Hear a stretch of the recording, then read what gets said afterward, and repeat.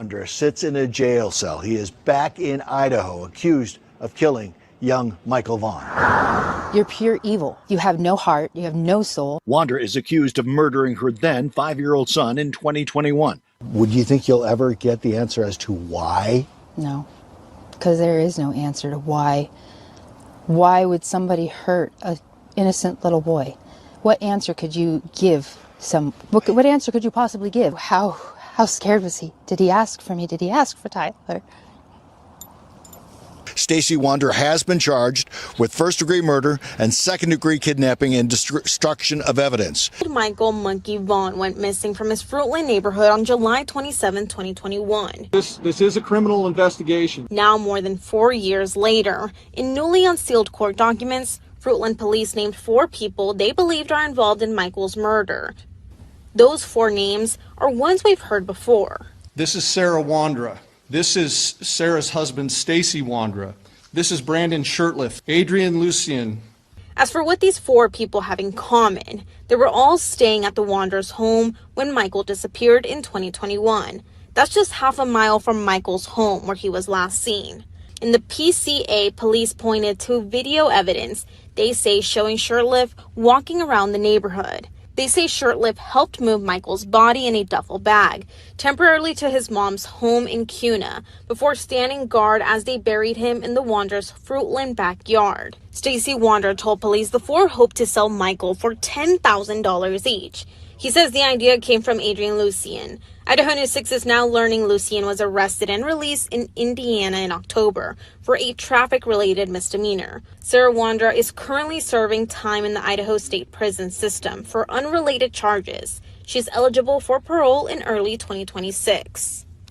Karen, is there any connection between the Vaughan family and the home where police had been searching? No, we've heard this more than once from the family representatives and from the police department that there is no connection between the Vaughan family and the home where this search took place. As you know, from the time Michael went missing, this has been an all-hands-on-deck investigation, and it remains very active and an ongoing investigation. You can't take one of our most precious citizens from us and ever expect us to stop. During the course of this investigation to date, we received credible information that the remains of Michael Vaughan could be found in the backyard at 1102 Red Wing Street in Fruitland. As a result, the Fruitland Police Department obtained a search warrant for the residence along with the front and backyards. That search warrant was served on November 11th. It was a Friday. We served that late in the evening. Upon entry, officers encountered Sarah Wondra, one of the known occupants of the home, and Sarah was subsequently arrested based on probable cause that she had knowledge of Michael's death and failed to report that death to law enforcement. The following day, the Fruitland Police Department, joined by the Idaho State Police, the Idaho Mountain Search and Rescue, the Fruitland Fire Department, and the Fruitland Public Works Department, began a very methodical excavation of the backyard of the Wondras' home. During that excavation process, the Idaho Mountain Search and Rescue, Mountain States detection dogs deployed multiple certified human remains detection dogs on the property, all of them alerting to the presence of human remains. Ground penetrating radar was also used and deployed, detecting anomalies in the backyard. We completed the excavation of the entire backyard and removed over 250 yards of dirt. Prior to backfilling the yard, the dirt was meticulously sifted for any potential human remains. We did not find Michael's remains. Although the remains of Michael Vaughan were not recovered, we strongly believe, based on evidence, that Michael was abducted and is deceased, and that his remains were buried and later moved from the property. As of today, the whereabouts of his remains are unknown. However, the investigation is active, fluid, and ongoing. Once the excavation was complete, we conducted a thorough search of the Wondras' residence. The search was productive, and additional investigative evidence was recovered and is currently being processed. An hour's worth of body camera footage showing Stacey Wondra FaceTiming with detectives and directing to where Monkey's body was buried in his backyard. It's like right under that mound area. It's right under the mound. About where at compared to the trees? A little like right to the right of the trees area. It should be, it should be a garbage bag. Okay, what color is the garbage bag? It would either be white or black. We only have two colors. Is the duct tape still going to be over his mouth? It should be. Okay. I didn't watch take them off. Okay. So you should have everything intact as it was. He claims he watched the burial happen. Okay. How far down is Michael? I don't know how far she actually dug. And the she he's referring to, that's his wife Sarah, another suspect in the case. Stacey says Adrian, a third suspect, was also there for the burial. Out of 300 homes, police say canines tracked Michael's scent to the home where Stacey, his wife Sarah, and their two roommates Brandon Shirtliff and Adrian Lucian lived. As Joe mentioned, a newly released probable cause affidavit filed in June lays out the interviews following Michael's disappearance. Again, during these initial searches, police say canines tracked Michael's scent to the fence line of the home where Stacey Wondra, his wife Sarah, and their two roommates, Brandon Shirtliff and Adrian Lucian, lived. All four of those individuals have been named people of interest in Michael's disappearance. One of Michael's neighbors told police they saw Michael riding a bike outside of the Wondra's home the day that he disappeared. Another neighbor said they saw that same tricycle at the Wondra's home during a garage sale months before Michael disappeared. The Wondras initially denied any involvement, but then in November of 2022, Stacey asked to meet with investigators. The PCA states Stacey claims he was home the night Michael was allegedly abducted and saw Sarah carrying Michael into the house. Stacey allegedly told police it was Adrian's idea to take a child to sell for money, and they would get a $10,000 cut. Stacey claims Sarah told everyone to, quote, follow her lead. Stacey told investigators they took him to Brandon's mother's home in Kuna that night, where they left Michael overnight. Stacey claims the other three returned to Brandon's mom's house the next day and brought Michael back to the Wanderer's home in Fruitland. Stacey told police Michael was not alive, and Sarah and Adrian buried him in the Wanderer's backyard. 2 days after Stacey's interview with police, they executed a search warrant and excavated the Wanderer's backyard. The affidavit says cadaver dogs alerted to the same area where Stacey told detectives Michael's body was buried, but to this day, Michael has not been found.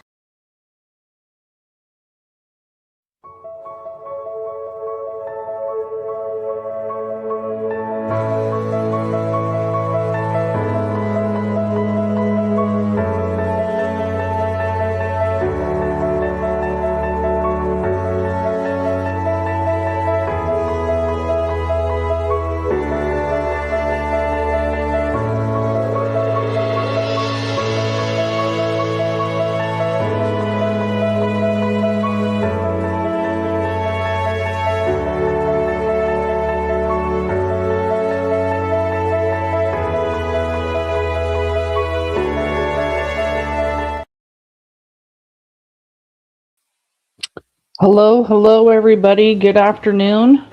Today is July 14th, 2026. My name is Samantha, and I run Missing PNW Crimes Revisited. Welcome in. It's just been about an hour since the last live that I did, and we went over Stacey's status conference that was this morning. Basically, it was just the prosecutor and the defense attorneys letting the judge know that they were ready to move forward to trial coming up in September of 2026. We are speaking of Stacey Wondra's trial. The motions that were filed by Stacey Wondra's attorneys will be gone over August 11th through the 13th. And there is still a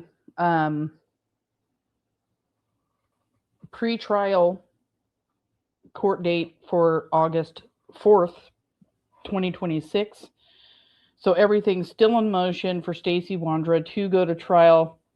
Before the live ended, found out that court documents were in. These court documents are to suppress statements. So we're going to go over court docs tonight. Well, this afternoon, wherever you're at, thank you guys so much for joining. Outdoorsy Life is here. Thank you so much. Brandy is here in chat and may also join us. She's got the link if she chooses to. I know she's really tired and stuff. So, Brandy, I love you. Whenever you're ready. Monkey's Army is strong and we're not going anywhere. Yes, we are live, Beverly. Good to see you. All in the Tanks is here. Brenda is here. So many new faces. We got Kimberly Wright. Thank you so much for coming in. Ember, chocolate covered pickle. Maggie, absolutely love chocolate covered pickle. Love it, love it, love it. That name is amazing. Missing persons around the world. Thank you so much, Sarah, for coming back. I really appreciate you and all of my moderators. Truth Delight is in the house. Thank you so much for coming. True Crime Junkie says, good afternoon, everybody. Brandy will forever be in my prayers and hold a place in my heart. Such a beautiful, strong woman, Mama Bear. Thank you so much for those kind words. I know she really appreciates hearing all the prayers and all the uplifting statements that everybody makes. Under Your Scars is in the house. Thank you so much for coming. Rogue is here. Rogue, good to see you, love. Tara in the house. Thank you so much for joining. We are Monkey's Army and we are not going anywhere. And if you're new to Michael's case and you're here in chat, you are now a part of Monkey's Army. And we love that you are here, whether you're in the bushes, you're in chat, you become a member or not. Just something any new member wants to know is I do a lot of spur of the moment live. So you do want to click that notification bell. And thank you guys all so much for coming. Shadow is here. Thank you so much for being here.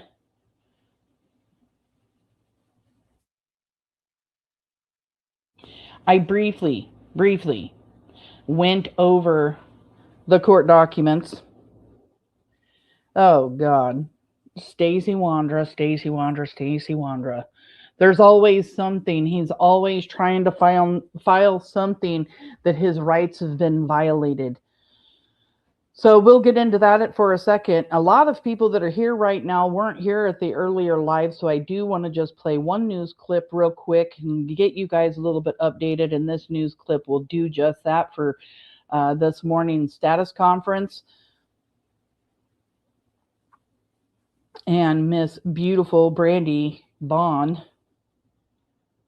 is also in this news report doing an interview. Here we go. And it'll be 5 years on the 27th. Today is 1,813 days. We now know what's next for the man accused of kidnapping and murdering Michael Vaughan in Fruitland in 2021. He was back in court today. Welcome to the News at Noon. I am Justin Core. With Stacey Wondra's trial scheduled for September, he had a status conference in Canyon County this morning. Wondra's defense filed multiple motions over the last month. Today, both sides worked with the judge to set dates for hearings on those motions. In one of the filings, Wondra's attorneys asked the Canyon County judge to dismiss the kidnapping and murder charges. They say prosecutors failed to show probable cause during Wondra's preliminary hearing earlier this year. Interviews between law enforcement and Wondra were shown during the multi-day hearing, in which his attorneys say Wondra, quote, speculated at the urging of the Fruitland Police Department as to what must have happened based on what he saw other people doing, end quote. The defense claims Wondra was not involved in the alleged kidnapping or killing, and the state didn't prove he was anything other than, quote, an observer. KTVB's Morgan Romero was in court today and spoke with Michael's mom, Brandy, after this brief hearing, as this month marks 5 years since Michael Monkey Vaughan disappeared. Monkey's sisters and his brother, and his big sister's already finished high school. And Buggy just finished her kindergarten. And he didn't even get to start kindergarten because of these monsters. He should be here. We should not be having to sit in this courtroom with this monster. All the defense's recent motions will be taken up in Canyon County August 11th through the 13th. To this day, Michael's body has not been found. Meanwhile, the Vaughans are inviting the community to an event at Fruitland Community Park on July 27th, the anniversary of Michael's disappearance. Starting at 5 p.m., they'll have rock painting, fingerprinting, and later a candlelight vigil in Michael's honor.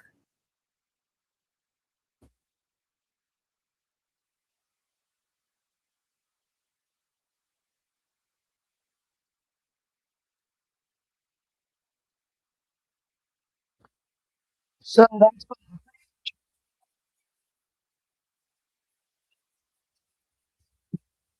motions that were filed back in June will not be gone over until the 11th through the 13th if they need to use all 3 of those days, Brandy said. And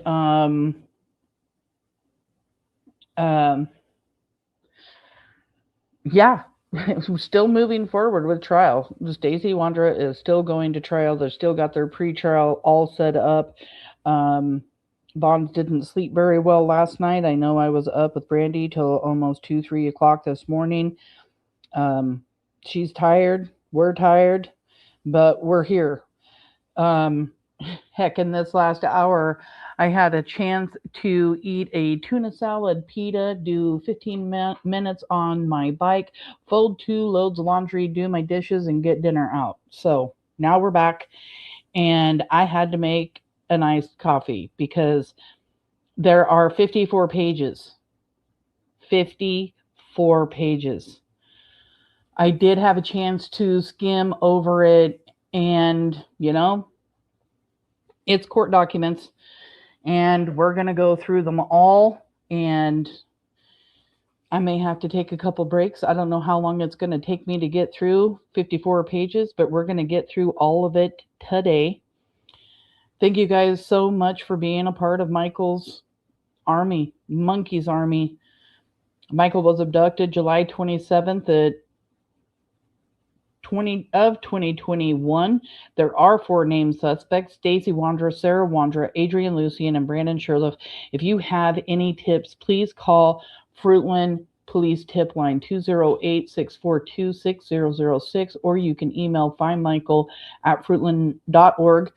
No tip is too big or too small. You can always remain anonymous and collect over $50,000 if your tip leads to where Michael Vaughan is now. Brandon Sherliff seems to be the only person that knows where Michael is. Michael was once buried in the Wondras' backyard and was moved to an unknown location. And Brandon Sherliff, we want to know where Michael Vaughan is. It is time for you to give Michael Vaughan up. You're going to be spending the rest of your life in prison anyway, so you might as well at least give the family some peace and let them, you know, put Michael to rest where they know where he is. And 5 years not knowing. July 27th of 2021 of this year, you guys, is 5 years since Michael Vaughan has been missing. And if you guys live in the Fruitland, Idaho area, Boise, Nampa, any of those places, Caldwell, like, come visit on July 27th. Go to Michael's vigil. Go get your kids' fingerprints done and stuff for safety reasons. Go paint some rocks. Support the Vaughan family. But most of all, let's love and respect Monkey. It has been 5 years, and that is actually a huge milestone in the abduction and murder of Michael Joseph Vaughan, and he does need everybody. We need everybody to share Michael. We need everybody to talk about Michael, talk about his case, talk about these suspects, and help bring awareness, please. Again, that tip line phone number is 208-642-6006, or email findmichael@fruitland.org. If you know something and that something has been bothering you for a long time, that is a good, that feeling that you have is probably a feeling you need to get off your chest. So you need to call law enforcement. You need to get that off your chest. It's probably not a good feeling. These suspects talk, brag. They have egos, and we know that they have talked to other people. So again, that tip line phone number is 208-642-6006, or email findmichael@fruitland.org. Be Monkey's hero, be the Vaughan family hero, but most of all, do the right thing. If you see something, say something. It's your job to do so. I know, I wish I was close to Ray. I'd be there in a heartbeat. I went to sleep at 5 this morning. I'm tired today, but was very happy to be with you all for Michael. Thank you, Truth Delight, for being here. I really, really appreciate everybody. So, I'm just going to hop right into court docs.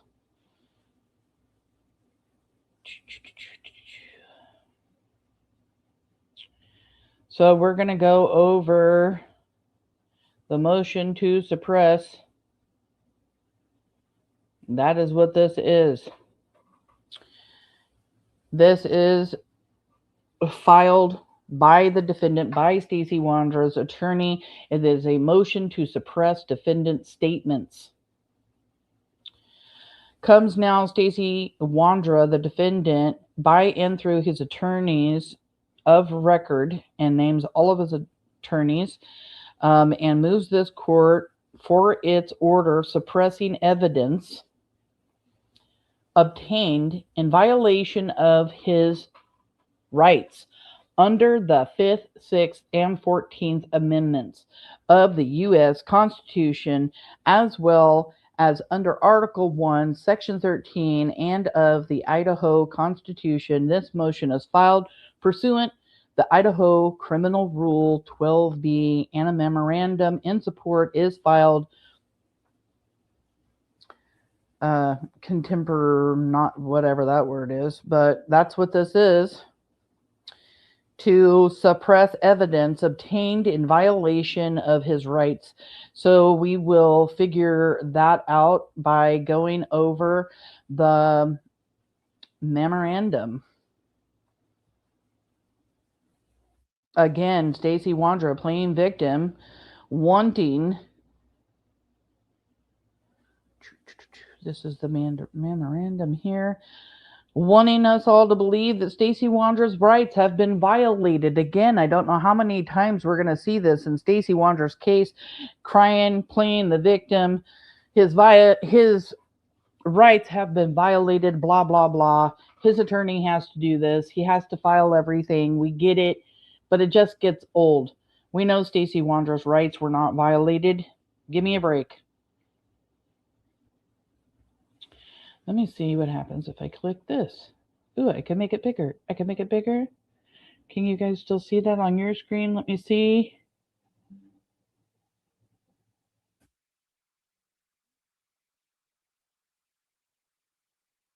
Yes, you guys can see that, and I'll be able to see it better reading it. So, again, the defendant is Stacey James Wondra. This is the memorandum in support of motion to suppress defendant's statements. And let's get into what these statements are. I briefly went over it. There's a lot. They seem to be wanting to get rid of a lot in this motion, and that's why it's 54 pages long. Comes now Stacey James Wondra, by and through his attorneys, lists all of his attorneys, and submits this memorandum in support of the motion to suppress defendant's statement filed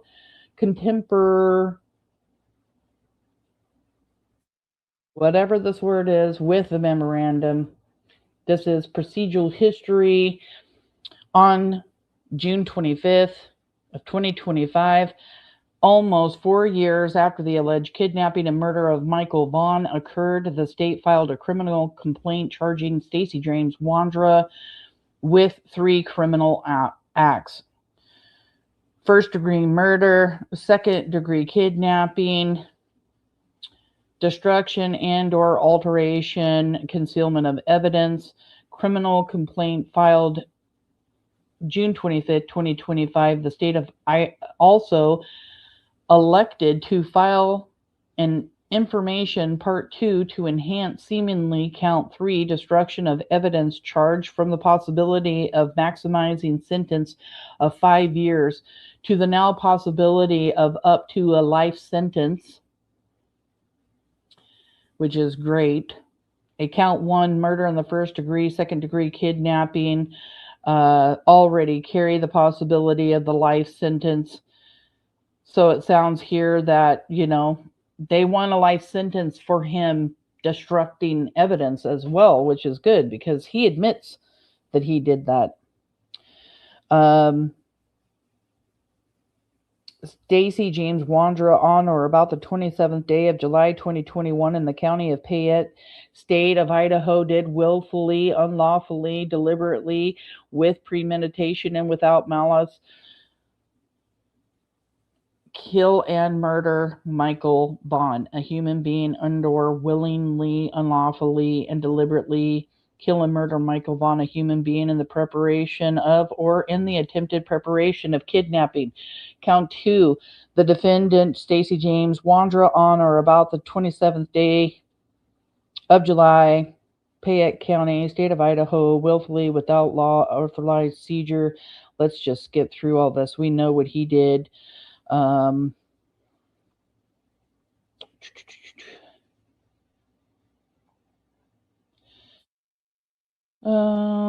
July 2021, 21st day. County of Payette, state of Idaho, and willfully destroy and alter, conceal a thing of a body and or DNA evidence. So that's just talking about its destruction of evidence. Along with a criminal complaint, the state filed an affidavit of probable cause that primarily laid out the circumstances surrounding the disappearance of Michael Vaughan, observations of Stacey Wondra, Brandon Shurtleff, reports by neighbors about what they observed around the time of Michael's disappearance, and the results of live sent canines who showed interest in 2 areas, with one being near the house occupied by Stacey Wondra, Sarah Wondra, Brandon Shurtleff, and Adrian Lucian.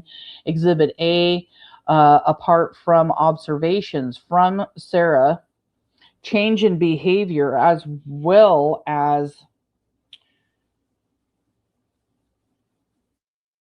interviews that Stacey and Sarah participated in prior to November 2022. The bulk of the evidence cited in the probable cause affidavit that connects Stacey to the crimes from statements made by Stacey on November 5th, November 10th, and November 11th of 2022 during interrogations by Detective Kelleher, Detective Crimmin, and the Fruitland Police Department, who were accompanied by Chris McDonough, the Cold Case Foundation. I don't know why it says Cold Case Solutions. This attorney has gotten many, many things wrong in his filings. Anyway, as well as phone calls made by Stacey to his adopted mother, Tamara Johnson, after these interrogations, Exhibit A.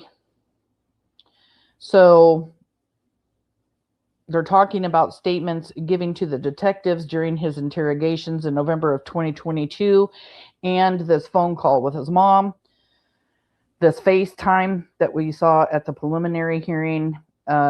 On June 25th, 2025, the state filed a motion to disqualify Judge Jackson and started issuing subpoenas for various documents during June and July of 2025.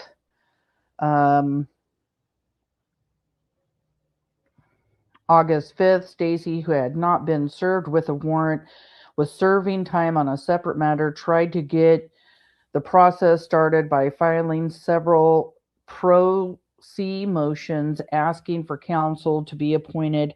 On November 12, 2025, Judge Lee filed an order governing courtroom conduct, and the State Public Defender's Office filed a request to appoint counsel to Stacey Wondra, served the warrant on the pending case on November 17th of 2025. 5 months after the complaint was filed, Stacey was served with a warrant in this matter, and the criminal prosecution began. There was a judge that advised Stacey of his rights via a video appearance as Stacey was in Arizona, which we all know. He was then extradited to Idaho. Let's see. With Stacey transported back to Idaho, a status conference was held December 11th, 2025, and the preliminary hearing was set for March 3rd, 4th, 5th of 2026. And during that preliminary hearing, the state filed amended complaint dismissing the alternate theory of murder in the first degree by premeditation. See amended complaint. And I thought it was ridiculous that the premeditation thing was taken off, just because I believe they premeditated this. I mean, they made a plan to abduct a child and sell him, right? Stacey Wondra's out going to not only the splash pad, but another skate park that day, where he's just gone for hours sitting at a park looking for a child to abduct. So that kind of upset me.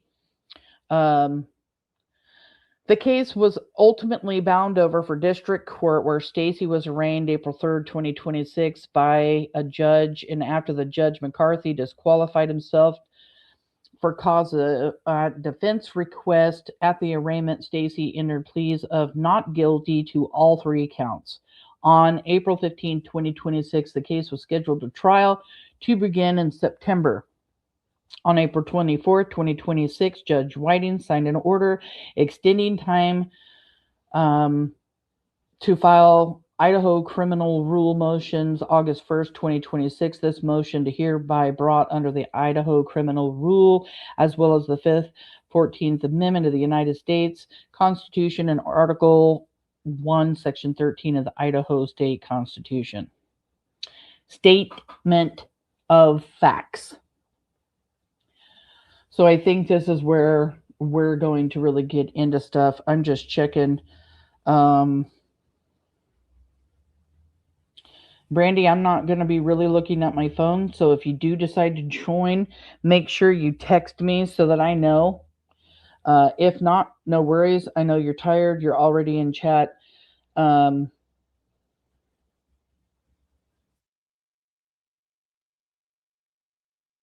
Yeah.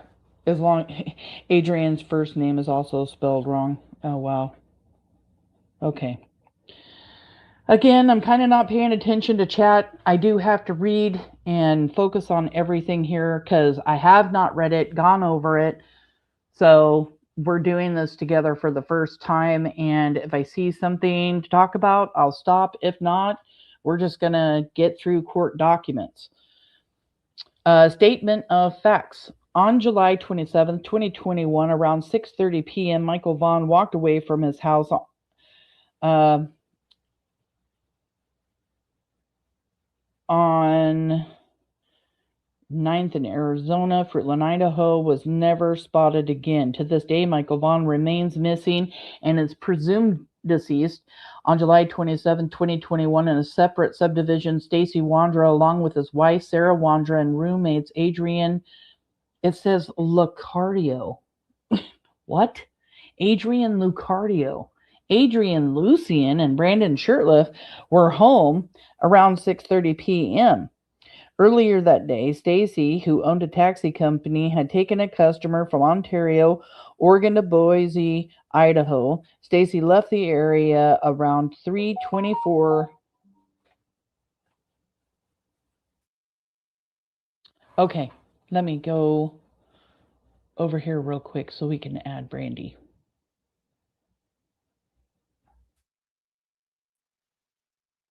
I get going on these court docs and reading and stuff, and I just I was coming in. I was trying to come in right as you were saying all of that, and I wrote it in chat. I am right now. And I was like, oh, she's starting reading. So nice. Pidgey says hi and she loves you. Pidge, I love you, baby. Oh, well, she's at work. Chat? Oh, no. Is she? Yeah, she's at work. She just wanted to call and see how everything was, and I told her we went over everything earlier, so she's gonna watch when she gets off. Yeah. What do you think about his rights being violated? Give me a break. Jesus. Do you want to talk about rights being violated? How about Michael's? Yeah. Exactly. You don't have any rights, in my opinion.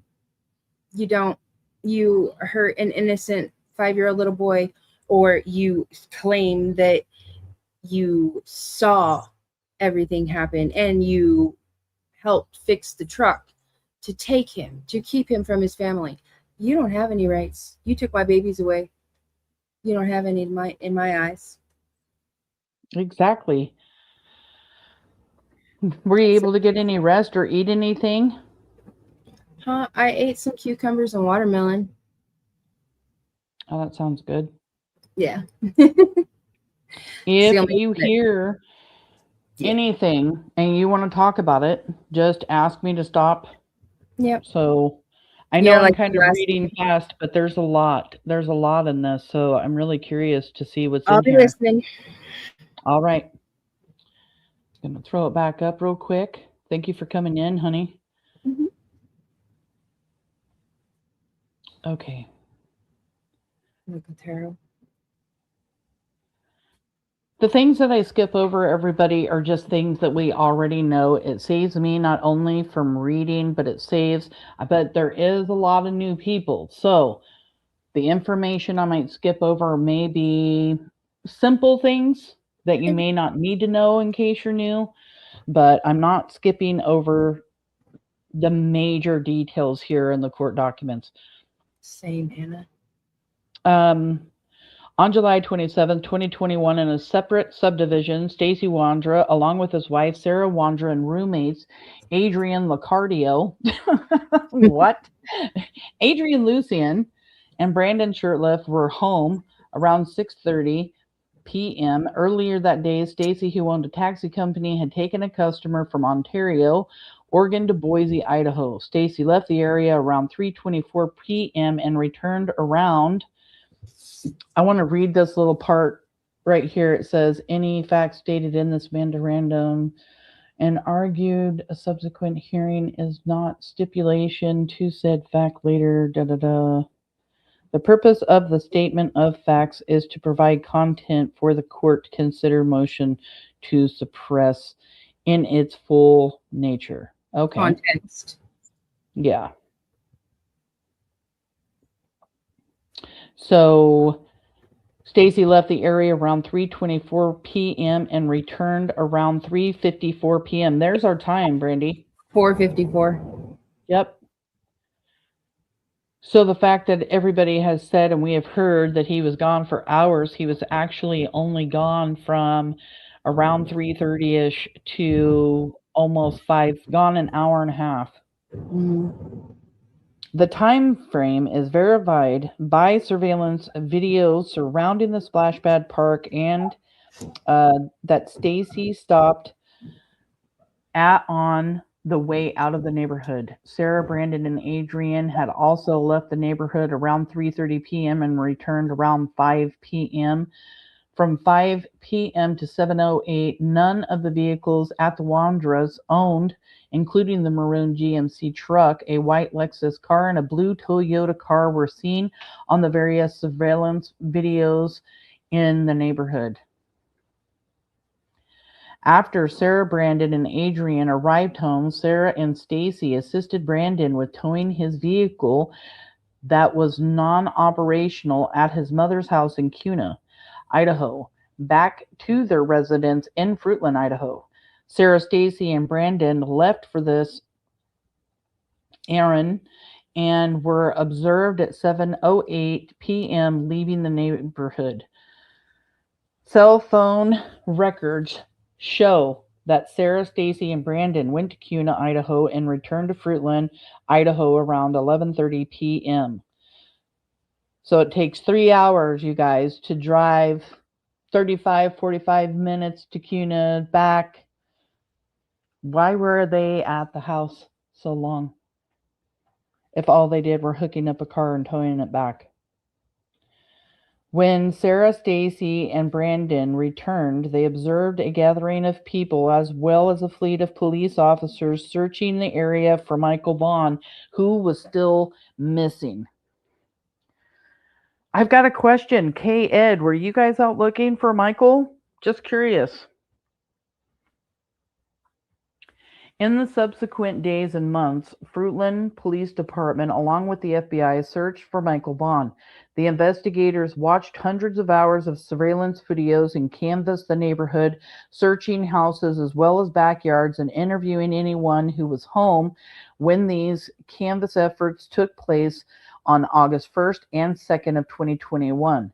On November 2nd, 2021, while watching surveillance video, Detective Kelleher found it peculiar that a man would stop at a splash pad park for less than a minute about 3 hours prior to the disappearance of Michael Vaughan and get out of his vehicle and walk around to the passenger side trying to open the passenger side front door. From watching the video, Detective Kelleher identified the man as Stacey, who lived at 1102 Red Wing Street in Fruitland, Idaho, and began tracking Stacey's vehicle movements. On another surveillance video, she observed that Stacey, along with Sarah and Brandon, had left the area around 7 p.m., which contradicted an informal interview that occurred on August 1st, 2021, during the neighborhood canvass. In the interview, it was reported that they had woken up at noon, stayed home all afternoon, and left the area of the day of Michael's disappearance around 5 p.m. and returned around 8 p.m. So just to describe this part, Juanita Kelleher, other detectives had showed up at the Wondras house on August 1st of 2021. This is where Adrian Lucien is hiding in the closet, guys. You know, Mr. Badass, Adrian Lucien, hiding in the closet. They interview everyone in the house, and Sarah and Stacey tell detectives that they had woken up about noon. They were home all afternoon, and they left the house about 5 p.m. and then returned at 8 p.m. But we know all of this isn't true. Right. Not only because of their cell phone data that detectives were able to get, but because they're seen coming and going throughout the day up until the time frame in which Michael Vaughan was abducted, until they finally do leave in the GNC truck to go to Cuna at 7:08 p.m. and not back in their neighborhood until after 11 p.m. Does this not have to be like more detailed? Ow, Cass. I mean, does this kind of seem half-assed to me, to you, to anybody? It seems kind of half-assed to me. With the rest of the court documents that we have gone over, this is more half-assed done and in less detail than the others that they have done before. But I also think that I think the defense attorney here is trying to stay to key points for not, having to write out so much. Right. I was just wondering if it seemed like that to anybody else. That hurts. You already had a treat. Now stop. Yeah, it's not done up like the others, that's for sure. Okay. Based on this, Detective Kelleher said Stacey and Sarah Wondra visited on November 15, 2021 to request that a cadaver canine search in the backyard at Red Wing House and questioned Sarah and Stacey about where they were July 27th of 2021. I just wanted to see the date. Okay, so they went to their house in November of 2021 to request that a cadaver dog can search their backyard. Okay. While the cadaver dog canine were still searching the backyard, Detective Kelleher questioned Stacey in the house after the cadaver canine did not alert on the backyard. Detective Kelleher asked Stacey and Sarah to accompany her to the Fruitland Police Department. And we have briefly gone over this because it's also mentioned in other court documents that Sarah Wondra asked Detective Kelleher to talk to Stacey about him being at the splash pad. And instead of getting into that conversation with both of them there at the house. She asked them to go to the police department, and they were separated, and then they were spoken to. And what's also interesting here is this is also a conversation that Brandy and I have had here recently. There was a cadaver dog that went to that house, and in November of 2021, the cadaver dog did not alert. Could the possibility have been, we know cadaver dogs hit once there were scent pools created by the digging of the backyard. Right. And that also explains why both of those cadaver dogs hit in two different locations, because when you're making scent pools, you're not making just one scent pool, you're making sometimes hundreds of scent pools. But go ahead, babe. There is a scent pool that I know that occurred, and that how law enforcement explained it to me, where Michael's scent was found, and it didn't make sense to me. And I had no idea why his scent would have been over there. But they had told me that it didn't make sense to me. It didn't make sense how Michael's scent, if it stopped here, how it could have traveled so far. When they were explaining to me how it worked because of the rain. Right. And rain can push odors around, wind can push odors around. There's so many factors. I mean, somebody could walk over an area and then walk hundreds of yards away and carry a scent pool really far away. Well, we hadn't had any rain in over a month. At least 3 weeks, and it was the second. It was the first or the second, and we had a microburst. I never experienced one of these, and it was a crazy ass storm out of nowhere, and it literally ripped up the tents that we had out in the front yard, the canopy tents, ripped them up and tore them into the trees across, the front tree out front, and then one in the neighbor's yard. Somebody lost their trampoline, and it was just like this, and it just poured. And that's when Tyler had to call Juanita, because I absolutely broke down, lost it, you name it. How are they ever gonna find Michael now, right? Yep.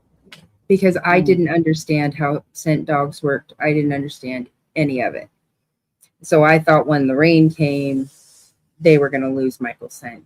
And that's all I could think in my head. And Tyler couldn't calm me down. So the only person he could think of was Juanita.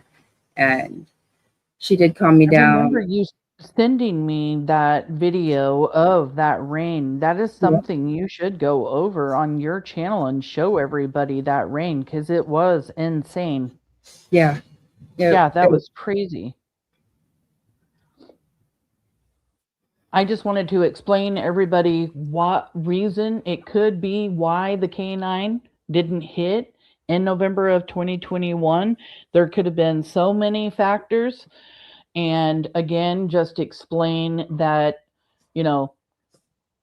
Detective Kelleher didn't want to interview both Stacey and Sarah together about the splash pad and stuff, because,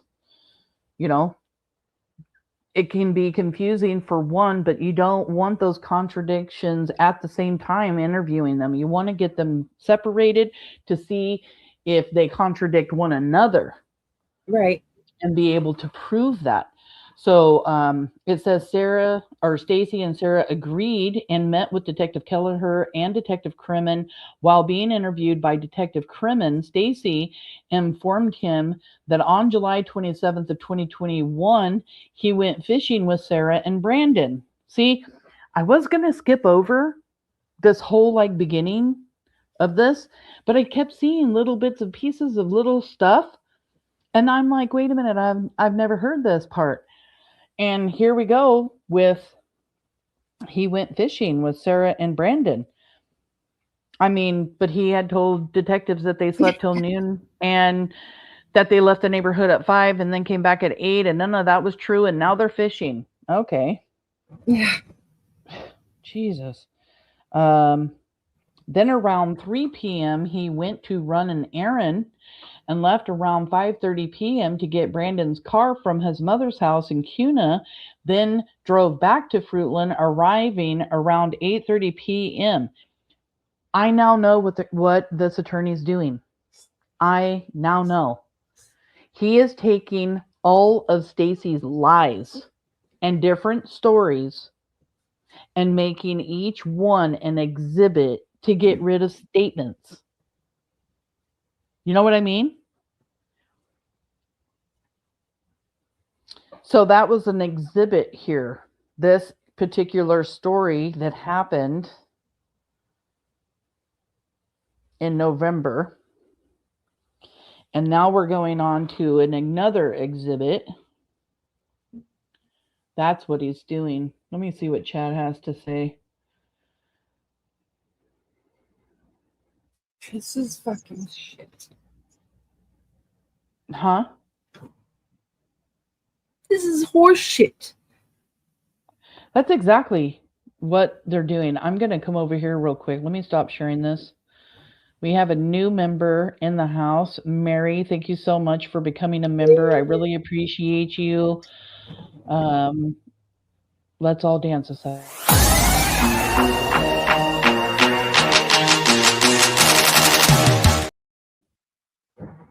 Thank you so much, Mary. It is horse shit. I'm so sorry, hun. That's what they're doing, though. They're taking every time Stacey Wondra ever lied to them, ever said anything different than another comment or contradicted himself, and they're going to pile it up in this 54-page motion, and we're about to go over it all and say, let's get rid of all of his statements. I could be wrong, but that's really what it's starting to look like, because they have, it seems like every single statement has a new exhibit. Sorry, guys. I'm going to say some Cold Warrior. We know this is not easy. We do. I'm so sorry.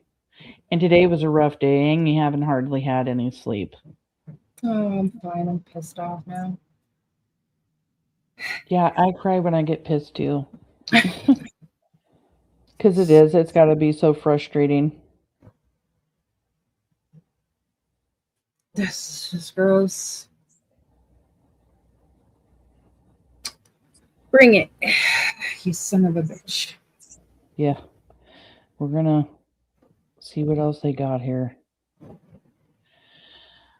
Okay, so that was one exhibit, and then there's exhibit B 015-343 to 841. When Detective Crimmin suggested that Stacey was lying to him, Stacey informed Detective Crimmin that he would take a polygraph examination to prove that he was not lying or involved.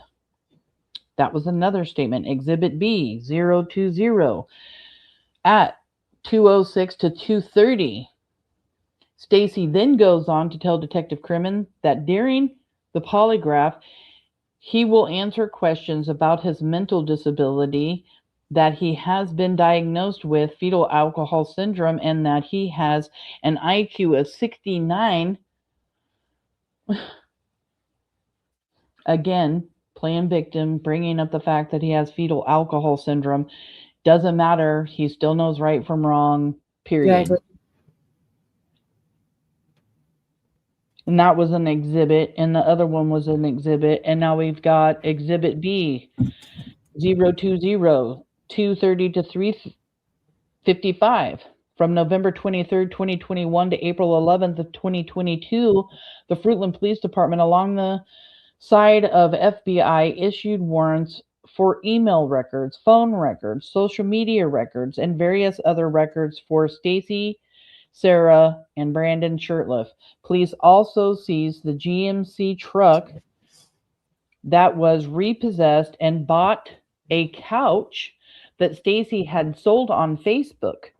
On April 11th of 2022, Sarah was involved in a separate criminal action, which is actually what she's in prison for now, Right. where she was charged with aggravated assault with a deadly weapon enhancement against a roommate. As part of the investigation into the separate criminal action, Stacey consented to the police searching for the house as well as the backyard of Red Wing House. Due to the firearm being involved, as well as the purchase of selling of a firearm by Sarah and Stacey as convicted felons, they were charged each with federal pew charges, which Stacey and Sarah were indicted on May 10th of 2022 and arrested on May 18th of 2022. Stacey and Sarah were charged as co-defendants on a federal pew charge. After the arrest of federal pew charges, Sarah and Stacey were interviewed by the FBI on May 18th of 2022. The interview for both Sarah and Stacey quickly morphed into an investigation of Michael's disappearance. Let me go back here. After arrest of federal pew charges, Sarah and Stacey were interviewed by the FBI on May 18th of 2022. The interview for both Sarah and Stacey quickly morphed into an investigation of Michael's disappearance. Okay, so the FBI interviewed both Sarah and Stacey May 18th of 2022. During Stacey's interview, he informed the FBI agent Russell that he had nothing to do with Michael Vaughan's disappearance and requested to take a polygraph examination regarding any involvement. That was another exhibit. Exhibit C. For that FBI agent, I remember him. He was very thorough. I have his card too. Does Russell? Yeah, that was one of the ones that was here for a while. Well, I'm glad that it was a good FBI agent. I mean, you're talking about an FBI polygrapher. They don't mess around. No. See, they were the ones that took Tyler to do his. He did Tyler's? No, they were the ones that took Tyler, the FBI. Oh, okay. After Stacey's interview, a polygraph examination was administered by Michael, with the results being reviewed by Leah Gunderson, Exhibit C. Prior to the examination, Stacey was provided with his Miranda rights and signed a consent to examination. Exhibit C. Stacey, the FBI agent, discussed terminology and meaning of certain words so that the polygraph results were not skewed based on the meaning of the words, such as take, how it included kidnapping, and participate, which included plan, assist, know of in any way, help, or even be aware of the events surrounding the disappearance. Exhibit C. The examination consisted of several questions, including number 1, did you take Michael? And number 2, did you participate in the disappearance of Michael? The results indicated no deception indicated. That was the same polygrapher that gave Tyler his, and they used a different polygrapher because of the way he asked questions. That was the FBI that did that. So. Oh, wow. Yes. Because of the way that this particular one, the one here that's giving him, Stacey, the polygraph? Yep. Because he gave it to, I know he gave it to Stacey, Tyler, and Jennifer Hannah, the babysitter. Okay. See, I'm glad to have you here. You give us so much more information. And, you know, just a FYI, like if you get tired, if you don't want to be here anymore or whatever, you just let me know, hon. Okay? No, I'd rather be here with you all and go through it with you guys than sitting there getting angry reading it by myself. True that, Mama. Tyler just And I lets me appreciate give you him here. So his results indicated no deception indicated, which we all know that Stacey Wondra is a habitual liar, and people that believe their own lies or are good at lying or think that they're good at lying can pass lie detector tests, and that's why they're not even admissible in court anyway. Exactly. They're just used as a tool to collect information and possibly find deceit. My birdies are home. Exhibit C, after the examination, Stacey told the interview that he had nothing to do with the disappearance and would do whatever he could to assist in finding the child. Exhibit C.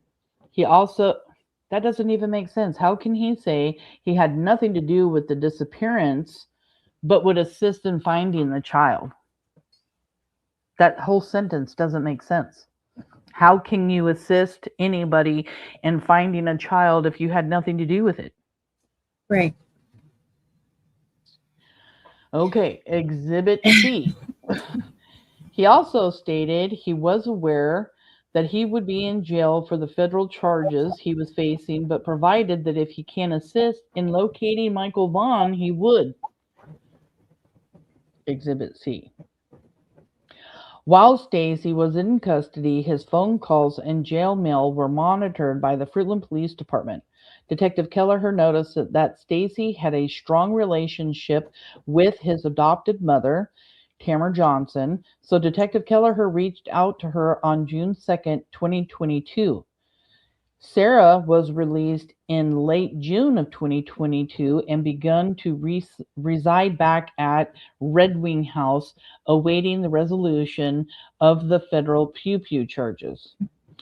In October of 2022, Detective Kelleher and Detective Crimmin engaged Mr. Madonna from Cold Case Solutions Foundation, Cold Case Foundation, you guys, to assist them with their investigation.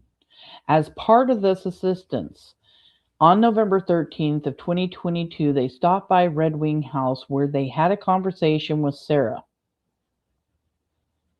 So they are stopping in October of 2022 to talk to Sarah. During October 2022, Sarah's mental health was poor. Between October 13th and October 20th of 2022, Fruitland Police Department were dispatched to Red Wing House at least 5 times for welfare checks for Sarah praying in the front yard.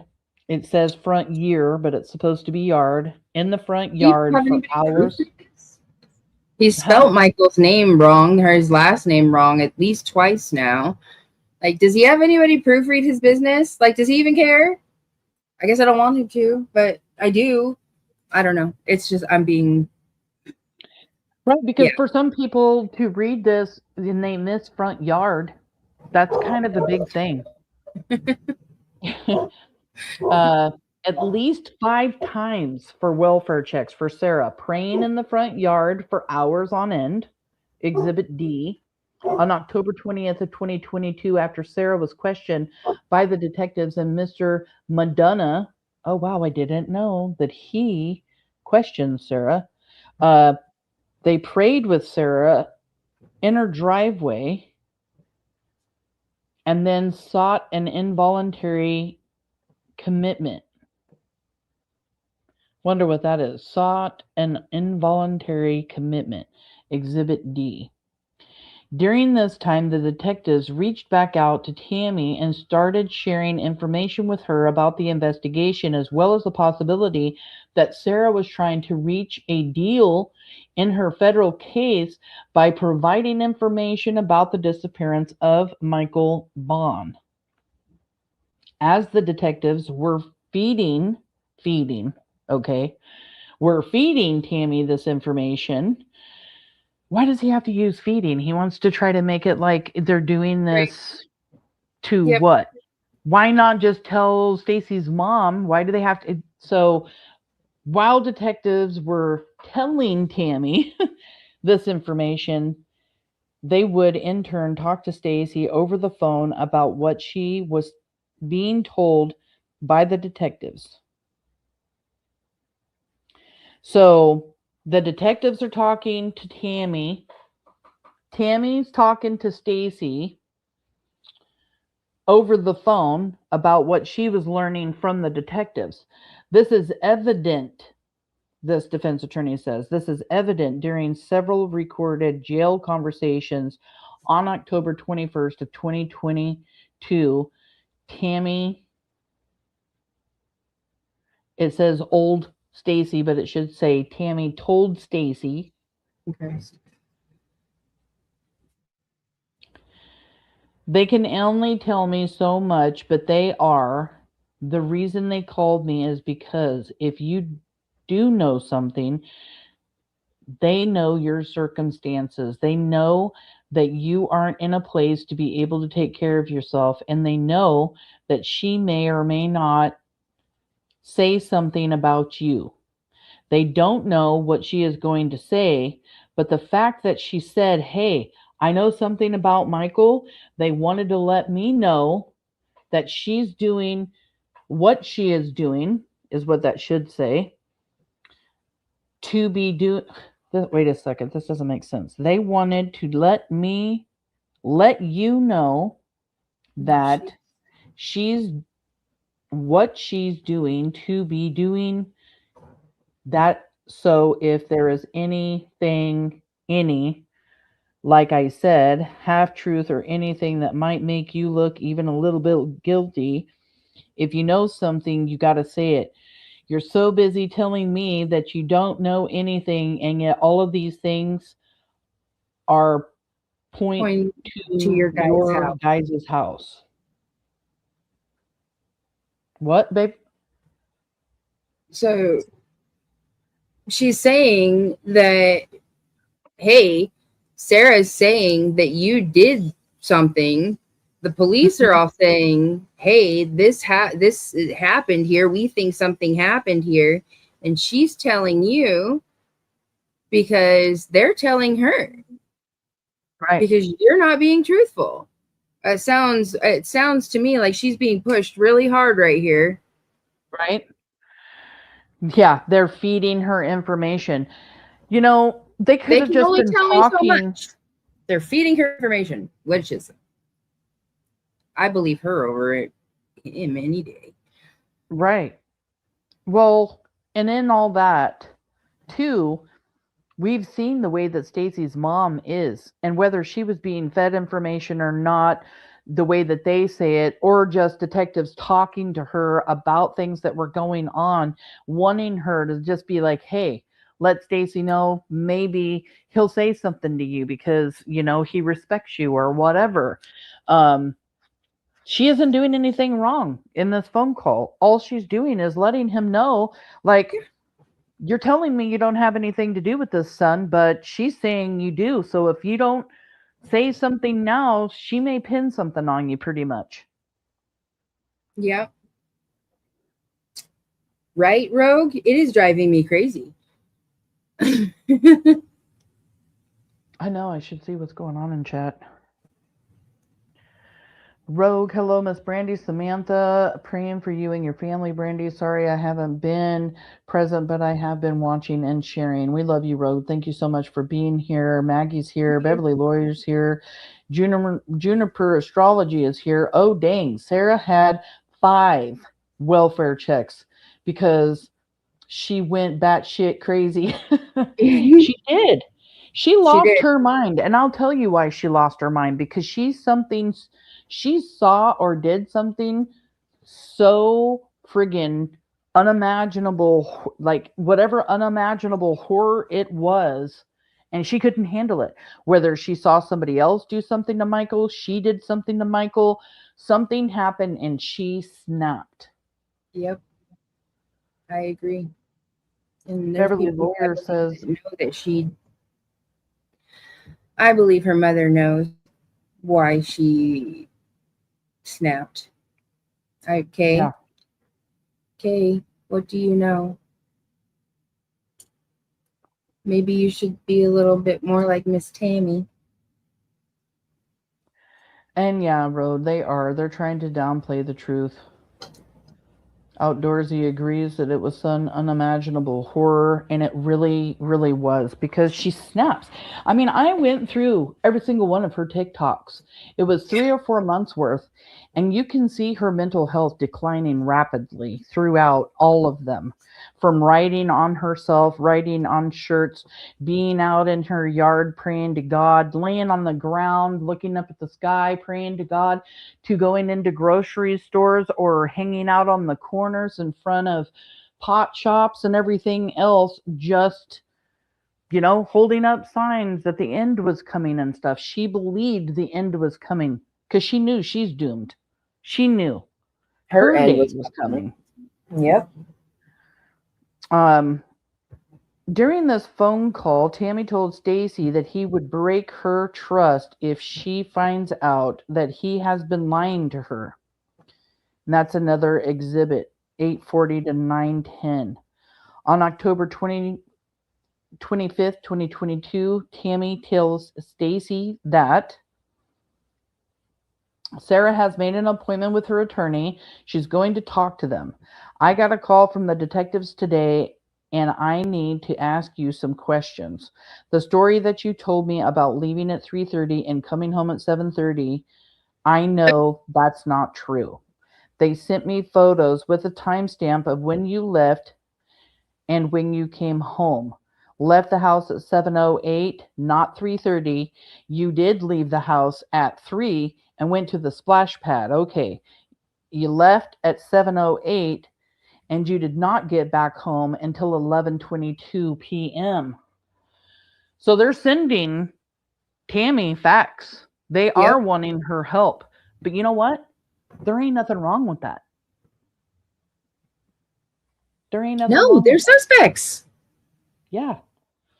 And if Stacey Wondra is going to just keep lying and keep telling stories, then why not try to get his mom involved? The one person he seems to tell the truth to the most, I guess. I don't know. Yeah. Tells the truth to the most. The little bit that he does. He's even lying to her. Yeah. And then as I'm reading this, of course, I already know what other creator is going to be spinning around. Oh my God, Stacey Wondra passed a polygraph test. Ah, piss off. With her little noises in between everything she says. Sorry. Exhibit F. At 022-202, Tammy went on to tell Stacey that I have something that Brandon has said. They have Sarah going to talk. I am telling you, I am trying to help you here. Exhibit F at 208-248. Tammy also tells Stacey that they have some forensic evidence that they can't tell me about. They have something that Brandon has said. I was just reading back. They have another exhibit F at 258 to 333. This is an untrue as evidenced in preliminary hearing transcript.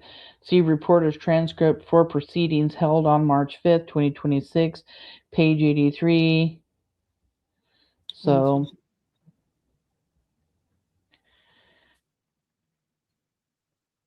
November 4th, 2022. Tammy returned a phone call from the detectives as they had tried to reach her earlier in the week.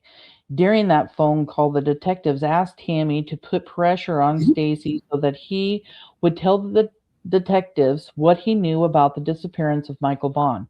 As part of that phone call, the detective started off by telling Tammy that Nina attempted to call her because she is really good at handling Stacey, but he lies all the time. So they're using that as an exhibit that they asked her to call and put pressure on Stacey. And then another exhibit G007 at 104 to 156. The detective informed Tammy that Sarah has asked for a deal and is making the first move. Exhibit G007 at 233 to 419. It is also related that Brandon is talking to his mom. It is also related that Brandon is talking to his mom.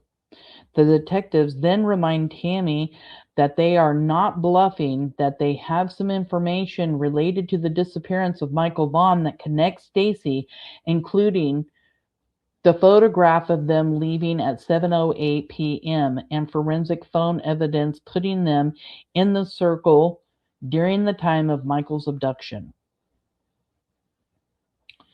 That's interesting. Brandon, that they're not bluffing. Yeah. And that they have some information related to the disappearance that connects Stacey, including the photograph of them leaving at 7:08. But apparently Brandon is talking with his mom. That's what I was finding interesting there. Exhibit G007. It is theorized that maybe this was just an accident and people are going to start to point fingers, but they do not want Stacey to take the fall. Exhibit G007, 701 to 805. Although Sarah was recently on an involuntary commitment, the detectives informed Tammy that Sarah is playing a game of being crazy. Exhibit G007, 854 to 911. The detective began to suggest to Tammy, I've got to reach out to you just a little bit stronger here, and what I would ask, I think the best thing for Stacey, and tell me if you disagree, and that's fine, but it's if you would really put the pressure on him, he trusts you. Exhibit G007, 931 to 10. The detectives tell Tammy it would be the best thing for him, and they think the best person to do that would come from you. And then this little paragraph right here, the media that was provided to defense by the state was saved in different formats. All jail calls are recorded in their entirety on one track. When the detectives utilized audio, any recorders, the entry of the conversation is on one track. However, when the detectives utilized their own body cameras, they were recorded in 10-minute increments, leading to multiple tracks from an interview. For ease, I have listed the audio with its original sequential track marker with the timestamp. For example, which means the information is on track 007. Okay, so he's just explaining to whoever reads this how to find this information in the recordings. Yeah. You got anything to say yet, Mom? No. I'm taking it all in. Okay. Tammy tells the detectives that she tried talking to Stacey about the truth, but that she's backing off because she has hit a wall. Exhibit G. Sorry. Oh, you're fine. I was just getting a drink real quick. Exhibit G 008 at 00000015. Tammy tells the detectives that she has tried to talk to Stacey about the truth, but that she is. Do what, babe? Oh, I'll be right back. Sorry, I forgot to mute. Okay. That she is backing off because he has hit a wall. Exhibit G008 at 020 to 037. The detectives then reiterate that they have a meeting with Sarah on Tuesday, then backtrack and say her attorney, but this causes Tammy to say, okay, I'll call him and let him know. Exhibit G. So basically trying to say, the detectives then reiterate that they have a meeting with Sarah on Tuesday, then backtrack and say her attorney. Okay, so there was no meeting with Sarah, it was with the attorney. But this causes Tammy to say okay, and then she lets Stacey Wondra know. Exhibit G008, 039 to 118, detectives tell Tammy that they are listening to Stacey and think that he is scared, but Sarah is going to throw him under the bus, and then it will all be too late.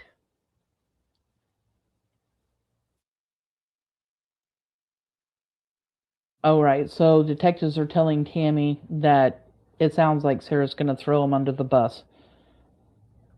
Exhibit G, I mean, and that's a good tactic to use, that, you know, if you don't start talking or whatever, Sarah's going to end up, you know, throwing you under the bus, not like she hadn't already anyway when she said that Stacey did it and the Almighty God told me that he buried him in the backyard. I mean, she's already done that at this point. Or no, this is in October of 2022. So this is a month prior to that excavation. They advised Tammy that she is going to lessen her responsibility, and if Stacey would just step up and protect himself a little bit, it'd be for his best interest. Exhibit G008, 242 to 328, the detectives reminded Tammy that Stacey called her really upset after Michael's disappearance, and everyone is going to point the finger at Stacey. During my last live, I talked about this. Stacey called his mom the day after, I believe, don't quote me on that, the day after Michael was abducted. And he wasn't the only one making phone calls to people. Sarah Wondra was also calling her prison mom, talking to her and telling her things after Michael's abduction. But Stacey Wondra called his mom and told her that everyone is going to point the finger at me. And that's what this is talking about. The detectives reminded Tammy that Stacey had called her really upset about Michael's disappearance, and everyone is going to point the finger at Stacey. So Exhibit G008 at 620 to 643. They reminded Tammy that Brandon is starting to want to talk about it through his mother. Really? Wow. Well, where are you now, Brandon? Come on. And why does he always have to be on his mom's tit? Why can't he just, talk about it? He's got to go through his mommy? Why? Why? Because his mommy wants him to? Or because he's a titty baby? He's a titty baby, which is crazy. Well, that's not. Jesus. That was a pine cone. That was a pine cone.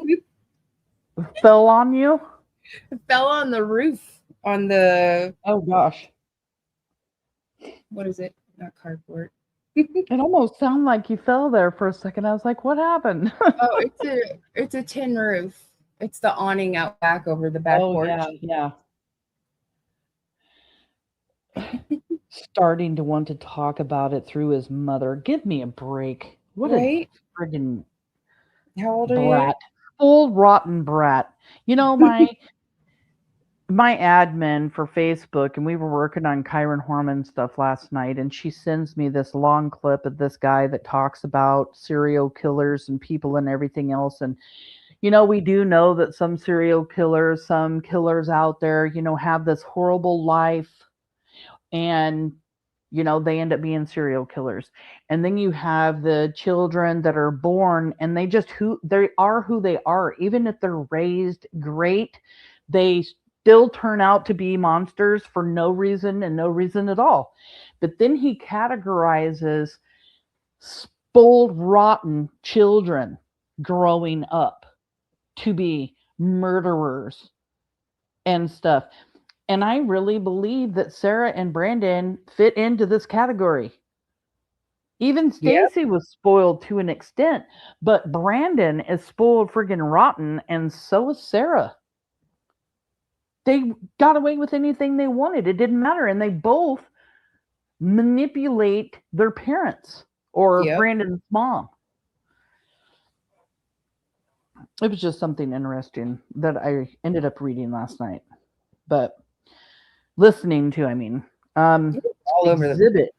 Huh? So we were all over the place listening to stuff last night. Oh, I know. Before you and I started chatting, that's what I was actually working on with some Kyron stuff, because she had just sent me that, and it reminded me that I needed to send Detective Tabor something, because I saw an email. Well, I won't get into all of that. Anyway, there was some pretty valuable information, something I've been trying to verify in Kyron's case for a long time. Finally got verified last night on Facebook by another Facebook advocate for Kyron. So I was all over that last night. But awesome. Yeah. So Exhibit 008 at 6:45 to 7:06. Tammy and detectives devise a plan to call Sarah's mom so that she can in turn tell Stacey she talked to Sarah's mom. However, the detectives ask her to keep what they have talked to her about close to the vest. So that's a little confusing. Tammy and the detectives devise a plan. So Tammy's even creating this plan with detectives to call Sarah's mom so that Tammy can tell Stacey, that she talked to Sarah's mom. Okay, so that's how it is. There's a plan for Tammy to talk to Sarah's mom, and that Tammy tells Stacey that she talked to Sarah's mom. The detectives ask her to keep what they have talked to her about close to the vest. So there's some conversation between Tammy, Stacey's mom, and Sarah Wondra's mom. Okay. Exhibit G 008 and 9:41 to 10. Detective Crimmin then tells Tammy that we can clear him and maybe he can get away. Exhibit G 008 9:08 to 9:10. While discussing Sarah's mental health, the detectives tell Tammy that, as the Bible says, the truth will set you free, and that good people sometimes do dumb things. And if Stacey comes up and said, "This is what happened, this is where he is, or this is where he was," and we hear that on the tapes, we don't even have to contact him. We will verify that information independent of him and say Stacey shared this information, and then we will talk to the district attorney. No promises, but they weigh that stuff very heavily.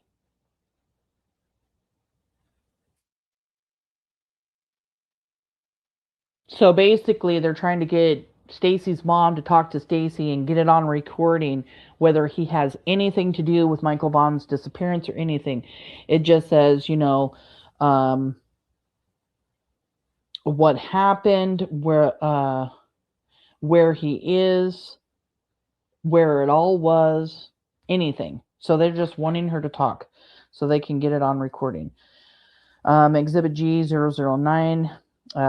29 to 143. Throughout the rest of the 90-minute conversation, the detectives tell Tammy that she is very important to Michael's case by the fact that you are communicating with him and he's being open with you.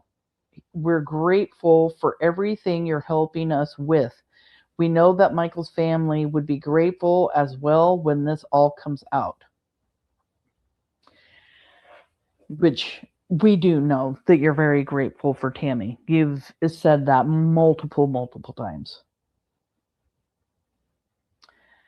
Exhibit G 009 705 to 756. Tammy tries to caution the detectives that based on Stacey's mental health that she has been dealing with since he was a child is severe and has concerns that his brain doesn't fire correctly, and it seems smarter that he is, and that he seems smarter than he actually is. So she's talking about his mental health to detectives, letting them know that his brain doesn't fire correctly, and that he's been dealing with serious mental health issues since he was a child. Very severe, she says. Exhibit G 011 000023. The detectives were aware that based on Stacey's diagnosis of intellectual disability and fetal alcohol syndrome, he was susceptible to false confessions. Oh God, here we go. Sorry. However, the detectives still pressed forward, asking Tammy to put pressure on Stacey to at least tell her what he knew about the disappearance of Michael Vaughan. While discussing the phone call with Stacey and Tammy, the detectives offer advice about how not to let Stacey wiggle out of an answer. And when Tammy asks what they said because she is writing it down, the detectives reply to tell Stacey, I need you to be 100% honest about this little before Sarah is. And I think this is supposed to say about this little boy before Sarah is, but it says before. I need you to be 100% honest about this little boy before Sarah is. Okay, because we don't know. And our concern is because he is so, what is this word? And our concern is because he is so malleable. I have to look this word up. Hold on, you guys. I want to see something.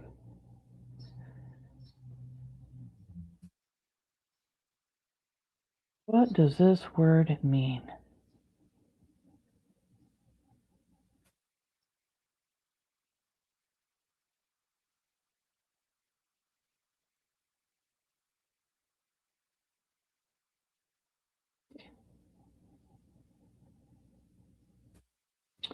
Okay, so this is pronounced malleable.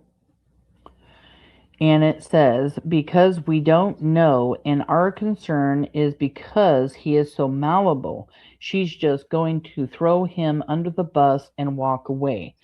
Basically saying that Sarah thinks that Stacey is easily shaped, bent, or will adapt to whatever it is going on. Sorry, you guys. I wanted to see what this word means because it's highlighted here in this.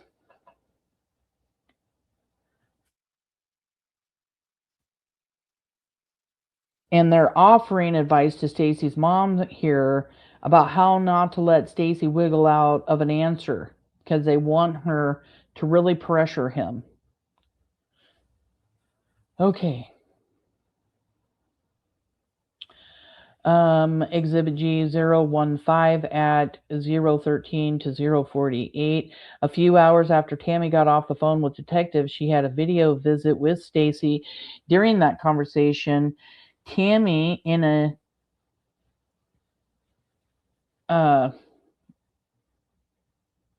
in a motherly tone, informed Stacey that she talked to detectives today and they presented more evidence to her as well and told her that Sarah has an appointment next week where they are going to talk to her.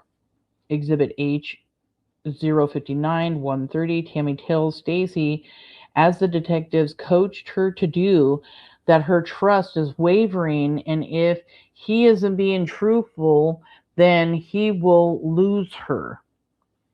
So basically, Tammy lets Stacey know, like, if you don't tell me the truth, I'm done. And that was Exhibit H, 4/27/5/18, and then 16/05 to 20/01. November 5th of 2022. Brandy, I know you're here and you had to mute earlier, so I'm just reminding you that you're muted if you don't realize that. Have you said anything? No, we were trying to get dinner situated, so I ran away. No worries. No worries. Just reminding you, because I know sometimes I mute myself and don't unmute myself.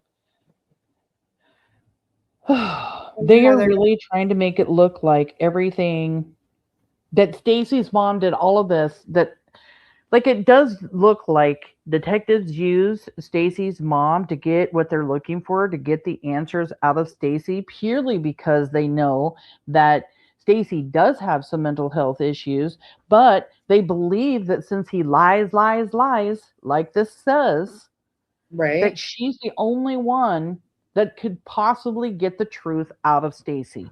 Exactly. So even if she's being used as a tool in this, I don't see anything wrong with it, because she could have said no. Exactly. You just took the words out of my mouth. Stacey Wondra's mom could have said no, but she's a good person and she wanted the truth as well. I honestly believe that Tammy was searching for the truth as well. I agree. I would want to. What mother would not want to know if their son had any involvement, you know? Right. Such a horrific thing here. And I believe that she did want Stacey to tell the truth, and I think that the more information that detectives let her know, the more she started really feeling like her son did have some kind of involvement, whatever it was. So I agree. But also at one point, she does let detectives know that Stacey Wondra has had mental illnesses his whole life, and that, what did it say? Something like she was worried about his mental well-being or whatever, which would be understandable because he tried to commit, you know. Yeah. Right. Okay, so moving on. November 5th of 2022, within hours of the phone call with his mother, Stacey asked the Washington County deputies to reach out to detectives so that he could talk to them.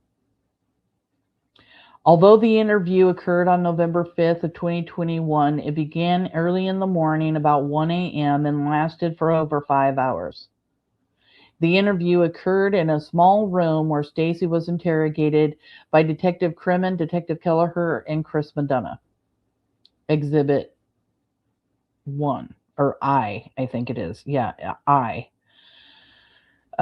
During the 5 hours, there was not a single break, and Stacey did not leave the small room. Although Detective Crimmin read Stacey his Miranda rights, when asked if he understood his rights, Stacey responded that it's not a big deal. Like I said, some of the information I have, I didn't know the information until my mom started going into detail about what you guys have talked to her about, and got to thinking about the people that lived at the house at the time. Oh, wait. God told me that Stacey did it. That's what I'm hearing right now. Right. Oh, The thing sorry. about it is, even here, yes, he was read his Miranda rights, and even though he goes on this schmeal after being read his Miranda rights, Stacey Wondra has been arrested and convicted and been in prison several times, and he knows what his Miranda rights are, and he is handed a document. We see it being handed to him on the video that was played. He is told to read over the document and sign it, and it's his Miranda rights on paper, and Stacey Wondra signs it. It's funny that the defense attorney doesn't put that in here. Or the fact that Stacey was like at one of the hearings that I went to, and he was all, oh no, I know. Oh, it was when he came back. It was when he was when he got back to Idaho. He tells the judge, oh no, I know my rights. And the judge was like, oh no. He took a recess and had him go out and read that paper and make sure he's read and understood his rights. He tried to play it off like he knows it. So don't even, Mr. Attorney Man. Your little boy over there told on himself again. He is trying his hardest right here to get these statements thrown out because he's saying that his rights were violated. So that's why he's wording it the way that he is. Because Stacey Wondra was handed his rights and signed it.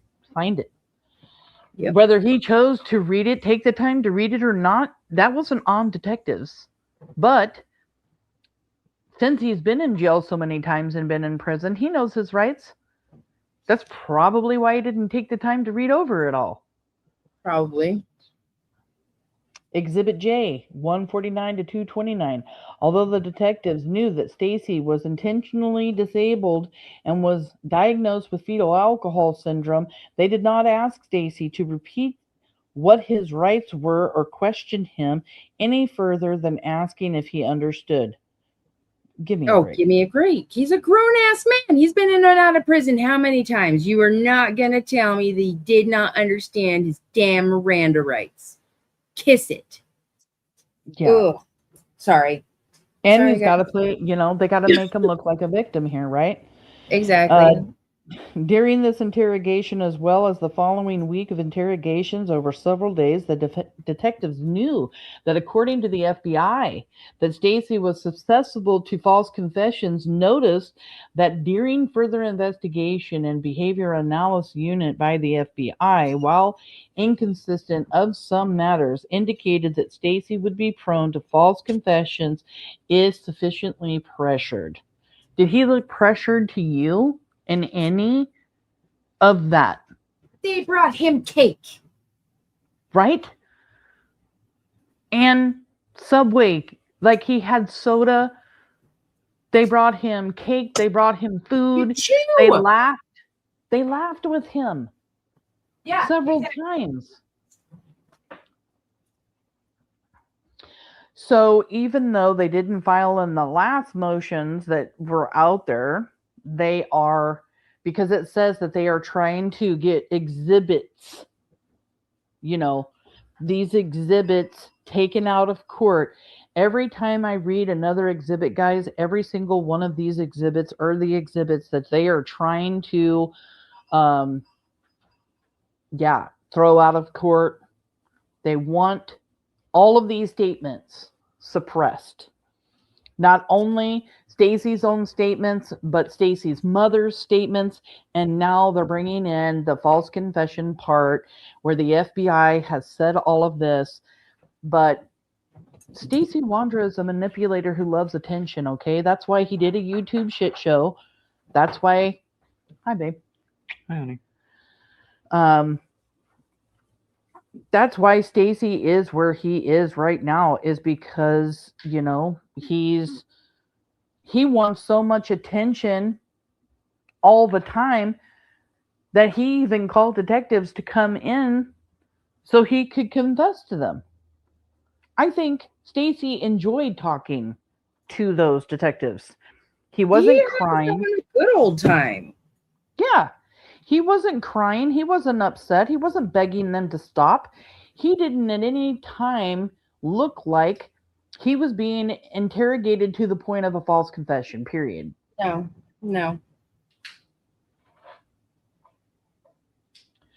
Not in my opinion. Absolutely not. So now they're trying to get the false confession. Oh, give me a break. Now I'm mad with you. Here we go. Exhibit K, page 2, section 8. However, even with the initial warning, they interrogated him anyway. Well, yeah, because he called them. And they were looking for Michael Joseph Vaughan. They wanted answers. They wanted to know what happened to him. They want to know where he is. They want to know as many details as they possibly could. And he called detectives to come in so that he could talk to them about Michael Vaughan, because he was afraid that Sarah was going to get a deal before him and flip on him before he could flip on somebody else. That is why this all went down. Yep. Not because detectives ignored all this information. What detectives wouldn't go if called by somebody sitting in jail wanting to talk about the child that they've been looking for? Right. Or wanting answers about how Michael was abducted, or if he had been murdered, or if an accident occurred, or whatever. They're not going to do that. They're just not. Exactly. Goodness gracious. Stacey told the detectives that his cellie happened to know Adrian and knew Adrian was a human trafficker. Arian. Yeah. It says Adrian and then Arian. Exhibit J. I'm gonna call everyone out. Exhibit J 245-3. Stacey goes on to tell detectives that on July 27th of 2021 in the afternoon, Sarah asked him to run a taxi ride. Exhibit J 1242-1253. He stopped at the splash pad to receive a can of chew because he dropped it in the passenger seat and he was too big. Well, it wasn't. He didn't say he dropped it in the seat. He said he dropped it on the floorboard, so that's incorrect. And he was too big to reach over and get it, which I fully believe, but he gets out and checks the handle and never even opens the door because there was no can of chew. He had other reasons to stop there. Otherwise, why is he looking around to see whether or not somebody's watching, and why the hell is he waving at kids? Exhibit J 1205-1229. Then once he got home, Sarah, Adrian, and Brandon were home. Oh, he forgot the part where he went and sat at another park for a while. Exhibit J 2208-2250. It was decided that they would go to Cuna to get Brandon's car, and Stacey had left the Lexus key on the table, and Adrian was home alone. What does that have to do with anything? Now all of a sudden, Adrian has the key to the Lexus? Disgusting trash. Yeah, but how many times do we hear about the fact that Adrian didn't drive any of the vehicles? He never drove any of the vehicles, ever. And right. And they're so self-defensive about it when asked about it or anything. But now we're speaking about somebody that's alive right now. Yeah. And now you have a key being left with Adrian while he's home alone. What is Stacey Wondra trying to create right here? What is his narrative here? What is this supposed to be? Well, it's all garbage. Stacey had left the Lexus key on the table, and Adrian was home alone. But see, none of that matters, Stacey, because even if you left the key on the table and Adrian was home alone, meaning what? Adrian drove Michael. That's why the cadaver dogs hit, and I'm purely speculating here, everybody. This isn't fact. I'm just trying to say, is that what he's trying to spin here, that Adrian had access? No, that's not possible, because cadaver dogs hit in Cuna. at Brandon's mother's house. Period. Michael went to Cuna that night, and we know that because all of the suspects have talked about it. So Adrian having a key, what does it matter? He didn't have Michael. Exactly. That's what they're trying to spin. That because Michael, it says right here, Stacey told detectives how sticky is it. Oh no, sorry. I went to Stacey had left the Lexus key on the table and Adrian was home alone. He sat down here at Exhibit J, whatever, 14, 15. Stacey provides that Adrian was home alone when Michael went missing. When Stacey finishes his monologue, he apologized. Oh, okay. Stacey provides that Adrian was home alone when Michael went missing. The only proof that we have of Adrian was that photo that he took, and they were already gone with Michael. Right. And they all said many, many, many times that Adrian wasn't even there that night. He stayed the night with his ex, remember? His baby's mama. That's what they said for the longest time until one of them got busted. I believe it was on my channel when I was interviewing one of them. It was either when you and I interviewed Stacey or when I interviewed Brandon, but we found out that Adrian was actually there that night. So that kind of messes up their narrative. Right. So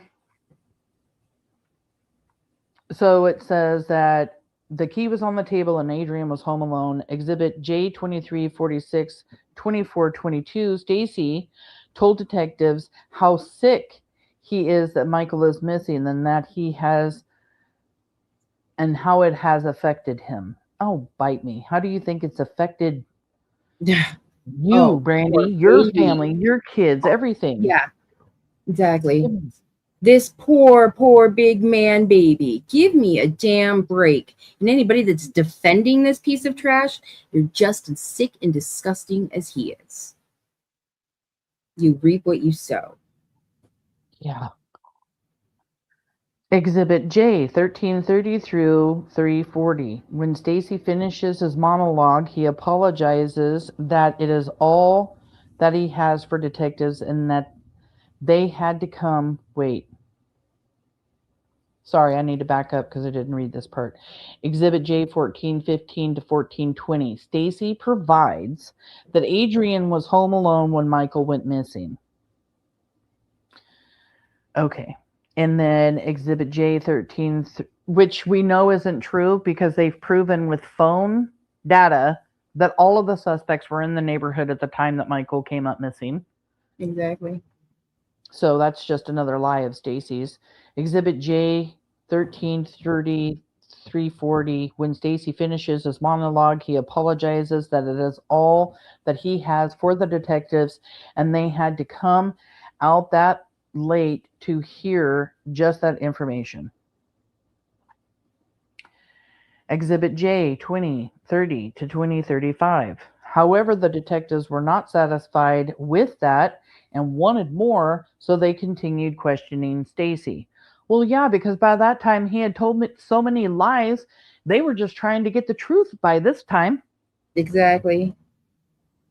So questioning him more, pressuring him more even, seems logical to me when you just heard 20 different stories.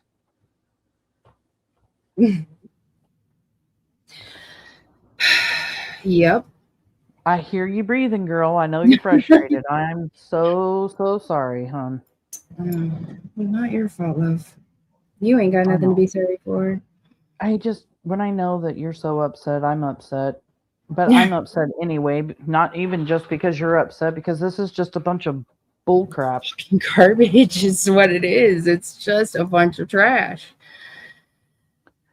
It's spinning it till he's, oh my God, this gross. Well, exactly. Like what you were going to say. They're just spinning it in so many different ways, to try to make it look like Stacey is the victim. His rights have been violated, because he didn't do this.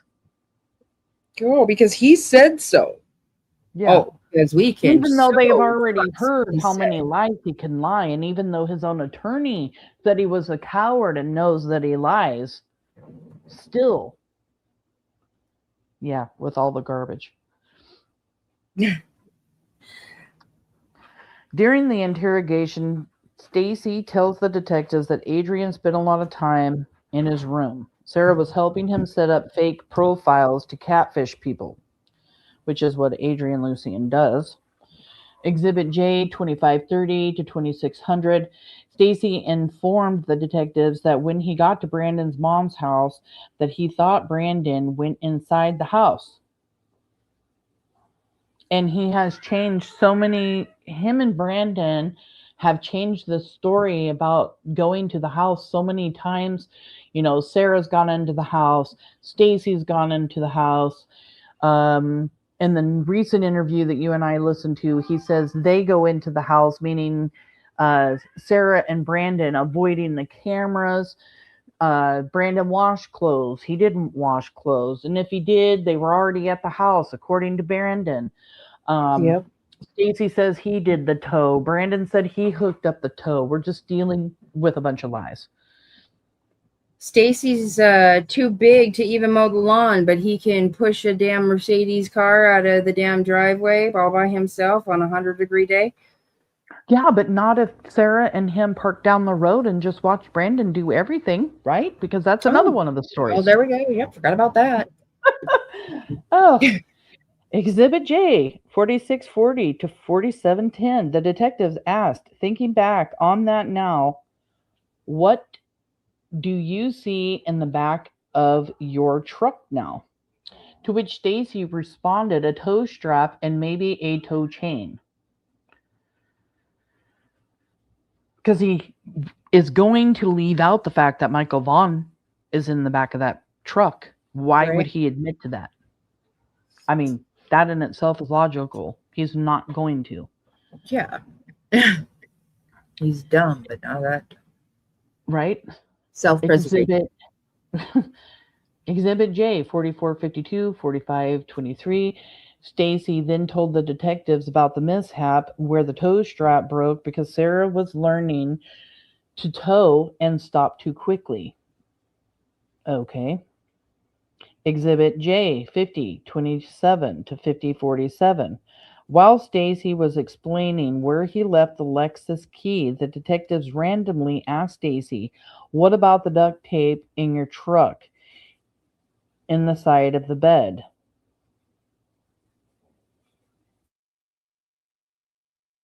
Doesn't even look like he responded. Explaining where he left the Lexus key, the detective randomly asked Stacey, "What about the duct tape in your truck in the side of the bed?"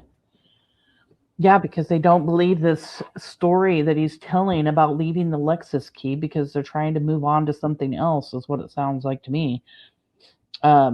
Exhibit J, 10534 to 10603. Stacey responded that it was balled up from helping someone move. So he did answer the question. And he admits that there was duct tape in the truck.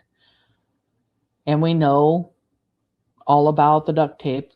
So Exhibit J, 10617, 10746. After explaining in more detail the drive back from Cuna, Stacey tells detectives again, and so that's why I had called you guys, and that's why we're sitting here. I want you guys to be able to find this kid, Michael Vaughan.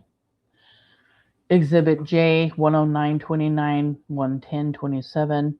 Then the detectives start to introduce hypothetical questions and start asking Stacey, "Try to think about that and give me an explanation as to what you believe."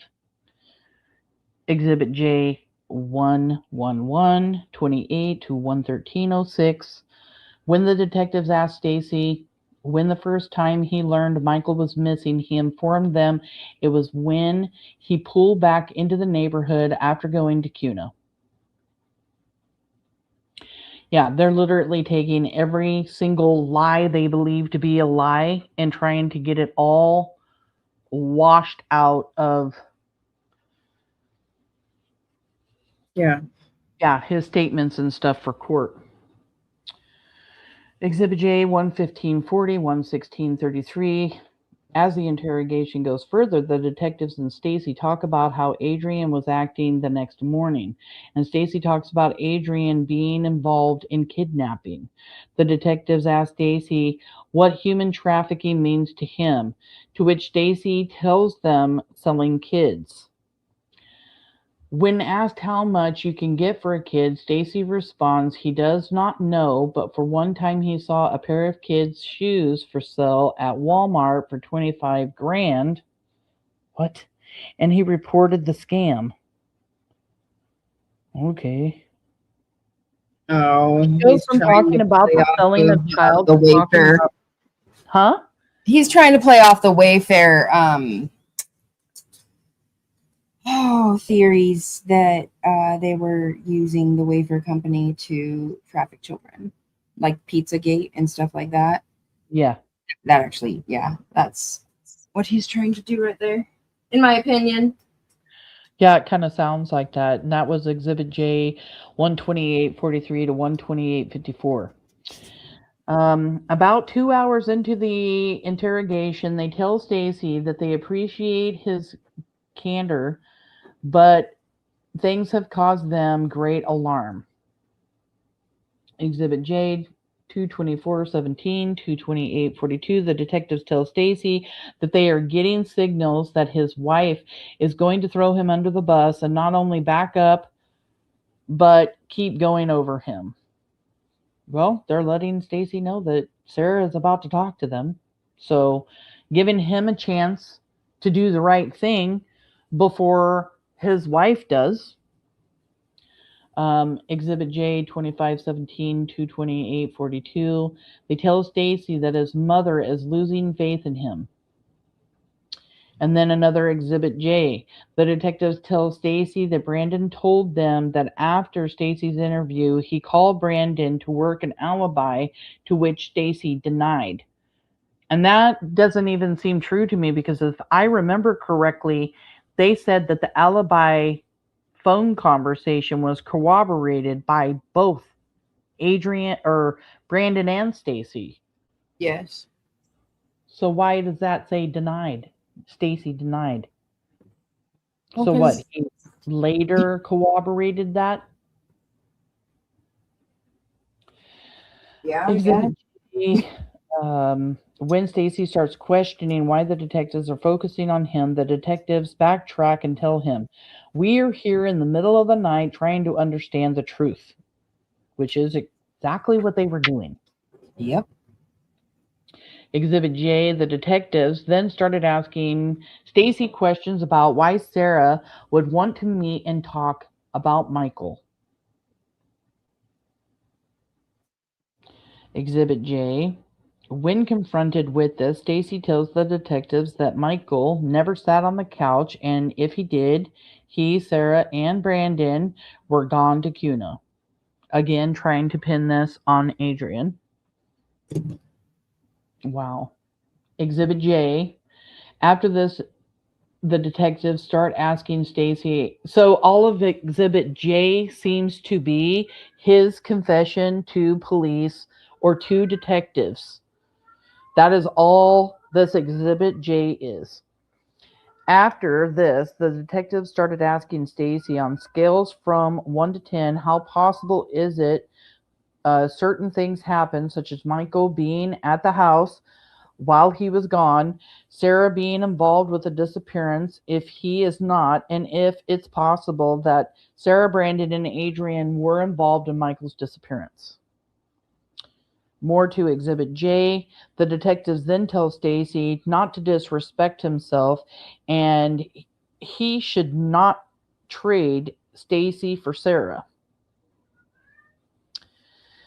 More to Exhibit J, the detectives then tell Stacey that Adrian and Sarah were having sexual relations behind his back. So he did tell the truth about that. Detectives told them that. Exhibit J, the detectives tell Stacey about another case that they have worked on where the husband held out for as long as he could, and then bit the bullet and was able to make it to the top of the Truth Mountain. Sorry if you guys can hear my kitty. Daddy just got home. He's in the shower. Now my cat is outside the bathroom door just crying for his daddy. I am not joking when I say I have never seen a cat get so attached to somebody like he has. I've heard it. A couple months. Can you hear him? Oh, I've heard him though. No, when you and I've been on the phone, I can't hear him right now.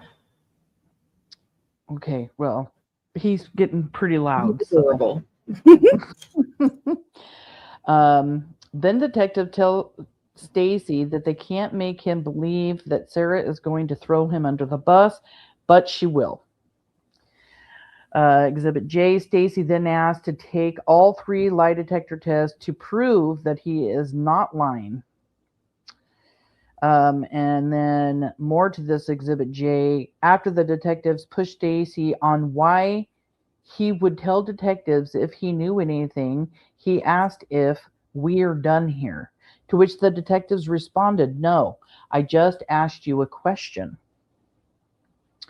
So this is where they're trying to prove that police were pressuring him, which pressure and trying to get the truth are 2 different things, in my opinion. Right. Or you can add it all together and say, yeah, maybe pressuring to get the truth. Stacey then tells the detectives that he doesn't want to talk anymore. Exhibit J, instead of the interrogation ending there, the detectives continue to... But here's the thing.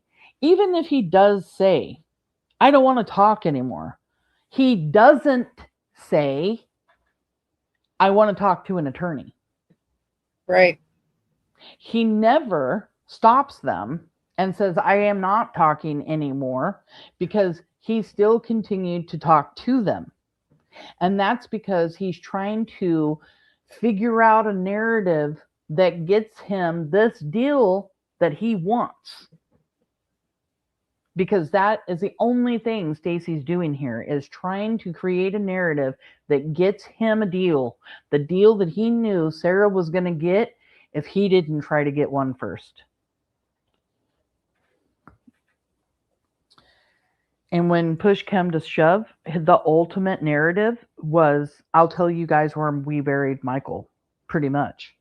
Yep. Yeah, because he knew they weren't falling for anything. Exhibit J, instead of the interrogation ending there, the detectives continue to talk about the lie detection tests. Exhibit J, before the detectives leaves, they have a conversation in front of Stacey where one of the detectives asks, thoughts? To which one of the other detectives responds, I guess we work with Sarah. I'm set. Okay, so they're playing good cop, bad cop kind of thing here, trying to let him know, well, we're not getting anything out of you, so we're going to go talk to Sarah. Yep. This is the kind of things that detectives have to do. They have to play games. They have to, play certain roles, say certain things to one another, make this suspect believe whatever it is that they need him to believe in order to get him to talk. Another Exhibit J here. Stacey then informs them that Sarah is just as much of a liar, and the detectives tell him that they came to him first because they think that Sarah pulls the strings. Yeah. Which she is Queen Bee over there. Yep. Exhibit J, the detectives then tell Stacey that they think he is not being 100% honest with them, and then proceeded to question him more. And at no point did Stacey Wondra ever ask to speak to an attorney, and he continues on his own free will to answer these questions. Yep. Exhibit J, the detectives tell him to look at them, and at some point he is going to want this moment back. Exhibit J, the detectives tell Stacey that Adrian makes sense and ask if Sarah or someone could have put Michael in the back of the truck and hid it from him. The detectives then ask if Brandon could have helped Sarah and took Michael into his home that night. When asked if Brandon had anything with him that night, he responded to a backpack and maybe a duffel bag. And I'm not going to keep her reading Exhibit J. This is all Exhibit J. The detectives then asked what the backpack looked like, and he responded red or orangish, and that he said he didn't know what the duffel bag looked like except lighter. To explain to Stacey why he didn't notice anything, the detectives tell Stacey that he is a big guy and it is possible that he didn't see what was going on behind him when he got in the truck, which is all a ruse to just try to get him to talk about the fact that Michael Vaughan had been put in a duffel bag and rode in the back of the truck, which they're doing their job. He told on himself that he was freaking lying because he says Sarah's just as much of a liar as I am, or Sarah is just as much of a liar. Exactly. So, the detectives then asked Stacey if the duffel bag looked heavy. The detectives then asked Stacey after he parroted back through thoughts that if his thinking if Michael was to be moved out of your house that night, it was in the back of the truck. When the detectives asked Stacey about what happened before the Cuna run, when Stacey repeats that he remembered about coming home to Sarah, Brandon, and Adrian being home, the detectives tell him that he is wrong because of the cell phone history. So they bust him in another lie, basically. Yeah. Noted. Another lie.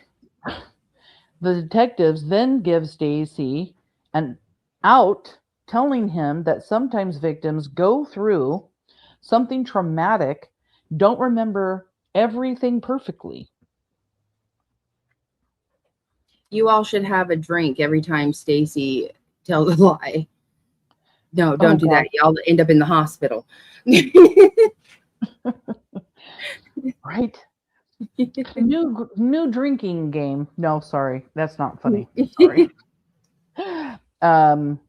The detectives then asked Stacey again. Wait, was there something else? Okay, no. The detectives then asked Stacey again what color the duffel bag was, and Stacey responds that it was dark. The detectives then asked Stacey what Brandon brings out of the house and if the bag looked different now. Thinking back and thinking that we're wondering if Michael could have been in the bag. Stacey tells detectives to be honest now. Tells the detectives to be honest now with talking to you guys and everything that we're going over. I would never thought of Sarah as the person, but all the stuff that links with the double dice and everything else like that, it makes me very skeptical that she would have a very big part in this. Stacey also says it's pretty weird that you can pinpoint this because I didn't think about it the way how you think about it. And it literally, no wonder she's like, I don't even know how to and this is word for word, Stacey Wondra, you guys. I'm just reading it the way that it's written here.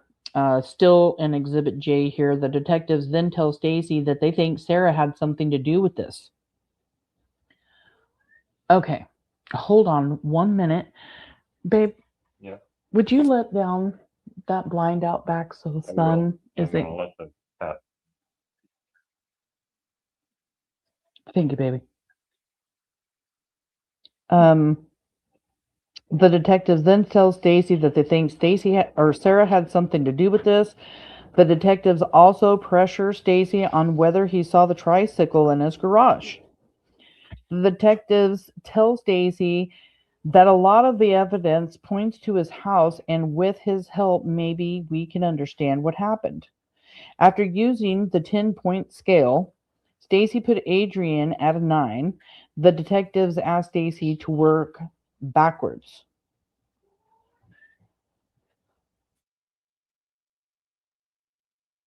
That's right, because he was just talking about Adrian and how Adrian was my cat's getting crazy. How Adrian was being the dominant one. Yeah. They asked him where Michael would be, and Stacey responded, probably buried somewhere. They asked him if he thinks would have buried Michael. They asked him who he thinks would have buried Michael. Then they remind Stacey that Sarah is likely to throw him under the bus since they are on the outs. When the interview is nearing the end, the detectives try to ask Stacey whether they have corrected him, whether they have coerced him. Sorry. So nearing the end, detectives try to ask Stacey whether they had coerced him. She is involved in this. The last thing we want the perception from the court or you or from anybody is that we have coerced the nature in relationship to you saying stuff and about her. To which Stacey responds, I don't understand. This comment came up after Stacey tells detectives, I think she is going to pawn it off on me and learning everything that my mom is saying and she is saying and what I have learned here. So basically he's saying everything his mom's told him, everything that he's learning from detectives, that he feels like Sarah's going to pawn this all off on him, and detectives are trying to explain to him or ask him whether or not he feels like he's been coerced into saying any of this. The detectives told Stacey that it's really important to go back before you guys leave for CUNA that night and really work through that. As they have Stacey go through the time he was at the splash pad to the time they left for CUNA, Stacey tells them that he stopped at the splash pad, did a taxi ride, and asked him to think of anything he could build off of or can build off. When the detectives have Stacey walk through going home, he told them that Adrian was sitting on the couch, and when prompted to talk about Brandon's duffel bag, he says it is behind the TV. And not prompted, they just basically asked him where was Brandon at the time, and he said that Brandon was sitting there and the duffel bag was by the TV. When the detectives pointed out that there was about an hour missing from Stacey's memory, he told the detectives that Adrian and Sarah liked to go to the dispensaries in Ontario, and Sarah came back home. Back-it?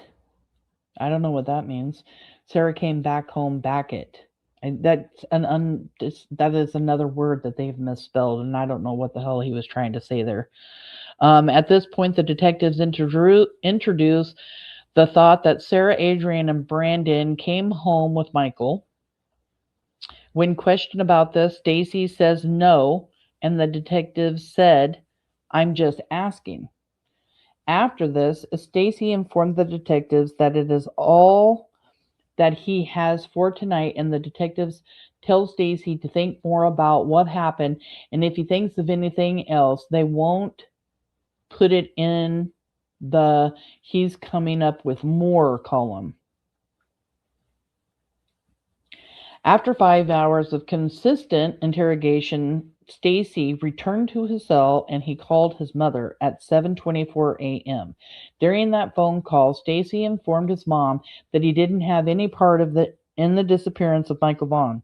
He was talking to his cellie, who told him that Adrian was involved in sex trafficking or human trafficking, that he left his Lexus key on the counter when they went to Cuna, and that Adrian was alone at Red Wing house at 7:08 p.m. until about 11:22 p.m.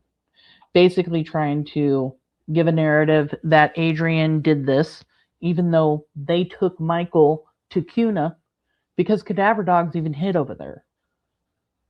Stacey informs Tammy that during the interrogation that he found things out about Sarah that he was not happy with, and then and that the detectives were going to do an eye test. He confirmed he is telling the truth, that he had nothing to do with Michael's disappearance. Stacey also tells his mom that detectives think that Sarah and Adrian have something to do with Michael's disappearance. So here he starts telling, here his story does start to change. Now he's talking to his mom about it. When he starts changing his story about who actually may have done something. Right. Stacey tells his mom that he was moved to PC, protective custody, and that he is not a witness because he did not see anything. Now we're on, so we move to Exhibit L somewhere. Sorry, you guys. That was J. Then L isn't right there. Yep, and then L. So it moves on to L about during the phone calls, Daisy informed his mom. Okay, so when he starts talking to his mother again, it turns into Exhibit L here.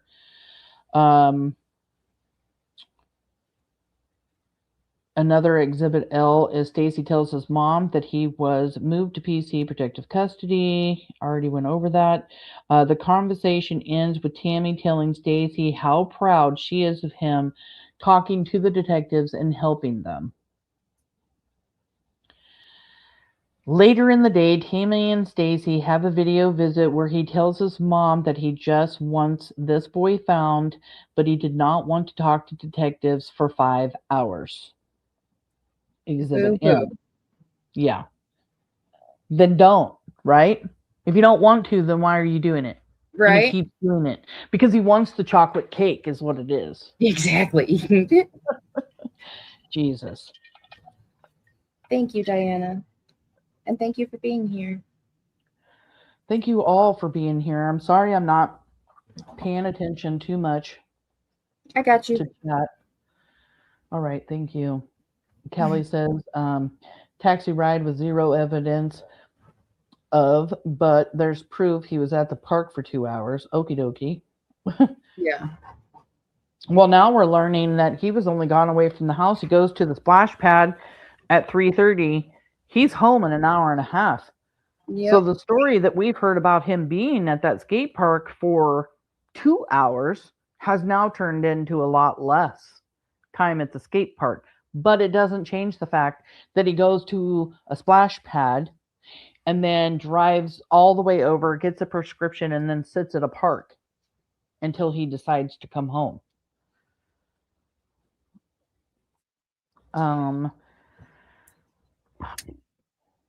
Let's see. Later in the day, Tammy and Stacey have a video where he tells his mom that he just wants the boy found and he doesn't want to talk to detectives for 5 hours. Stacey tells his mom that after their call on November 4th, he did not come out of his cell because he was trying to collect his thoughts and trying to figure it out. Exhibit M. Stacey tells his mom that he told the detectives that he remembered Brandon leaving Red Wing House with a duffel bag and a backpack, that he is a big guy and can't turn around to see what was put where in the back or put where in the truck, and that Brandon put his duffel bag in the back of the truck. Brandon leaving Red Wing. Stacey tells his mom. So here again, when he actually starts saying things about Michael or this duffel bag, he's talking to his mom, not detectives. Yep. And he's using what the detectives were, well, hey, Stacey, maybe this happened. Like he's too big and didn't notice turning around. Now he's flipping that and lying to his mom. He's using that, yep, to lie to his Just mother. like he's taking what another YouTube creator tells him, hey, by the way, there was a little Mexican boy that lived 6 houses down on 8th Street, and he uses that information to change a narrative again and creates another lie about the house being 6 houses down on 8th Street. So he's collecting information from people, and because his lies aren't working, he's going to try using other people's narratives, because he's trying to make a narrative to make everybody believe, hey, this is what happened, but I didn't do it. Yep. You sure didn't freaking stop it either. Exactly.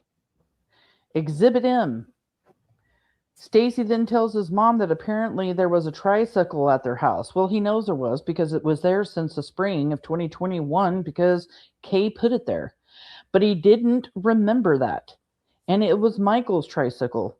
He seems to remember a tricycle pretty damn well when he's talking to Chris McDonough on that Facebook or that FaceTime.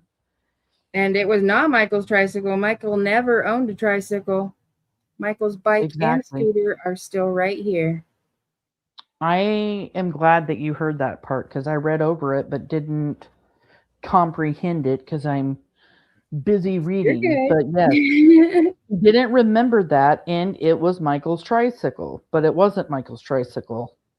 This was a tricycle found by Kay and Ed, Sarah's parents, and put into the Wondра's garage in the spring of 2021, months prior to Michael's disappearance.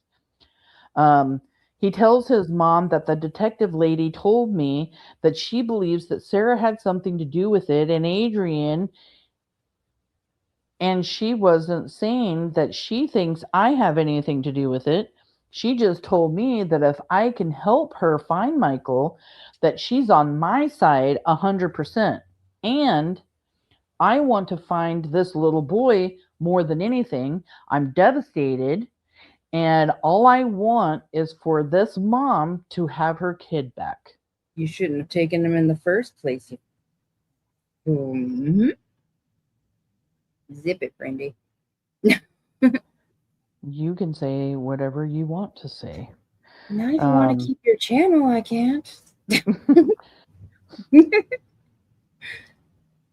And of course, saying little boy, not saying Michael, never saying Michael's name, because all of them have such a hard time saying Michael's name, because that gives Michael a face. That gives Michael, it makes them remember him. So as long as they can deflect away from saying his name in whatever way, it protects them mentally so they don't have to visualize what happened to him, what they caused to happen. Tammy then questioned Stacey about the duffel bag because the police brought it up with her as well. Now we're in Exhibit M still. Stacey tells his mom that he didn't think anything weird of the duffel bag until they got back, because this is when he found out the little boy was missing. More in the Exhibit M here. Most importantly, Stacey tells his mom that we really worked together. Like I'm trying to get dates and stuff together because my time frames were off. Like I told them, I was confused because I thought they did this search and rescue the day this little boy went missing, but it was actually the 1st or 2nd. And this happened on the 27th of July, and they didn't come and do interviews until the 1st or 2nd, which made a lot of sense because I kept thinking that it was the day after that we did the interviews, but it wasn't. So he's trying to make his mom believe that he was really trying to work hard with police, but he was just getting some stuff wrong because of the date that Michael come up missing versus them coming to talk to them at the Wondra's house on August 1st.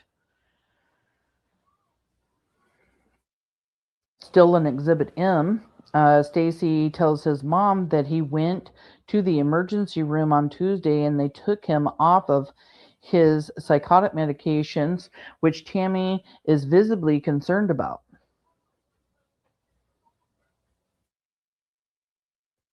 So he's taken off of psychotic medications. Stacey tells his mom that I'm trying so hard to be myself, but it's like I can't. Mentally, I'm just deteriorating. I feel like I am becoming empty, and I just feel like I'm washed away. Stacey tells his mom. On November 5th, around 6 p.m., Stacey calls his mom again to tell her that he tried to talk to her on November 4th before he talked to the detectives, because I was just really wanting to talk to you about what I had come up with in my head. So what, Stacey has come up with is more lies, and he's basically telling his mom, I just wanted to talk to you about what I came up with in my head. We're in Exhibit N, as in Nancy, N. Stacey then tells his mom, what's crazy about this is it's not even like I don't know anything. Everything that I'm telling them is hypothetical. Like, would they ask me questions? They'd be like, okay, well, on a scale from 1 to 10, and he goes, how likely do you think that Sarah could have played a part in this? And I said, after talking to my mom and talking to you guys, I finding out like how crazy she literally become and how she started right after this Michael Vaughan case.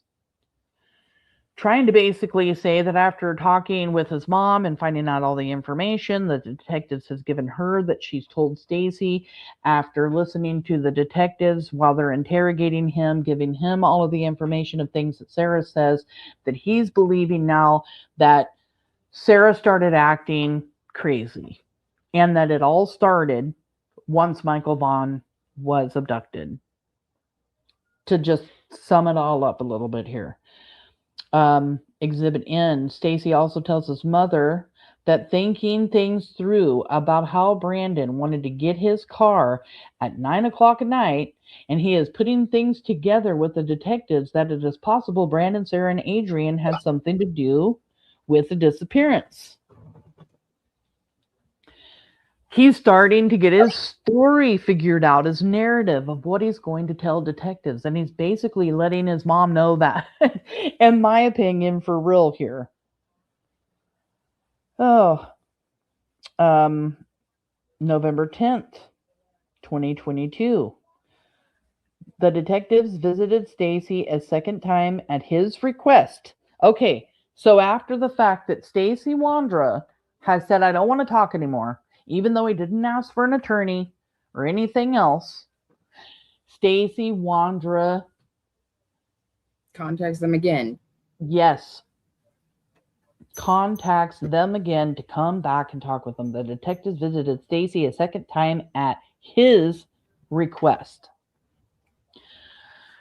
Although in a different room, but about the same small size, because, Stacey Wondra's attorney got to make it sound like this is an awful situation, even though he's the one that had requested to see them, knowing he would probably be put small rooms. Yeah. So were we, Stacey Wondra. Piss off, you whiny baby. Yeah, and how many hours did you guys spend in an interrogation room? I can't even tell you. Honestly. Hours upon hours upon hours? Yes. Any time after midnight, late in the night? Me? Interrogating? Yeah. Oh, no. Well, yeah. I mean, yeah, we lived with the police for well over a year at the police station. And the first night that Michael came up missing, you guys went and talked to detectives too in the middle of the night. They were here. We went there first thing in the morning. They stayed. They were here. Oh, yeah, that's right. Yep. And then we were without detectives in our house for like 4 hours. That was it. there were cops outside and stuff because there was still things going on. Hey, Mom, I need a timeline and maybe an alibi, right? Jesus. Nice, So, right? although in a different room, but about the same small size, Stacey was interrogated for over 4 hours until nearly 1 a.m. Exhibit O. When the detectives arrived, Stacey asked them if he would get a deal to help find Michael and what all that entailed, such as whether he would personally have to search. Exhibit P. The wanted detective out. told, Because he wanted out. That's why he wanted. Oh yeah, I'll go search. I'll go look. I'll go tell you where he is. Because he wanted out. Yeah.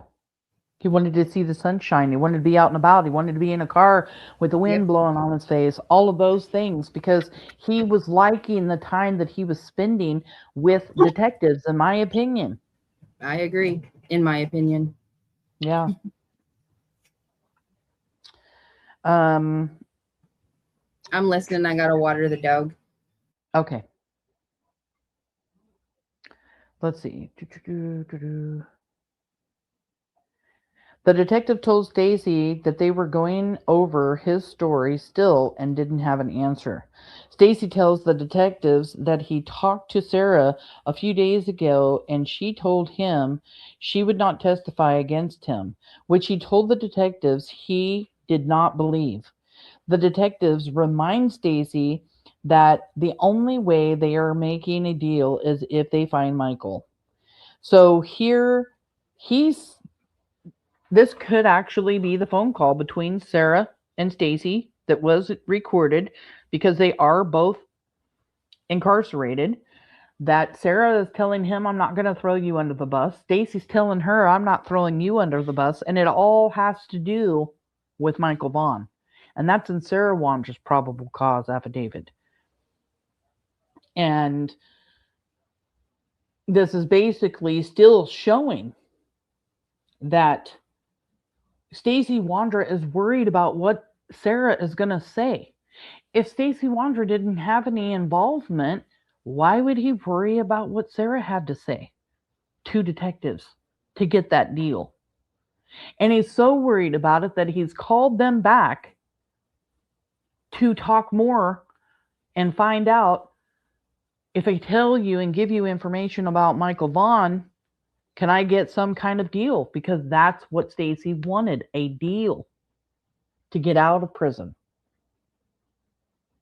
Stacey is questioned about his interrogation on November 5th, and the detectives bring up direct questions about the duffel bag and where Sarah and Adrian went after Stacey got home from the taxi run. When the detectives asked Stacey what would now make you believe that Michael was at your house, and Stacey responded, the tricycle, I guess you guys said, was in the garage because I have never seen it there. It was there for months and months and months.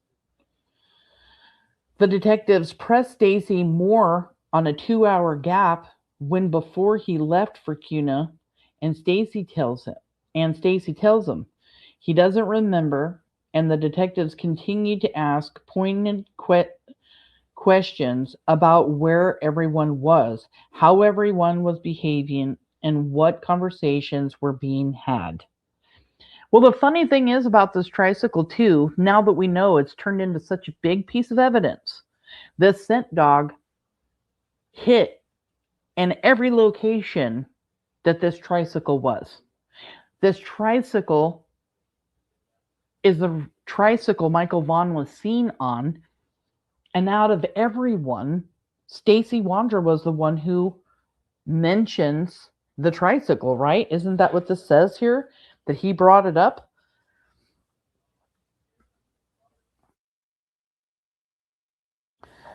The detective asked Stacey directly again about the duffel bag, and Stacey tells, or wait, he's saying he didn't know about the tricycle because he's saying detectives mentioned it to him and he didn't know it was there. Okay, never mind.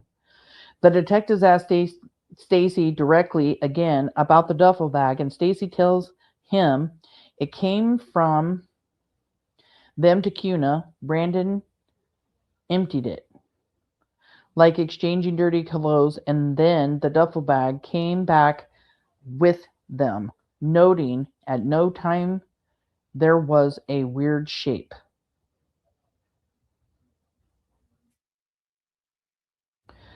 So he is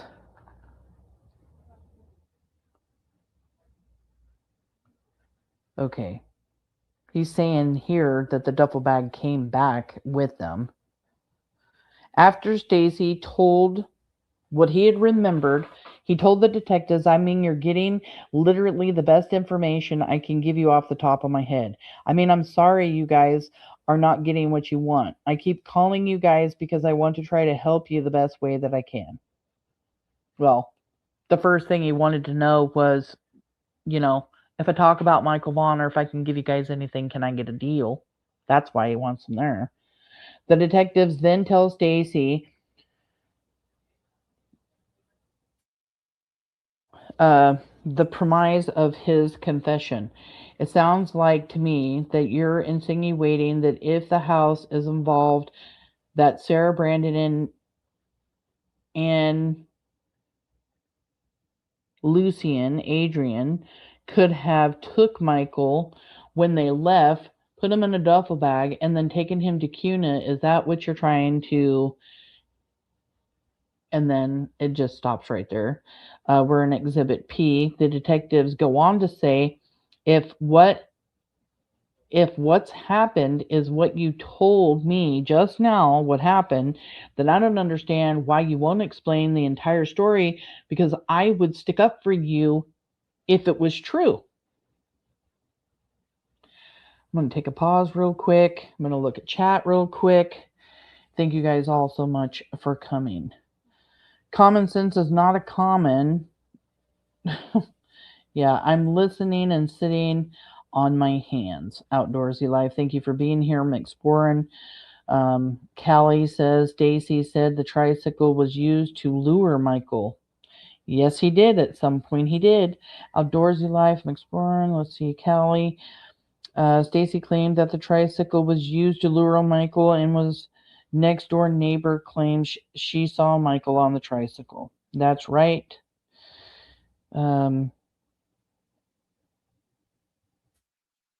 Did Stacey and Sarah and the other two have a lie detector test? Stacey Wondra said that Sarah and Brandon did and that they failed. But I don't know if that's true. I have not been able to verify that. But thank you guys all for coming in. We're just going to keep going over this. The detectives at this point told Stacey what story he needed to get behind, and if we're able to, the detectives would stick up for him. The detectives go on to tell Stacey, if you help me find him, I will be on your side 100%. You can change the future if you change right now. I will advocate for you. I'm here asking for help, and if you help me, I'll help you. And I got the prosecuting attorney's phone number written down on a piece of paper right now. I spoke to him before we came in here. He's willing to help too. Yeah, basically letting them know we can make a deal with you, but you got to start talking straight to us, because Stacey was asking about whether or not he could get a deal. During this exchange, Stacey then says the detective's question of just tell me what happened that night, like Sarah and Adrian abducted him. From that point forward, Stacey starts to tell the detectives that he thought they were trying to make money. He did not see Michael. He knew Michael had been in the house because of the tricycle that the detectives showed him a picture of. He is pretty sure they used a duffel bag to transport Michael. When they pulled over, he thinks Sarah and Brandon were checking to see if Michael was still alive. And he is guessing that Michael was already duct taped and inside the case, the duffel bag. And then gives a bunch of different times of the different times that Stacey talks about the duffel bag, the being in the back of the truck and all that. During the interrogation, the detectives constantly ask Stacey to guess. What do you think? Probably money. Do you think he was alive when they put him in the duffel bag? I think he was duct taped. Whose DNA is going to be on the bicycle? Probably Sarah's. Well, no, she's not a very quick person, so I'd put Adrian on it. When these answers aren't satisfying enough to detectives, they told Stacey, right now you are not giving me a lot, so you're going to have to work with me. What's some of the thing that happened that I can corroborate? And that should say, what's something that happened that I can corroborate, but the words here are just mixed up. And after, Stacey replied, tricycle they used, duct tape, and they plan to sell him for money. The detectives replied, I still don't hear information that would help me, so what's something that I can prove or disprove? They need information that they can corroborate. They need information that they can verify and make sure that Stacey's story is 100% true, because so far all they've been getting fed is bullshit by Stacey. Lies, lies, lies. So, yes, they are pressuring him for the truth to an extent because he's still wanting to give half truths. Now he's starting to talk about the duffel bag. Now he's starting to talk about who he's saying took Michael. But it's been after hours and hours and hours of interviews and hours and hours and hours of lies. Oh, Jesus. We're still in Exhibit P. Stacey then parroted what the detectives told him less than 5 minutes earlier. Forensic evidence, Adrian or Sarah's fingerprints on the bike. And this is the evidence that he's saying could be there, because now he's saying that Adrian or Sarah touched the bike, and they would be able to find that and prove that what he's saying is true. Give me a moment, please. I'm going to go to the restroom and fill up my drink. So please talk and chat kindly to one another. Moderators, thank you guys all for being here. Thank you all for supporting the Vaughan family and Michael. I really appreciate all of Monkey's Army being here. I know this is long. We're a little over halfway. I hear Brandi's mic back on, so if you want to talk with everybody or go through comments, love, while you're back, I need about 2 minutes, and I'll be right back. Absolutely. Okay. Detective Kelleher had one piece of information that would prove that the person who took Michael would know. So she asked, what did this little boy have with him? Some sort of stuffed animal, a dinosaur or something like that, or like a monkey. It wasn't Beanie, baby size, a green monkey that Sarah and I had bought a long while ago for one of our dogs. Oh, I really couldn't tell she was reading that.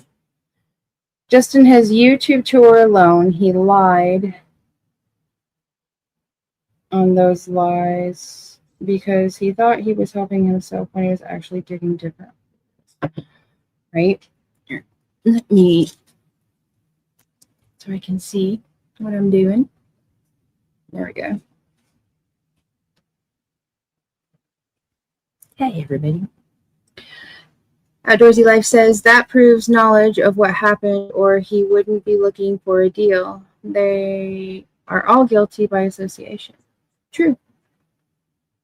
Kelly Dime, exactly. Evidence, not hearsay and not speculation. Right. He lied on those lies. Talk to text. We know how I do.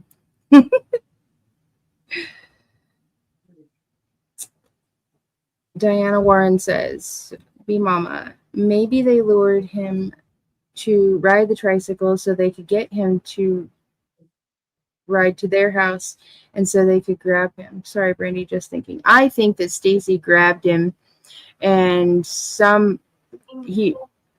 they were at the house.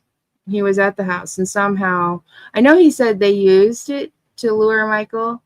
So did Stacey pick up Michael and like lure him in the house, stating that he, whatever he told him, and then tried to calm him down with the tricycle. The damn tricycle drives me absolutely insane. Excuse me. Me and everybody else with the tricycle, for real. Oh, it's just irritating. Especially because It there's some. is. What are you doing? When I said I had to water her, I had to fill up her pool and stuff. Oh, yeah. She loves that big old pool. Mm-hmm. I love that. I was just letting my husband know that even though I got something out for dinner, I'm probably going to be getting takeout tonight because I am bound and determined to get through this entire thing. You're doing Today. amazing. This is just so much lies and twisting and misrepresenting the facts, trying to twist, stating that the police did something wrong. Well, as he's sitting here, the defense attorney, writing all of this out, and he starts getting rid of all of the lies, then what's left is the truth then, right? Is that what he's trying to do? Like, what he believes to be the truth on the word of Stacey Wondra? Yeah. I mean, because think of all of the different things that he said that isn't true, and out of everything we've gone through here, none of this is true. So it's almost like he wants to throw out all of the lies that he believes that Stacey told. So then that only leaves the truth. But but then that's not true either, because let's not forget that all of this is done. And he's got fetal alcohol syndrome, and that even the FBI says that, fetal alcohol syndrome could cause him to break, snap, whatever, and give a false confession. So he's wanting everything that Stacey has said thrown out. Yeah. All of the statements. Which leads what? I just... Stacey being coerced by his mother, who is being pushed by and fed by Fruitland Police Department. That's what they're... Right. I'm thinking, in my opinion, is what they're... Well, yeah, that's just part of the whole false confession thing, because he's getting confused, because even his own mom says he's got all of these mental things going on, and she's worried that he's going to break or crack or... No, Stacey's not doing any of that. Stacey Wondra is a manipulator. He is not in any way, shape, or form being manipulated himself. He's trying to manipulate law enforcement. And that's why he calls them back, and he calls them back again, because then he's fishing for information, because he's been told Sarah's saying this, this, and this. So why not fish for more information and find out what else do they know that Sarah says? And if I can get them to come back, maybe I can talk to them more about Sarah. Mm-hmm. You know what I mean? Like, he is manipulating law enforcement. And then this damn attorney and Stacey want us all to believe that Stacey's being a victim, that he... Oh my God. Yeah. The lawyer's doing his job. He is. So when Stacey plays the victim again, and he will later on, he wasn't represented right. He wants another attorney. He wants all of that. When he does get put in prison for the rest of his life, he'll play victim again. 1000%. I totally believe that once this is all over and he is said that he's going to go to prison, that, Stacey in his own handwriting, suing the court, suing his attorneys, suing YouTubers, writing out his own whatever. Yep. Suing me and Tyler. Yeah. Jesus. Well, you're going to be on that list too. Huh? You're going to be on that list too. Don't forget. Oh, you're a YouTuber. Oh, yeah. They can. I don't care. Let him bring me in and prove that anything I said was a lie. Right? Everybody at this point is like, sue me, please. Yeah. I'm so sorry, Brandy. I know today was a difficult day. Yeah. And this makes it just the icing on the cake. I want cake, damn it. As long as it's sugar-free, I'm down. All right. So let's get going on some more of this. We're still in Exhibit P now.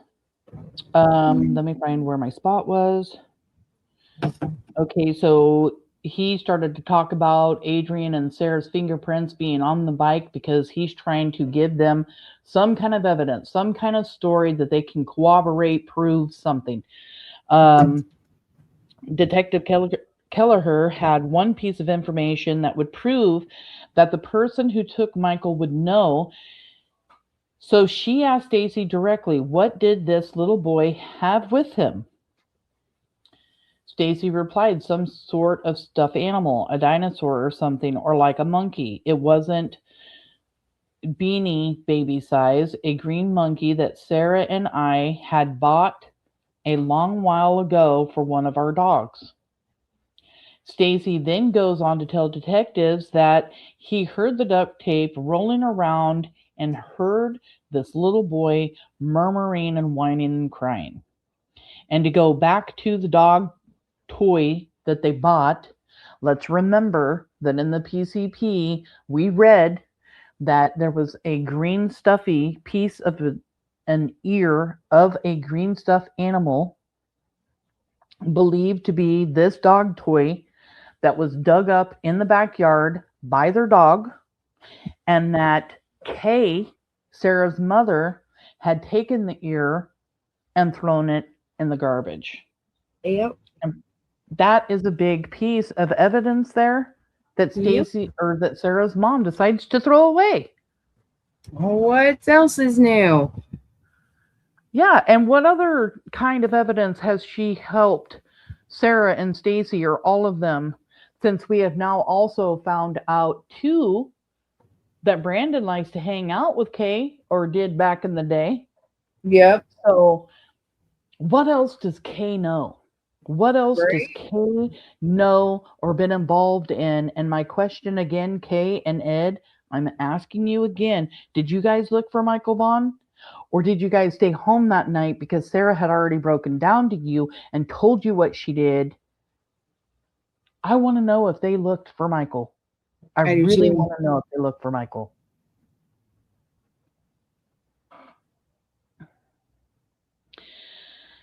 And then, of course, because Stacey Wondra has been reiterating to detectives that he was going back and forth into his bedroom because he was so upset and distraught and disturbed by what was going on in the house that he only heard the duct tape. And I think it might go into other details, Brandy, so just a trigger warning for you, trigger warning for chat. I'm going to be right back to the restroom. Okay.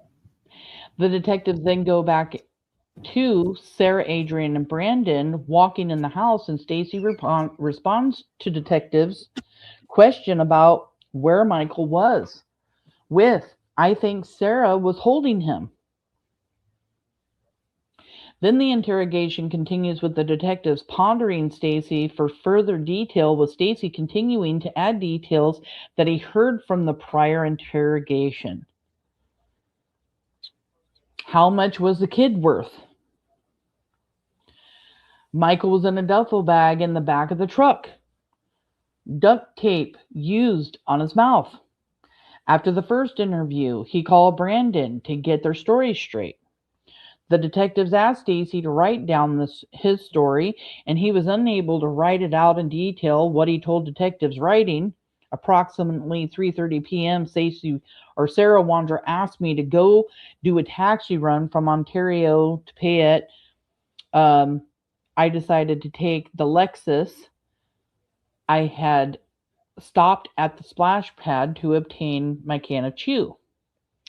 The detectives bring up questions to Stacey's story, such as, you and Adrian and Sarah abducted Michael, but where was Brandon if he came back in?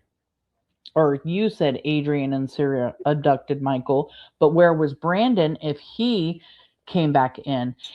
And I am a little confused about his story, or your story. Was he sold in Ontario or in the duffel bag?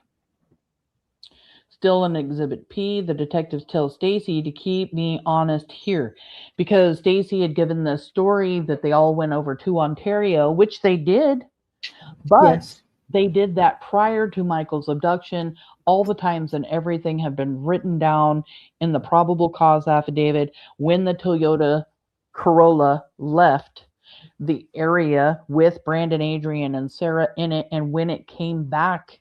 And then they stayed there until 7:08.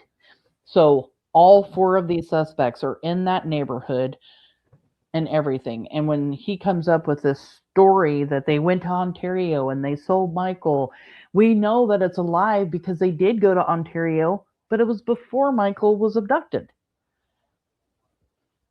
Yes, exactly. Hi, Ashton. Good to see you, sweetheart. The detectives tell Stacey to keep me honest here. When they come home, she's holding him. The duct tape comes into play. I don't want to put words in your mouth. I'm just trying to repeat what you have shared. Trying to get Stacey to commit where he saw Michael. And detectives asked Stacey, earlier you said you saw him on either the couch or the floor. Which one was it? Again, trying to get Stacey to commit to one story, the detectives asked Stacey, can you describe how he was on the couch? I've heard two different ways, and so I don't want to understand. And so I want to understand what he looked like when he was on the couch. So these are multiple different stories that Stacey has given detectives about Michael coming in with Sarah, Adrian, where's Brandon? And these are the things that the detectives have talked to Stacey about, that now Stacey is using to, like we said earlier, manipulate and create his narrative. The detectives questioned Stacey on whether Michael was taken to Ontario or to Kuna, in which Stacey responded, if I had to lean on one side, I would lean more Ontario side. During this interrogation, when Stacey is giving the detectives the details they want to hear, they are rewarding him with chewing tobacco and trying to get him to drink chocolate milk.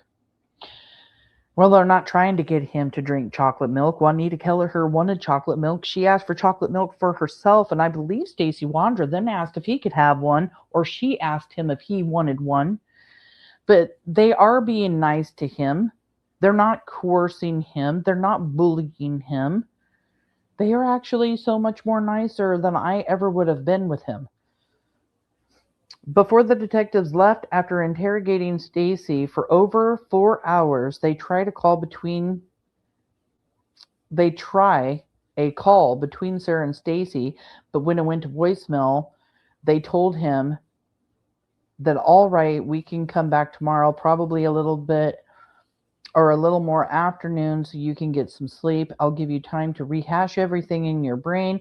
And if you have anything else you want to talk about with us before you speak with her, so if she has any questions, maybe we can go through it together, I think is what that's supposed to say.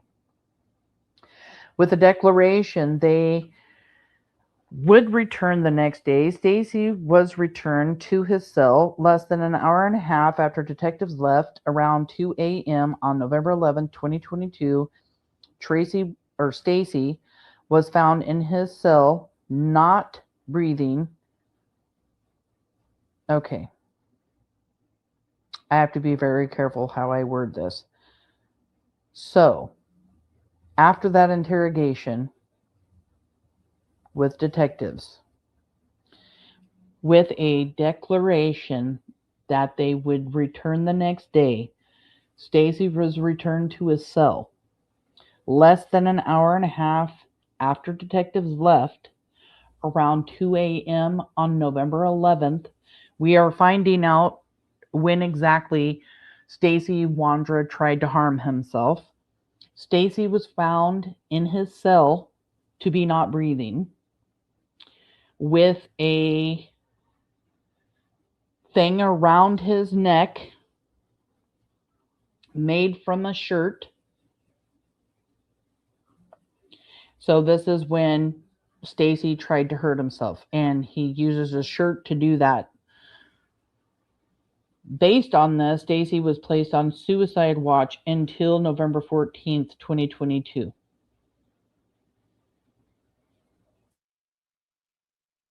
November 11th of 2022. Although Stacey had attempted to hurt himself the night before, the detectives returned for a third interrogation on November 11th of 2022. Prior to this interrogation, Detective Kelleher made a phone call to Stacey's mom around 11:22 a.m. The detective arrived for around 3 at 2:09 p.m. and interrogated Stacey in the same small room as the day before for almost 3 hours. What were they supposed to do? Rent him the Taj Mahal and interrogate him? Give me a freaking break. Why would an innocent reading this? Right, Opal. Right. Yeah. And I'm sitting here reading this, and I'm just thinking to myself, because I want to be honest here, that it does surprise me that knowing he had just tried to hurt himself the night prior, that they come in to interrogate him again. I'm sorry. That's going to sting a little bit.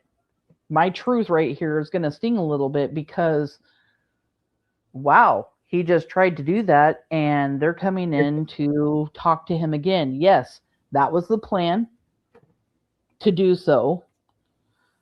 I would like to find out more details, like did they allow him to talk to a counselor or anything? I don't know. My mind here is kind of, because I've always wondered around what time he did this right to himself.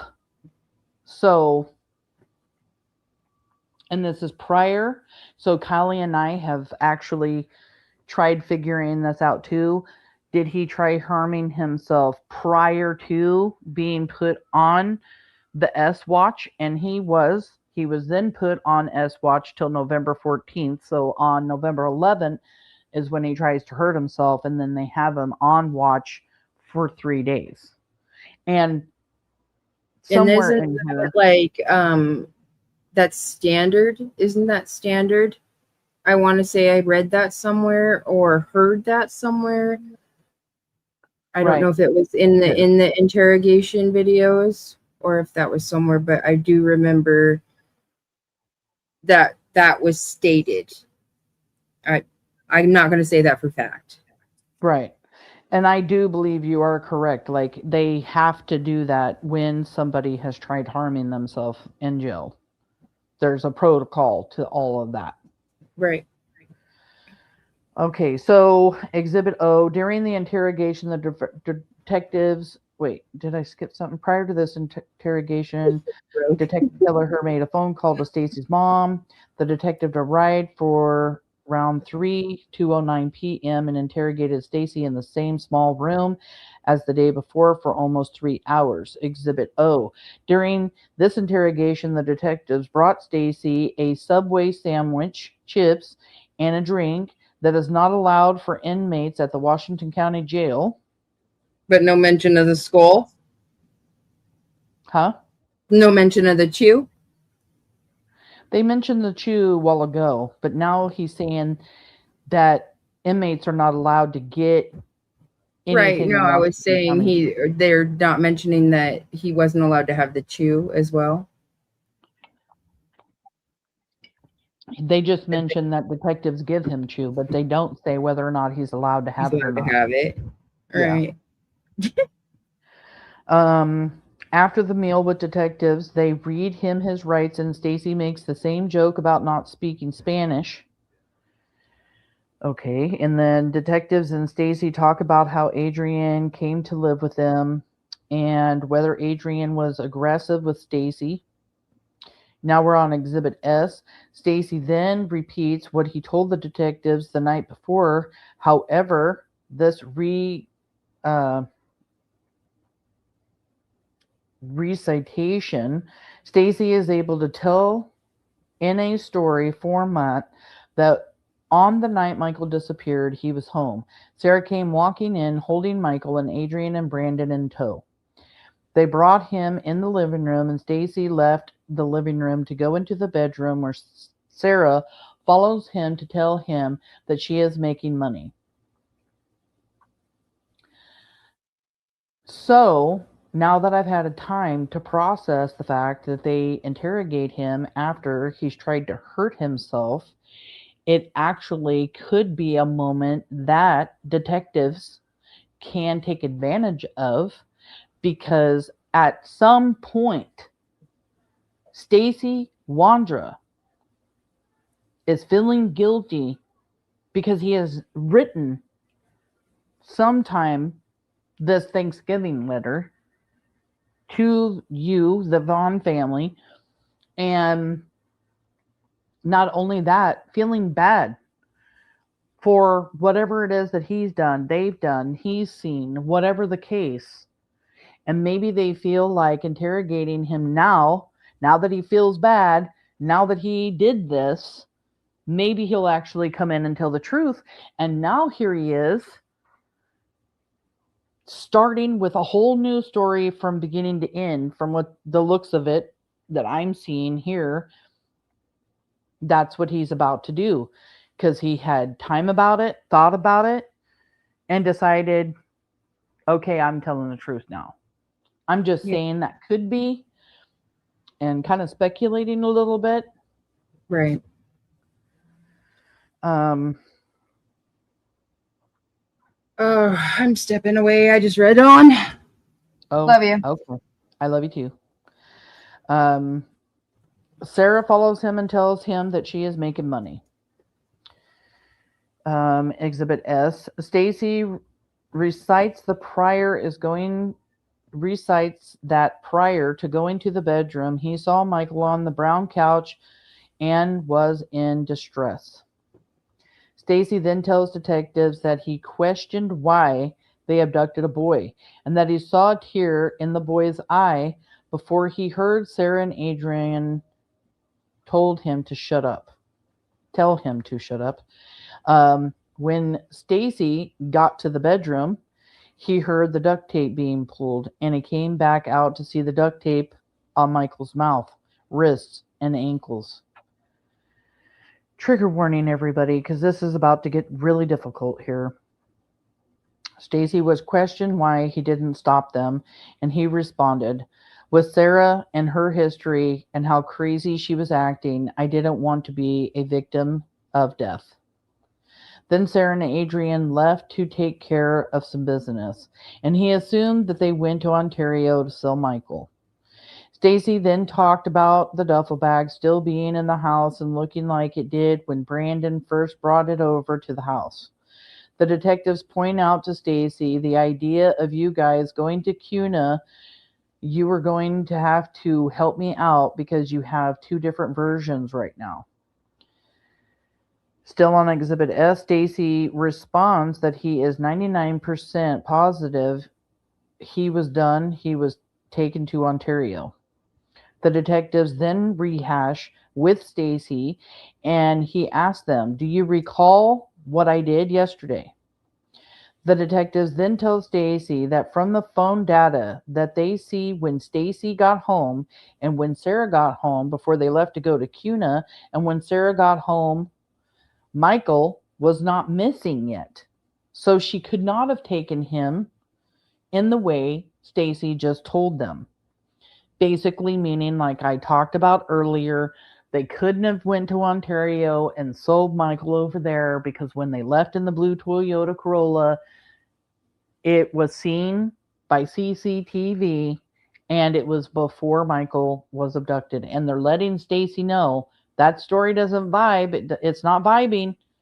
We know this is another, lie because we've seen it on CCTV. The detectives then give Stacey an out on why he told them a story that doesn't fit the facts. And so far as your involvement, even me, I tend not want to put myself, I don't want to be looked bad. The detectives give Stacey another chance to correct a story, and he repeats the same story, to which the detectives respond, and so your time frame, where it's so open and there's so much time to do so many things, I know isn't correct. And so my belief in you, it comes down a little bit.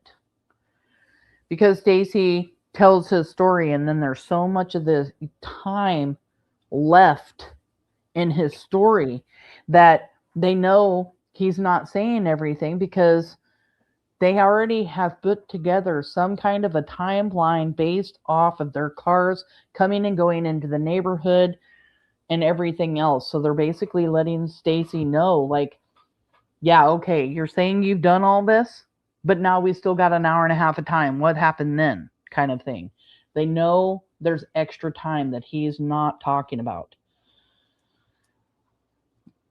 The detectives then tell Stacey, I'm telling you that there's not enough time for them to go to Ontario, so I'm telling you that because I know when Michael went missing and I know what time you guys left. Got it? So if you want to be straight with me and you want to help me, which I believe you do, you need to work with me. And I believe that was Juanita Kelleher saying that, because I remember her saying that. At this point, after he has been corrected by the detective as to what he needs to say, they're not telling him what he needs to say. They want the truth. Stacey told them, so I don't give the wrong info, I will say that I don't know exactly what time. I don't exactly what time. The detectives told Stacey that it was okay as long as he got the sequence right. Stacey then tells the exact same story, and they abducted Michael and then left to take care of some business. The detectives start to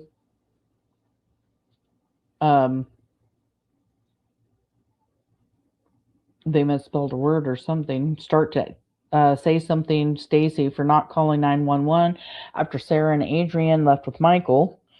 The detectives then tell Stacey for a second time that they need to know when Michael left the house and the story with Sarah and them leaving. Is that true? I want to know. But if it's not, I'm not understanding it. The detectives then ask Stacey when he stopped off of 8th. Was Michael in the back? To which Stacey replies, it's very possible that he was in the back. 99% sure he was. When the detectives then follow up with, so your statements of believing that they left to Ontario with Michael and him not being in the truck, is that true? Which Stacey responded, that was what I had thought, but I think now that I think about it, I think he was in the back of the truck when we took it out. So now he's no longer given the story about Michael going over to Ontario, that they're selling Michael over on Ontario or whatever. Now he's saying he thinks he's 99% sure that the duffel bag is in the bed of the truck. And then this seems to satisfy detectives, so they continue asking questions about where Michael went from there. The detectives then theorize that Sarah, Brandon, and Adrian planned to take Michael to Brandon's mom's house to get him out of the neighborhood, and Stacey adds that to his recollection, yeah, but they're spelling it wrong, so it's messing me up. To his recollection of the story, because it says recitation. Yeah. Yeah. That's the To his second time. recollection. Yeah. And it does it so many times, it's been messing up my reading here. For the next hour, the detectives and Stacey continue to go over the story until all details are ironed out. As with prior interviews, the detectives consistently remind Stacey that they want to bring this baby home. They don't want Stacey to upset his mother and tell the truth for his mother, and that they're behind him 100%. They were. Yes, they were. All they wanted was Stacey to tell the truth. Yep. And they used saying things like, don't disappoint your mom and everything else, because it really does seem throughout this entire thing that we are learning that Stacey Wondra loved his mom. Yeah. And he wanted his mom's respect. And even the detectives figured out that using her was a good tool, because they thought that the only way they were going to get even a little bit of truth was if they used Stacey's mother, because it seemed to be the only person that he cared, what they thought of him and what he'd done. And I don't feel bad. I don't feel bad about that, because thank you, Miss Tammy, for doing what's right. She could have said no at any time. And I'm glad she did. And that's very true. Right, she could have. She could have not. I'm sorry. What? Oh, I was just reading Maggie's comment. I'm sorry. I'll be quiet. Oh, you're fine. But, we love her. We love what she has done. She's been an amazing mother. She did everything she could to help Stacey throughout his childhood and everything else. Of course, she had to use, homes and stuff, but it came down to the point of their own safety in their house. Stacey tried to kill their family cat. Stacey was doing things to his sisters, whether physically, mentally, sexually. There were a lot of things going on, and she had to protect all of them. So then it came down to putting him in a mental facility that ended up failing him and letting him loose out on the streets. Where in my eyes, you would have an amazing lawsuit, Brandi, because had they not put him out on the street, Michael may still be here. I think I've said this to you before, because you have. It is, the state of Montana was responsible for a lot of people when that place got shut down. One of those people ended up in a home with roommates whom that person tried to go after them. And so, yeah, they were responsible, and they just. Well, I'd be interested to talk to. I'll probably reach out to that person that reached out to me that worked in that facility during that time frame. They've reached out to you as well, haven't they? Remember? I have spoken to 2 different people from that facility, yes. Okay. Because Stacey Wondra was not being good with other children and other teenagers in that mental facility that he was in prior to it shutting down. Right. So a lot here with Stacey Wondra, and I just feel bad for his mom for everything that, because she did try to do everything right. And, even here, talking with detectives, she's still trying to do the right thing and get the truth out of her son, which was for you and your family, because I know she was probably thinking, like, I have to do what's right, because this is what God has brought me. Because I believe she looked at everything, very, right, godly. And I need to do this because I need to help the Vaughan family bring their baby home. And I think that that was her motive to continue doing what she was doing for law enforcement.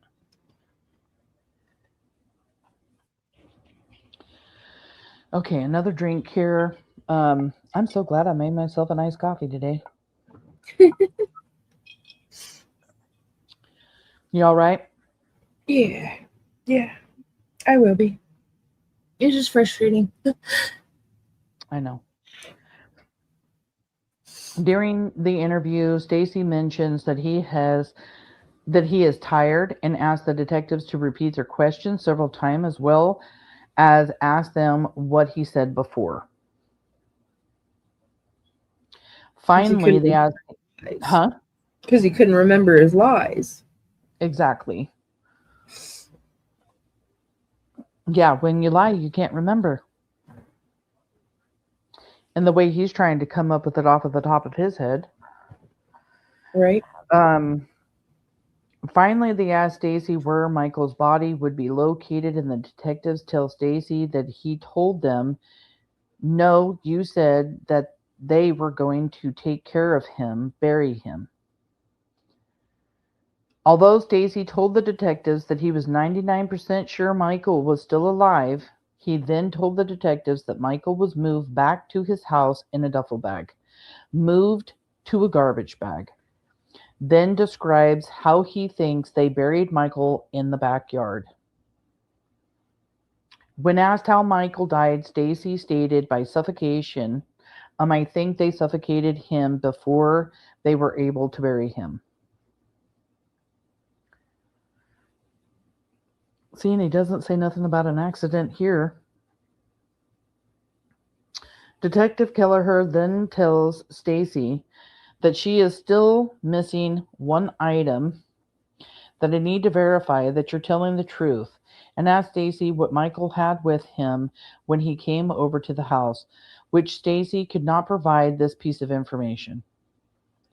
The detectives then fixed some of Stacey's story by asking, how did Michael fit in the duffel bag?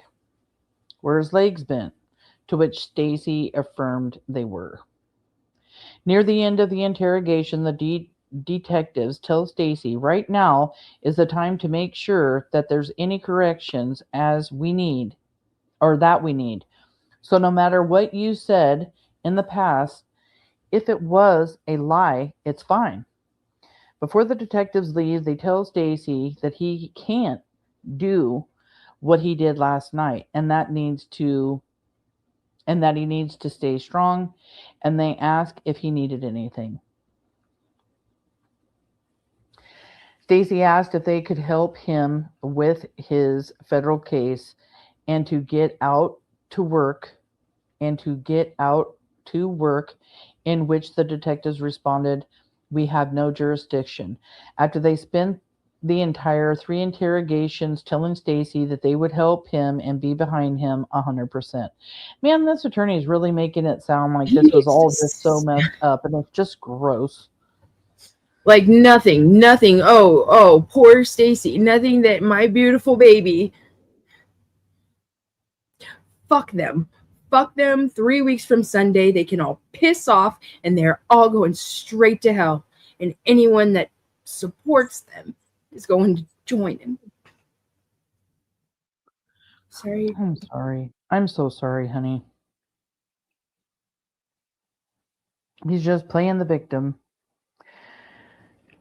After Stacey got back to his cell, he immediately called his mother.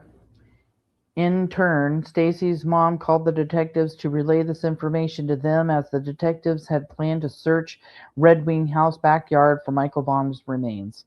During this phone call, Stacey told his mother that he only told the detectives what he thought they wanted to hear. We're in Exhibit T. He also told his mom that he was tired of everyone pressuring him. Tammy told the detectives it was like she was talking to a different person. The detectives informed Stacey's mom that he had to be 100% or she would not work with them. The detectives informed Stacey's mom that he had to be 100% or she would not work with him. Tammy then informed the detectives that Stacey tried to hurt himself last night.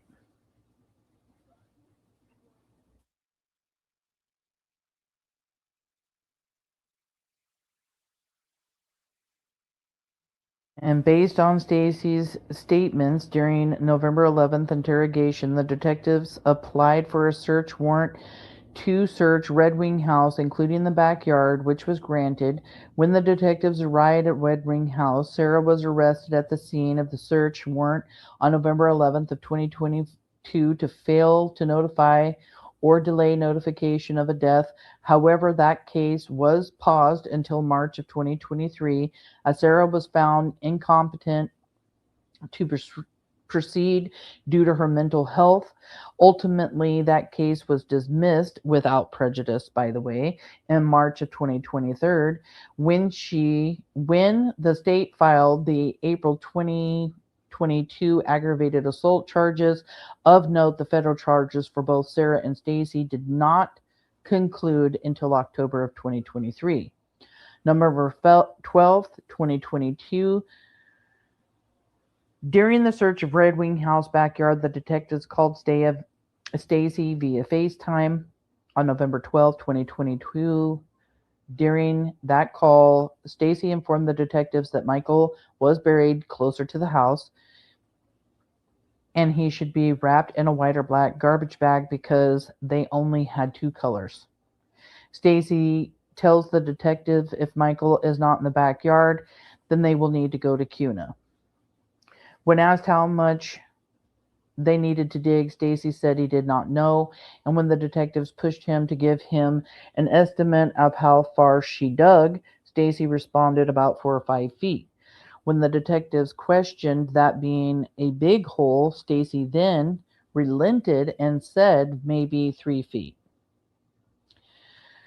November 15th, 2022.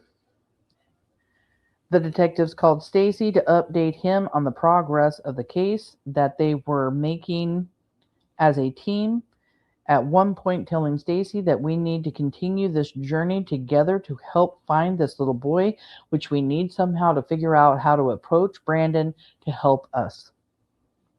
We're on Exhibit V. The detectives also told Stacey that he needed to corroborate the evidence. Exhibit V, as in Victor, the detectives reminded Stacey that it didn't take Sarah long to turn on him and throw him under the bus. The detectives then tell Stacey that they forgot certain parts of his story, such as what color the duffel bag was, what was Michael in when they left Red Wing House, whose duffel bag, where was Michael while Sarah was digging, who put Michael in the duffel bag, and even how Michael died. As the, let's see, we're still on Exhibit V. As with the prior 4 interrogations, the detective slipped facts posed as questions into interrogation, such as that Brandon's duffel bag was the maroon or was a marble bag. Brandon's dad owned a construction company, so he had access to construction equipment, that Michael had a small toy in his possession in addition to a stuffed green monkey. During the interrogation, it is clear that Stacey does not understand his rights, as he tells the detectives that his federal attorney has told him not to talk to police. What is even strikingly clear is how the detectives have succeeded in making Stacey believe that he is part of the team. He is an integral part in bringing home Michael, that they believed him and that they will go to bat for him, with the prosecutor telling him that the prosecutor hasn't charged anyone yet, but Stacey has been the most cooperative, and that because of that, we're going to, I'm sure he'll take it all. And then this little segment up here says, this introduction as fact is a vital to Detective Kelleher's cooperation, as she mentioned it in November 10th interrogation, that there is one item that Michael had with him that would prove that whatever was responsible for the disappearance and presumed murder of Michael would know. Whoever, honey. Huh? Whoever's responsible. Not whatever, whoever. Oh, sorry. Remember, words are important. Oh, Disappearance of Brenda. I'm trying to see where I did it. Interrogation. Michael had him with proof. Whoever was responsible for the disappearance and presumed murder of Michael would know. Okay. And still on Exhibit V, during the interrogation, Stacey tells the detectives that Sarah, Adrian, and Brandon picked up Michael in their vehicle on 9th Street, that along with Michael, he brought his tricycle with him since Stacey has never seen a tricycle before. When they went to Cuna, Brandon went inside the house with his backpack and duffel bag, then came back out with both his backpack and duffel bag. He never saw Michael deceased, and that he saw a plastic bag, either white or black, which he assumed contained Michael. Before the call, Yeah, he presumed. You're gonna tell. Come on, he's a 5-year-old little boy. You're gonna know if he's in a fucking garbage bag. Fuck Christ. Yes. Before the call is ended, Stacey asks the detectives when they are going to visit again, as well as requests that they bring him another Subway sandwich, to which the detectives promise that they would, so long as he also teaches them how to be a ladies' man. Because he's asking for food constantly. If he can get something to eat. He even does it in the middle of the night when nothing's even open, asking if they can go somewhere and get him something to eat. Yep. The way, this attorney is good at what Stacey does, which is taking things and spinning them to make it look in a different light. I'll be curious after they go through all these motions to find out what another judge or what somebody else sees in all this. I mean, because I watch those videos, and yes, I'm getting this information here and it's all written down, but when you watch Stacey Wondra's confessions with detectives, the way this guy's trying to spin everything, the defense attorney, it's not what it is. It really isn't, because he wasn't pressured to the point of a false interrogation. They really were as nice to him as they possibly could be, but only to get the truth, not coerce him into doing or saying anything. They didn't do anything that we haven't seen 1,000 other investigators and detectives do over the year. And let's face it, they have Chris Madonna in that room helping interrogate somebody that's been in this profession for over 40 years. Right. This is what detectives do. This is how they interrogate. Good cop, bad cop, all the things. So, whatever, Mr. Defense Attorney. Exactly. I said they were going to do shit to make us mad. Yeah. And when Mike Duke talked to you last week, he told you there were going to be things coming out that were going to upset you guys. Yep. And I hear that you're very, very upset. And I can't say I'm sorry enough, Brandi. I know you know, where my heart is right now. And I know you're hurting. And I really, really am so friggin' sorry that you guys have to go through so much all the time. We talked earlier on the last live how it just doesn't stop. All of this shit, it just doesn't stop for you guys ever. It's an emotional roller coaster every single day, and has been for almost 5 years, pretty much. Yeah. I'm just so sorry. 13 days shy of 5 years. Yeah, it's a lot. I know it is.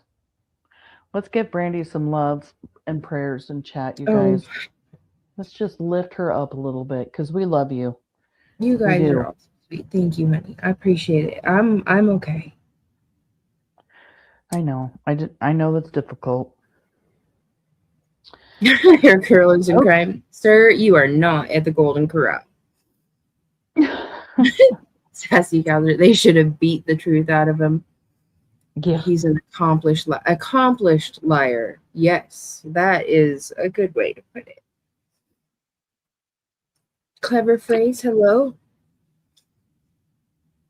Oh yeah, Maggie B. they were so polite to him. All rights were preserved, and he got treats too. Exactly. And I'll just put here in chat Stacey Wondra's preliminary hearing in case there's anybody in here that hasn't seen the preliminary hearing. You can even skip to the days where we got to see all of Stacey Wondra's confessions to detectives. And you guys tell me in the comments afterwards if you guys think that he was interrogated to the point of a false confession or treated badly, or if any of this stuff that this attorney here, this defense attorney, is even saying, the way he's spinning it, he really does put a bad taste in my mouth. I'm just gonna say, like, well, I'm spitting it out. Right? Okay, you guys, I'm gonna take another drink and we're gonna get back to reading. Hi, Deedles. I just had to say your name out loud. Deedles.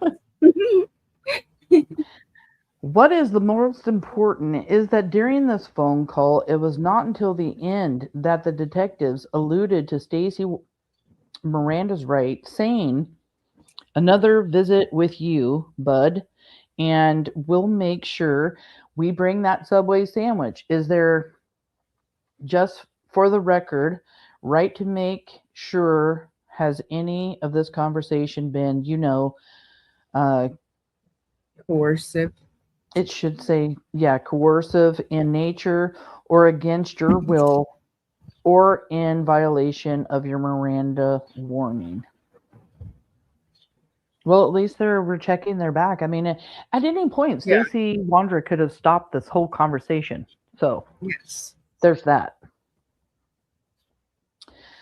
November 17th of 2022, at the end of November interrogations, the detective called Stacey on November 17th of 2022. During this interrogation, Stacey was advised of his right to an attorney, and at the juncture, he stated, let me talk to my attorney first.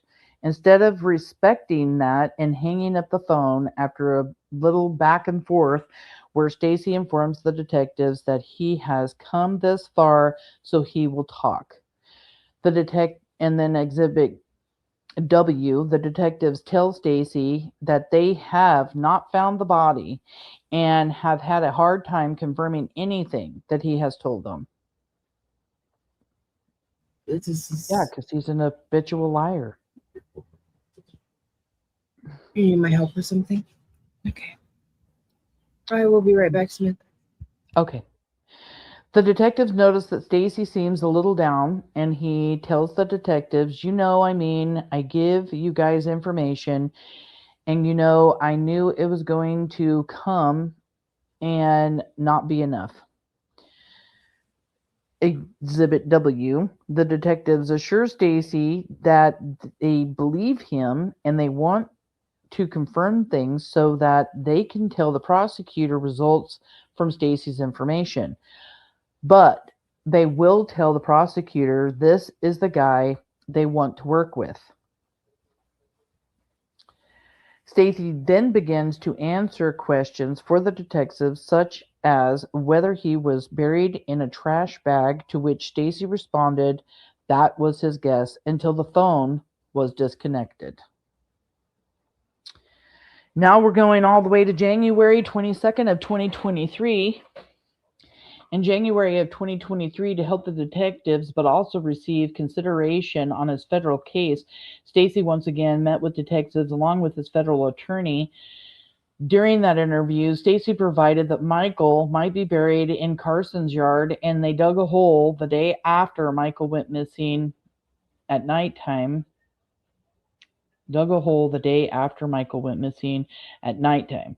The detectives continued to question Stacey about whether Michael was buried in a garbage bag, to which Stacey responded he was not. God, how many times is the story going to change? Stacey then retells what he told detectives on November 11th of 2022 See Exhibit X. During the interrogation, the detectives continue to use the same tactics in telling Stacey that if he wants a deal, he has to provide the body and that a family is dying waiting for their son. March 6th of 2023. Finally, in March 2023, Stacey again met with detectives with his federal attorney and was told that charges were not going to be filed on Adrian and Brandon, and it's likely the charges against Sarah would be dropped. Exhibit Y. Then they tell Stacey that puts him right in the shithole of this. Exhibit Y. The detectives then tell Stacey that his wife and friend Brandon are destroying him out there. The detectives tell Stacey that the reason they want to show him some of these things is because they feel that Stacey is still supporting Sarah. And that is because Sarah and Stacey are having regular phone conversations, and it's all going through Sarah's mom and other people. They are still communicating with one another. And yeah, the detectives are going to let him know that they know that that's what's going on. And he's still trying to protect himself by talking to Sarah, appeasing her to make sure that she doesn't flip and give any information that would actually be of value, because then Stacey would still be would be in even more trouble. The detectives then read some of Sarah's testimony, play some jail calls, and some of Brandon's interviews. The detectives then tell Stacey that they are moving him to Washington and it will be harder to see him. So even though no deal is on the table, it's now or never. The detectives then put pressure on Stacey by telling him that they are going to continue to reach out to Brandon and Sarah and whoever comes to the table first. Stacey then asked to talk to his lawyer, but before the detectives let him do that, they played another audio for him of Sarah throwing Stacey under the bus. See, all of these people are talking with detectives. They let Stacey Wondra listen to interviews by Brandon. They're letting Stacey Wondra listen to phone calls by Sarah. Brandon, you can't be out there saying that you have nothing to do with Michael's abduction or murder and still be sitting with detectives giving them information about anything, because you are involved, just like Sarah, just like Adrian. After Stacey talks to his attorney tells the detectives that Stacey isn't talking to them anymore. The detectives then talk to Stacey one last time and ask him if he would be willing to talk to BRANDI, Michael's mom, but not a law enforcement thing. Before Stacey walks out, the detectives tell him, "We'll see you when you get back from Seattle or Arizona or wherever you are going." Wait, what was that? We read that last little bit where it says talking to me. Yep. The detectives then talk to Stacey one last time and ask him if he would be willing to talk to BRANDI, Michael's mom, but not a law enforcement thing. Before Stacey walks out, the detectives tell him, "We'll see you when you get back from Seattle or Arizona or wherever you are going." They knew he was coming back. Yeah. So we are to the argument. This is the argument that the defense attorney is saying. So now they have gone through the entire alphabet pretty much. Yeah. All of Stacey's lies, all of his statements to police, saying that detectives have coerced him, or that Stacey Wondra uses the detective's own words to create his narrative, his story about what happened to Michael Vaughan, basically saying he's interrogated to the point of a false confession, that the FBI even said his fetal alcohol syndrome, would affect his answers to questions or affect or he could say anything to get out of whatever, even though Stacey Wondra is the one who is asking law enforcement to come and talk to him several times. He never puts a stop to it until it looks like these last interviews where he says he wants an attorney. And yeah, he is throwing so much stuff out there that he wants, the judge to say, okay, we're just going to drop all of this. And Yeah, right? Give me a break. Somebody bring him back from Delulu land. Right. I mean, not only is the attorney acting a little bit delusional here, but I mean, Stacey Wondra, come on. Like, right? he said so many things. And the fact is that after law enforcement is given information that Stacey has given them about Michael Vaughan being buried in the backyard, the fact is that even J.D. Huff says that there is evidence to prove that Michael was buried in that backyard at one point and then later moved. We have cadaver dogs hitting on the backyard, the house in Cuna, and the white Lexus that they owned, the white Lexus that they tried to sell. And let's not forget about all of the evidence that they all four destroyed, getting rid of everything so that they don't get busted for kidnapping and murder of Michael Vaughan. And then to go even a step further from that, Stacey Wondra has admitted to destroying this evidence. You're destroying physical evidence that could lead to forensic evidence, that could be evidence in the case to convict you of murder 1, kidnapping, and destruction of evidence. Make that make sense. Because it's a sick, twisted game, because he gets attention. And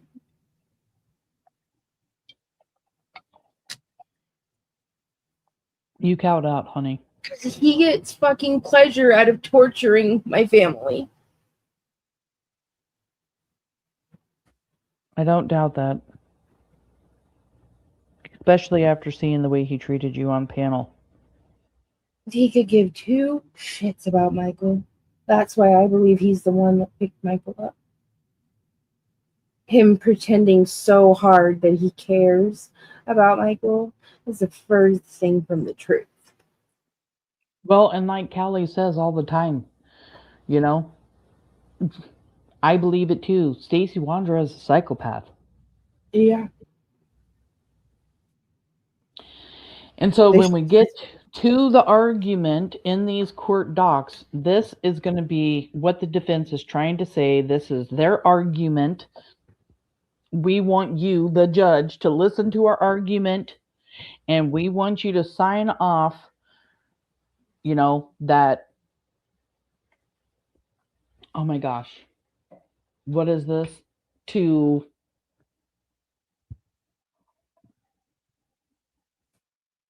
What is this motion again? Because my brain just had a brain fart because I've been here since 12 p.m. today. Yeah, no, you were doing amazing. The motions of his statements, what was it? His motion to suppress statements. Yes. So that is what the argument exactly it says.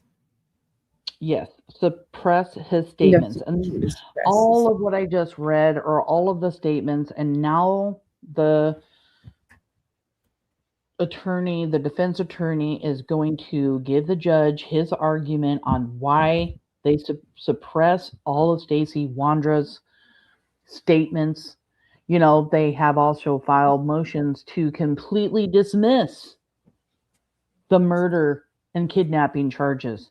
They have filed a motion so that a judge can say, whether or not there was probable cause to move forward. So these are huge motions that the family knew were coming because BRANDI and Tyler have talked with Mike Duke. They knew these things, and they were just told here recently that there were going to be some things that were filed that weren't Yeah, going to make him very happy. So yeah. He here we wasn't. go. Glamma D, hi, sweetheart. It's Hi, so Grandma. I miss you, sweetie. I'm so glad to see you. Hair Curlers and Crime came in at some time. Thank you guys all came coming right. in. I mean, I haven't really been a part of chat. I'm reading. Broken Hearted is here. Thank you so much for coming in. Yeah, Broken Hearted. Rogue says the reason that Stacey's defense attorneys are trying to make the ploy of coercion or because Coercion. a certain YouTuber that cannot stand Chris Madonna is saying that Chris Madonna railroads people into coerced confessions. Oh, Jesus. You right? Oh. Right, Kelly Dime, was he railroaded while he wrote his letter to Brandy and Tyler? Right? Or when he confessed to his mom about everything or who did what before he even told law enforcement? Missing persons, you are amazing. Thank you. Sassy's in the house. Thank you so much for coming in, Sassy. The only reason they want to suppress is because it's incriminating himself clearly, right? Yes. Ashley Higgins is here. Thank you guys all for coming in, being so supportive. Let's see this defense attorney's argument here. We are almost done. Let's listen. I'm going to read this. Argument number 1. The state violated Mr. Wondra's Fifth Amendment rights pursuant to the United States Constitution of Article 1, Section 13 of the Idaho State Constitution by eliciting statements by Mr. Wondra beginning on November 5th, 2022 without a valid waiver, or Mr. Wondra's Fifth Amendment right to remain silent and Sixth Amendment right to representation by competent counsel. The Fifth Amendment of the United States Constitution states, in relevant part, no person shall be compelled in any criminal case to be a witness against himself, nor deprived of life, liberty, or property without due process of law. To this amendment, Article 1, Section 13 of the Idaho State Constitution states, in all criminal prosecutions, the party accused shall have the right to not be compelled in any criminal case to be witness against himself, nor be deprived of life, liberty, or property without due process of law. Prior to Arizona versus Miranda, the courts held a totality of the circumstances test to determine whether an individual understood their rights without a requirement from the police that one we given the now called Miranda warning. In Miranda, this changed when the United States Supreme Court ruled that through the Fifth Amendment, as applied to the states by the 14th Amendment, that although well-informed citizens likely were aware of their constitutional protections, there needed to be a blanket warning of one's constitutional rights. The warning of the right to remain silent must be accompanied by the explanation that anything can and will be used against the individual in court. This warning is needed in order to make him aware not only of the privilege, but also the consequences of foregoing it. It is only through an awareness of these consequences that there can be any assurance of real understanding and intelligent exercise of the privilege. Well, he knows his rights. Whether they got to the part where it says anything you can or anything you say can and will be used against you in the court of law. Look how many times Stacey Wondra has been arrested. I've done a live on it. I went over every thing we could possibly find. When you look in iCourt, There are so many different arrests, so many different charges for so many different things, including probation violations, and not just regular probation violations. We're also talking about parole violations. It's not like Stacey Wondra doesn't understand his rights. So, whatever, Mr. Attorney. Moreover, this warning may serve to make the individual more acutely aware that he is faced with a phase of the adversary system, that he is not in the presence of persons acting solely in his interest. The right to counsel, and the freedom not to be a witness against oneself is a shield by which our Constitution protects people in our society. Although Miranda warnings are commonly cited by police officers, and in this case by detectives interrogating Stacey, the statements made by Stacey cannot be used against him unless the court finds that he waived his Miranda rights. Miranda at 475. If the interrogation continues without the presence of an attorney and a statement is taken, a heavy burden rests on the government or on the government to demonstrate that the defendant knowingly and intelligently waived his privilege against self-incrimination and his right is to retained or appointed counsel. This court has always set high standards of proof for the waiver of constitutional rights. And then I'm just skipping over all the numbers and the John versus the Zerbest and all that stuff. And we reassert these standards as applied to in-custody interrogation. In Stacey's case, although the police read his Miranda rights to him at the beginning of November 5th, 10th, and 11th interrogations, which lasted over 12 hours total based off Stacey's unique mental status as well as the knowledge that the detectives had about Stacey's mental condition, there was not a valid waiver by Stacey. He uses his fetal alcohol syndrome and his mental disabilities to the best. He uses them so much to deflect away from everything that he's done, for everything he's ever gotten in trouble for, even all the way back to when he was a child. He's still, and even though he's a grown-ass man and knows right from wrong, he has even his own attorney deflecting from the fact that he still knows right from wrong. He knows what he's doing. Ugh.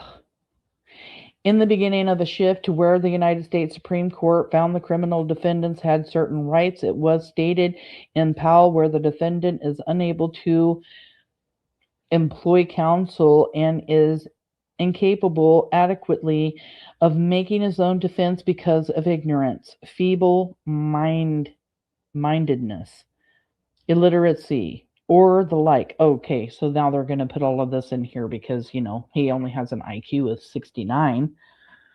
Because when he makes mistakes, he has to play like he really is dumb. Illiteracy or the like, it is the duty of the court, whether requested or not, to assign counsel from him as a necessary requisite of due process of law, and that duty is not discharged by the assignment at such time or under such circumstances as to preclude the giving of effective aid in the preparation and trial of the case. To hold otherwise would be to ignore the fundamental,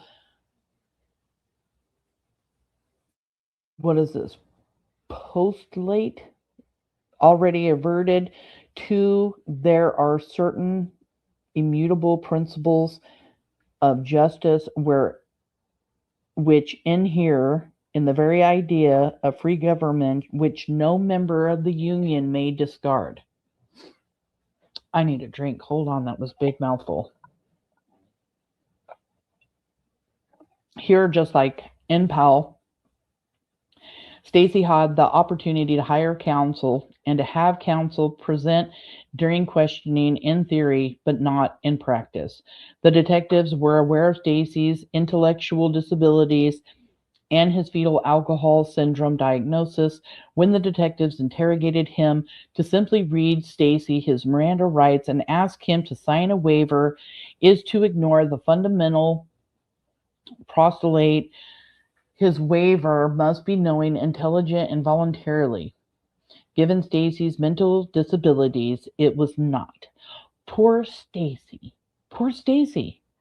His rights were violated because he has mental disabilities. And I would fight for mental disabilities for anyone that I thought actually had mental disabilities that could keep them from knowing right from wrong. But because I have seen Stacey Wondra manipulate so many times, tell lies so many times, the fact that he takes what other people tells him and then uses that information to create even more lies, watching him try to manipulate detectives to fish for information, maybe, just maybe, I might feel sorry for Stacey for having all these mental disabilities, but you can tell by Stacey's own actions that not only does he not feel bad,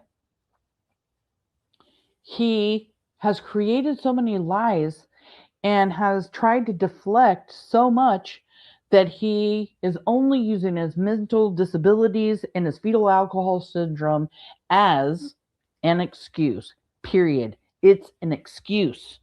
And he knows he was diagnosed with those things when he was young, by the way. These aren't diagnoses like within years or a few years.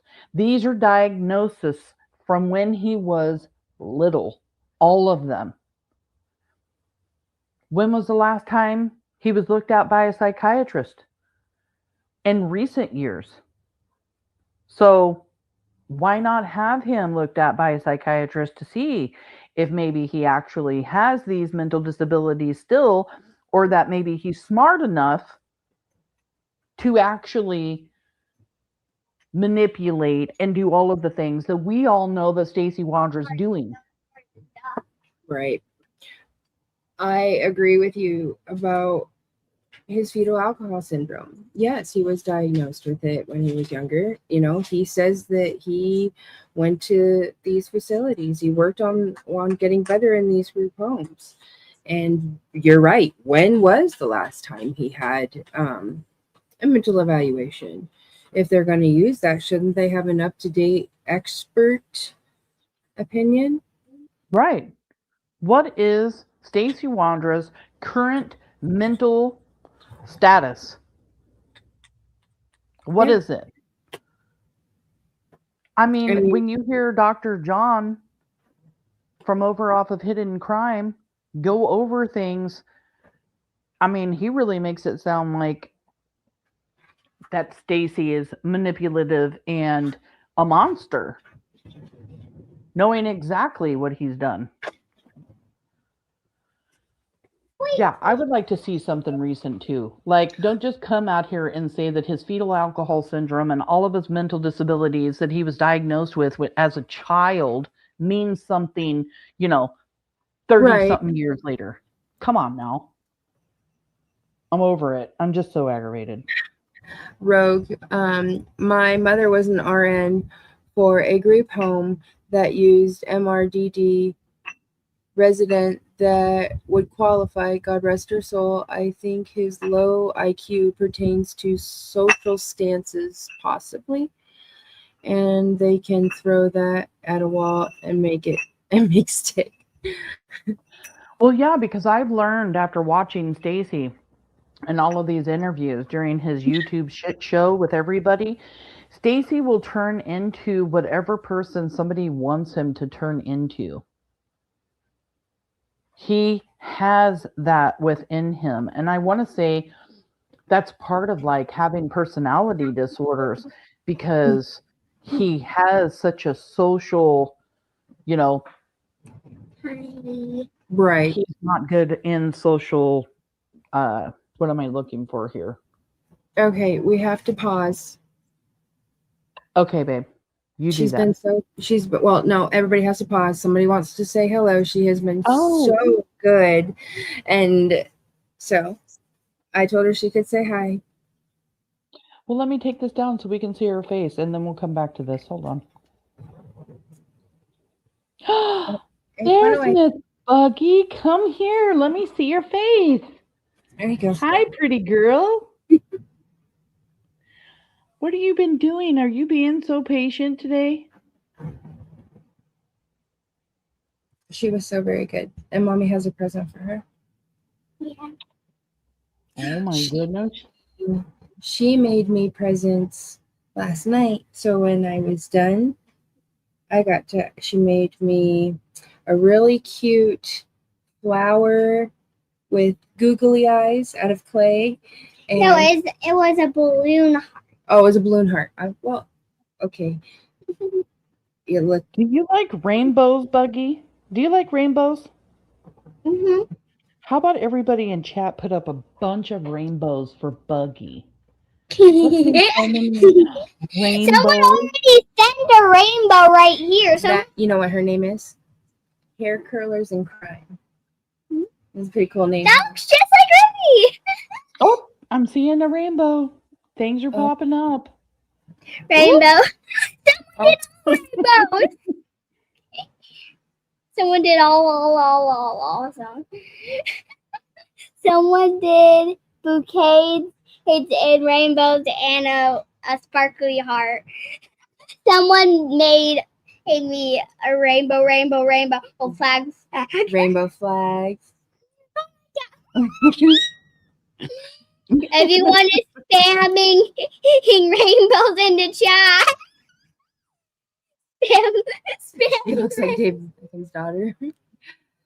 I just love it because I just love hearing you laugh. I love hearing you giggle so much. It was so nice to you making presents for Mama. Oh my gosh, everyone people are saying unicorns and right rainbows. Here, hold on, this person, their name is Webs of Deceit Untangled. Look at the spider. And it says, Buggy, your sweet giggles make my heart smile. I said, oh my God, so cute. OMG, excuse me, OMG. And then oh my gosh. Look at all this. Oh, look at right there. What's that? Unicorn. Everyone spam unicorns in the chat. Actually spam every single unicorn. Thank you guys so much in chat because you guys are seriously making her day. I'm telling you. There's Auntie. Oh my gosh. This person spammed 1 million unicorns and 1 million rainbows. You know what their name is? Yeah. Rogue. Rogue. Ooh, that's a pretty name. Like the rogue that's on Mommy's painting in Gambit. Oh, this person's spam. I lost your channel. Oh my god. All right. Well, that was a nice, lovely break. You go colors, Mommy, some pictures. It really is. Buggy, we love you so much. Thank you for coming by and saying hi. Goodbye. Bye, sweetheart. Yep, peace. Everyone. She loves the peace. She loves peace. Yep, Thank you guys so much in chat for that because you guys really did just make her night. I'm not even joking. She's going to be talking about this for the rest of the day. Yep. Ooh, all in tanks made put some buggies in there. A caterpillar. Oh, we have to go find another caterpillar. Thank you. Someone reminds me of my caterpillar. Thank you. Someone my caterpillar. Thank you for remembering her caterpillar. You're amazing. You guys are awesome. This is amazing. You guys are amazing. I love my chat so much. Thank you guys all so much. Thanks for being so sweet to your mama. She's the best. I did. I just lost my channel to that sweet, precious little girl. I told her she is my favorite, that she is my most favorite Aria Buggy chicken, or my favorite is Aria buggy, but she's my chicken nugget buggy. Oh my goodness. Imagine people are just spamming. They are. Wait, what? Let me see. Oh, sunshine and stuff. Okay, we're gonna finish our seriousness. We had enough cute time. Thank you, baby. Love you, baby. She's so cute. Give her some loves for me later. I will. Okay, let's get done with this. Let's get done with this. Pulling it back up. Okay, so I had to vent because as I was reading all of that, I seriously was like, when is the last time he had a mental evaluation anyway? Like, are we really just going off of everything he was diagnosed of as a child, really?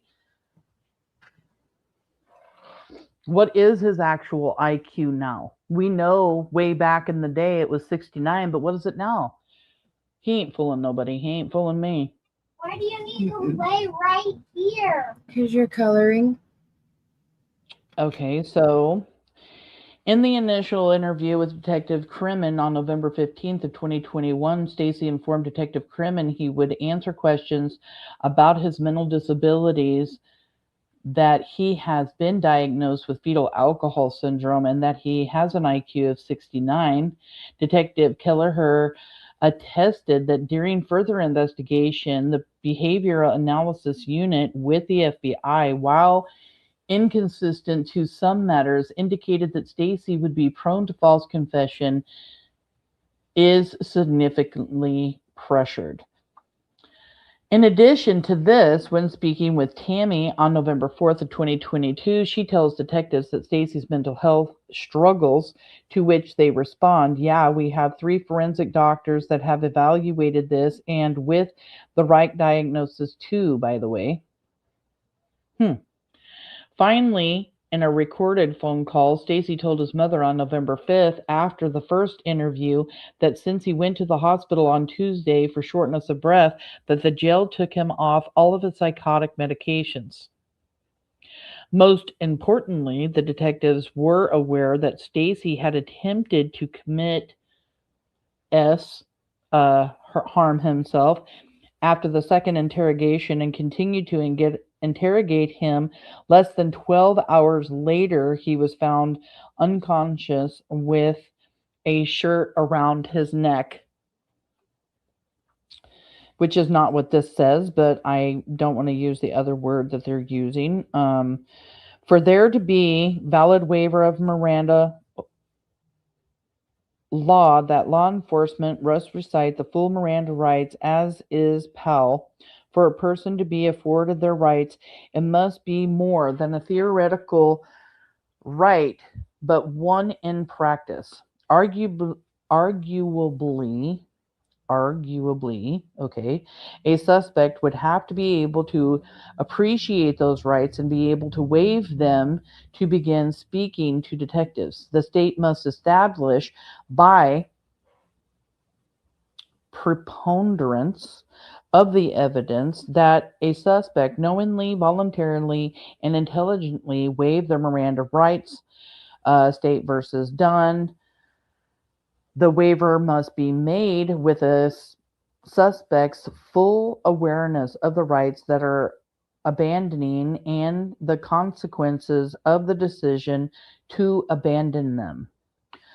Court assess the totality of the circumstances surrounding the alleged waiver, including factors such as the suspect's age, education, intelligence, mental condition, and the condition of the interrogation. Whether the suspect's intellectual limitations impair their ability to understand the rights and the consequences of waiving them. In an inquiry of the court found that despite Mr. Dunn functioning in the low average range of intelligence, he was not mentally retarded and demonstrated lucidity and coherence during the interrogation. Stacey's IQ in the low range, and he has been diagnosed with mild mental retardation. Stacey's IQ is a high of 62 and as low as 57. An IQ that low falls into a mind intellectual disability range. In adults, that corresponds to an approximate mental age of 9 to 12 years old. Roughly speaking, the concept of intelligent accounts for the efficiency of the mental functioning that underlines behavior based on specific criteria. The WAIS-3 measures the performance of an individual on a set of 4 mental abilities: verbal comprehension, processing, speed, perceptual organizations, and the working memory. And I just want to talk about all of this right here. His IQ, them have testing him on certain things. I think that's, and even Stacey's mom says a comment like, he seems a lot smarter than he actually is. And even Mike Duke, the DA, says that Stacey Wondra did a good job at doing certain things. And it seems to me Stacey is a lot smarter. To me.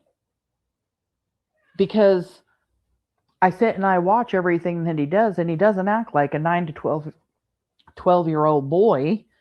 He acts like somebody trying to manipulate everyone. In my own opinion, of course. Cinderelli, he is pretty articulate. You are correct about that. He can be. Yeah, and even his own mom's statement kind of confuses me, that he seems to be more intelligent than he actually is. I mean, I love Tammy, don't get me wrong, but I think she knows that Stacey is more intelligent than people give him credit for, but that's only because Stacey goes around telling everybody, you know, that he has disabilities and fetal alcohol syndrome and that his IQ's low and everything else. So he can continue and continue and continue to give all of these excuses about how he got wrapped up in Michael's abduction and murder and how he has nothing to do with nothing. Poor, pitiful me. I'm sick of hearing it. They're picking on me. They're picking on me. Well, don't do stupid shit then. Right.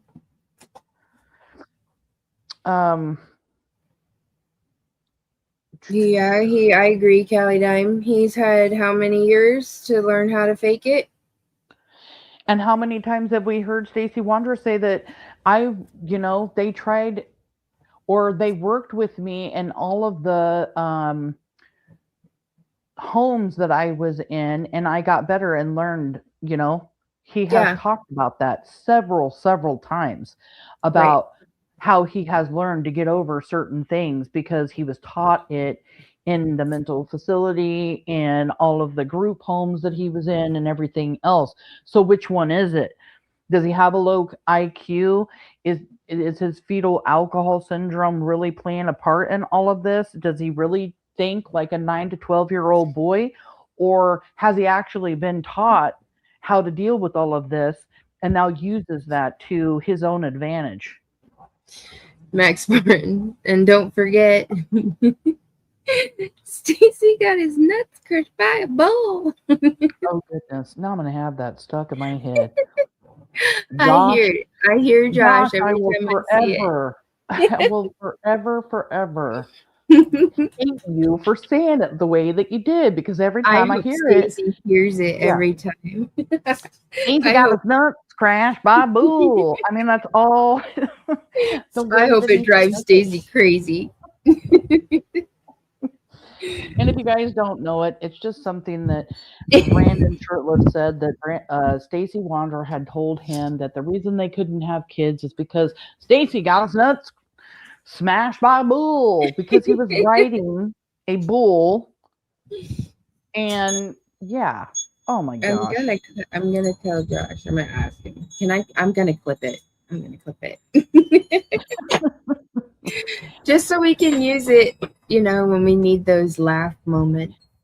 Well, I was going to tell you too. So there's this little section in your StreamYard where you can put up little videos and stuff, and every time that we think Stacy's bullshitting, we can just click in that on our StreamYard and hear Josh's voice. And Stacy got his nut crashed by a bull. It's going to be like repeating over itself because every other word is a damn lie. Right. Okay, almost done, you guys. I'm starting to see the end over here. Just as the courts cannot impose the death penalty on those with an IQ under 70, this court should consider Stacy's intellectual disabilities because intellectually disabled individuals do not act with the level of moral culpability and characterizes the most serious adult conduct due to their deficiencies in reasoning, judgment, and impulse control. Is that wind chimes in your background? Yeah, there's a storm rolling in. The clouds are black. Oh, damn. Yeah, they're going off back there. And then it gives us another example here. Supreme Court recently held that courts must utilize a holistic clinical assessment of intellectual functioning rather than relying solely on arbitrary IQ test scores. Ham's IQ scores ranged from 69 to 75, and his experts testify that his scores were in the range of what would be considered mild intellectual disability. After weighing all of the evidence produced at the evidentiary hearing, the court found that Smith has shown by... Hold on one second, you guys. I got to get the sun off of my computer and pull these blinds.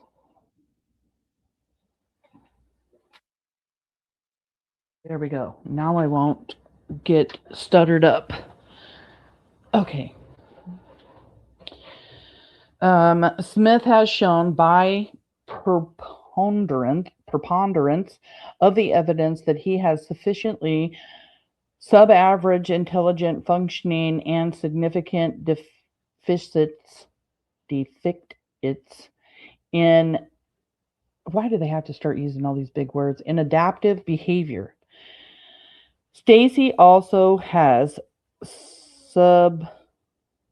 sub-average intellectual functioning and significant defects in adaptive behavior. In determining who qualifies as intellectually disabled, it is proper to consult the medical community opinions.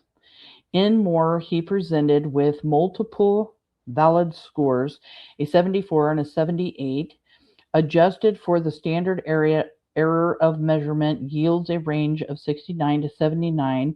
Moore at 14 to 15. Stacy's IQ score with factor in the standard error of measurement yields a range of 58 through 67.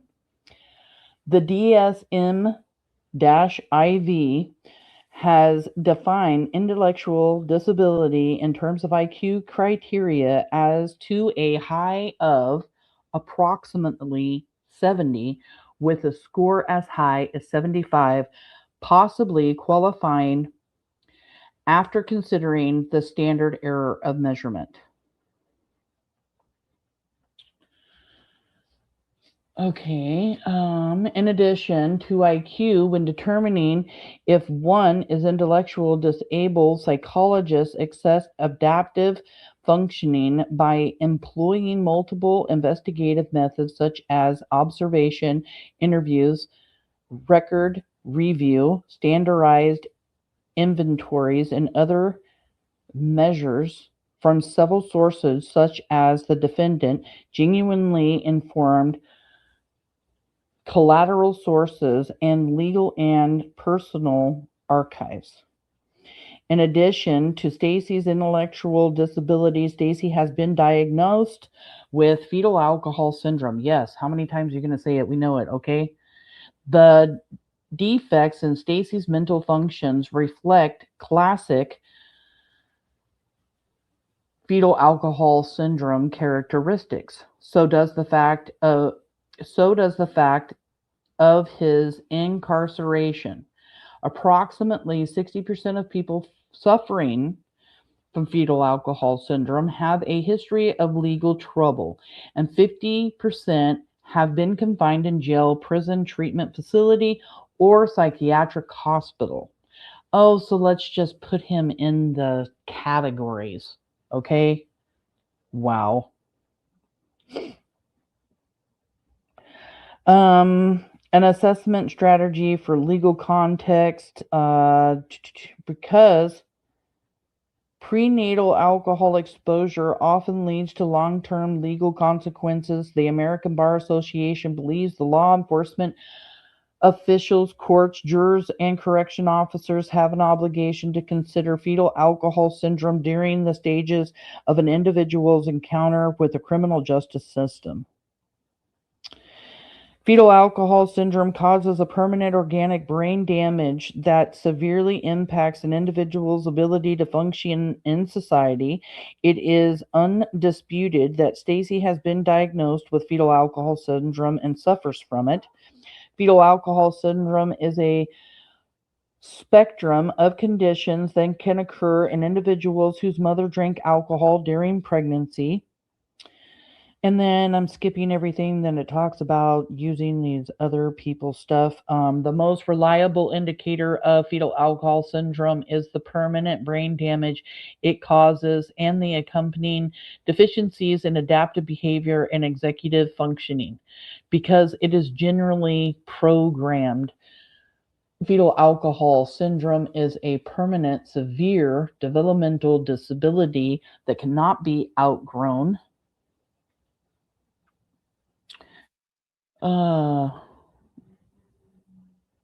ALC and drug res ad 3 causes a dysfunction. So I'm assuming that there are different levels of, or right, degrees, or different degrees of FES. The fetal alcohol syndrome. Yeah. Yeah. Or FAS, excuse me. You can Yeah, have they're calling it spectrum disorders. Stay. Yeah. So yeah, like where does he fall in? And then they're also using his IQ. Like, do we know that's how high his IQ is? Like, do we know where's the facts? Where's the receipts? Yeah, let's see if they show those in trial. I'd be curious to see. Objection. Yeah. Fetal alcohol spectrum disorder causes a dysfunction of or damage to the central nervous system, resulting in developmental impairments. This affects an individual's cognitive, emotional, and social brain functions. People with FASD are typically impulsive and have difficulty predicting the consequences of their action. There is no cure. Not only do defects associated with FASD follow children into adulthood, but they also become more severe throughout the individual's lifetime. I mean, we might as well just say that everything that Stacey Wondra has done in his entire life is all because of fetal alcohol syndrome and all of his mental disabilities. Like, seriously, it's just a list of excuses. Yeah. Stacey knew the moment that Michael Vaughan came into the house that was an issue. Otherwise, he wouldn't deny it all the time. Exactly. Thanks, Diane. People with FASD operate cognitively and functionally at the level of the intellectually disabled. Unlike ADHD, ADD, PTSD, FASD cannot be readily treated and overcame. Given Stacey's unique and numerous mental disabilities and the detective's knowledge of them, it cannot be argued that Stacey knowingly, intelligently, and voluntarily waived his rights to remain silent and right to counsel as required by the 5th, 6th, and 14th Amendment of the United States Constitution, as well as Article 1, Section 13 of the Idaho State Constitution. This is so despite the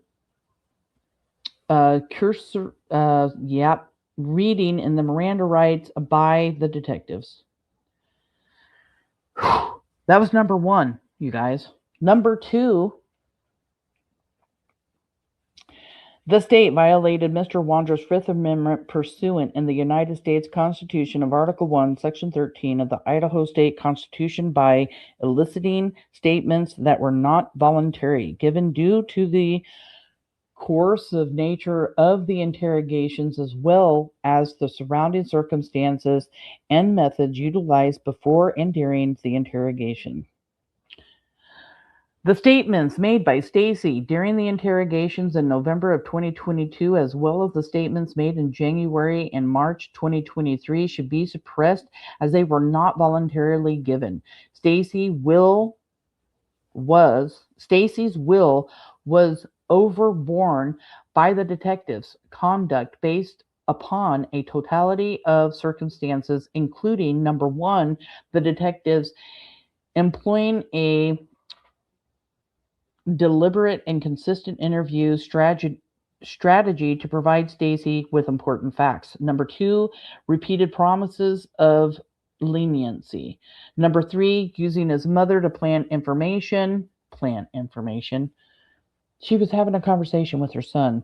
Using his mother to plant information as well as seeds to discourse from his co-defendant in the Pew Pew case as well as wife. And number four, interrogating him while he was in a particularly vulnerable psychological state after his attempt to harm himself and hospitalization a few days prior to the start of the interrogations. He was hospitalized before the interrogations? Yes. It said something about him being hospitalized. Oh, that's right. He had his gallbladder removed. Wait, Yeah. No. That was when he came back to Idaho. Wait. No, that's wrong, because that just happened. That's why it took a little bit longer for him to get back here, because they were supposed to pick him up that week. I'm having a brain fart as why they said that he was hospitalized right now a few days prior, but I know that he said something about like he wasn't feeling good because he had stopped taking some psychotic medications too. Oh, okay. I missed that. Thank you. It is clear the detective played on Stacey's mental deficiencies, knowing that he was susceptible to false confessions. All of this resulted in a confession that was constitutionally involuntarily. The detectives employed tactics that directly placed psychological pressure, manipulation, and moral pressure on Stacey. These tactics, as well as Stacey's individual characteristics, including his mental capacity that make him susceptible to false confessions, his mental age, and limited contact with police interrogation, Stacey's will was overborne and his confessions were involuntary. If a confession is the product of coercion, it cannot be admitted for any purposes, including for impeachment purposes, because any use of involuntary statements at trial violates due process. And it gives all of the, RCW codes and everything else. The rule disallowing the use of involuntary confessions applies to any confession that was the product of a police coercion, either physical or psychological, or that was otherwise obtained by methods offensive to due process. Coercive police actively is a necessary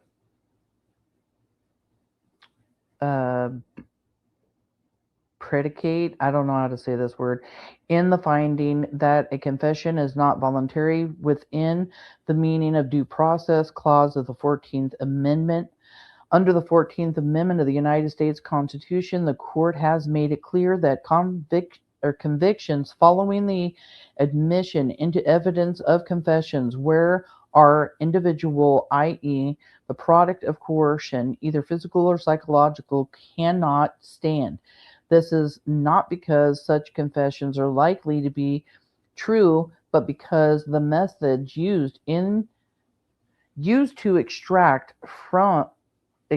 them offend an underlying principle in the enforcement of our criminal law, that ours is an unconstitutional and not inquisitorial system, a system in which the state must establish guilt by evidence independently and freely secured, and may not be coercion prove its charge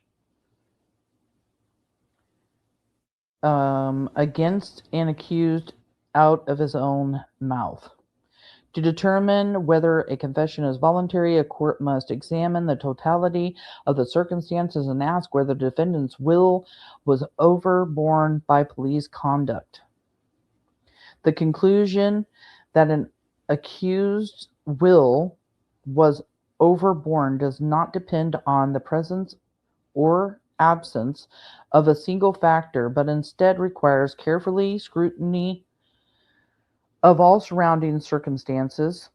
This court must consider the characteristics of the accused and the details of the interrogation, including whether Miranda warnings were given, the youth of the accused level of education or low intelligence, the length of detention, the repeated or prolonged nature of the questioning, and the deprivation of food or sleep.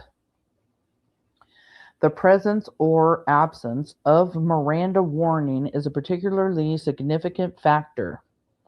Cases in which a defendant can make a collaborable argument that a self-incriminating statement was compelled, even though law enforcement authorities adhered to the indicates of the Miranda, are rare. However, if under the totality of the circumstances the defendant's free will was overborne by threats through direct or implied promise or other forms of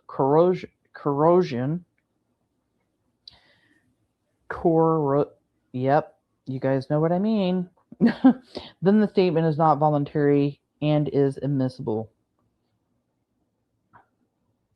The corrosion can be mental as well as physical, and the blood of the accused is not only hallmark of an unconstitutional inquisition. Sorry, you guys, my brain is killing me. The question in each case is whether a defendant's will was overborne at the time he confessed. If so, the confession cannot be deemed the product of rational, intelligent, and free will. In resolving the issue, all circumstances attendant upon the confession must be taken into account. Physical mistreatment is but not one such circumstance, albeit, I don't know how to say that word, a circumstance which by itself weighs heavily. Hold on one second, you guys. Excuse me.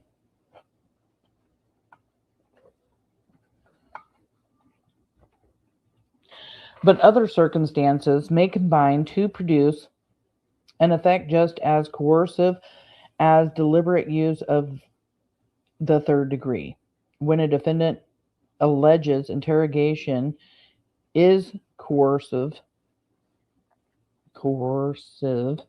the state bears the burden of proving voluntariness of the defendant's confession by preponderance of the evidence, which one's mental condition is surely relevant in an individual's subsequent ability to police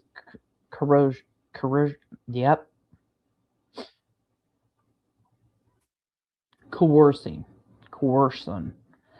and cannot alone make a statement involuntary. Much of Stacey's history and how that impacts his ability to provide a voluntary statement, as well as his ability to be easily influenced to the point of being susceptible to false confession, is argued in Section 1 above. Although mental condition alone does not make a statement involuntary, it is relevant to a totality of the circumstances. It is evident throughout the interrogations that the detectives are playing on Stacey's mental deficits.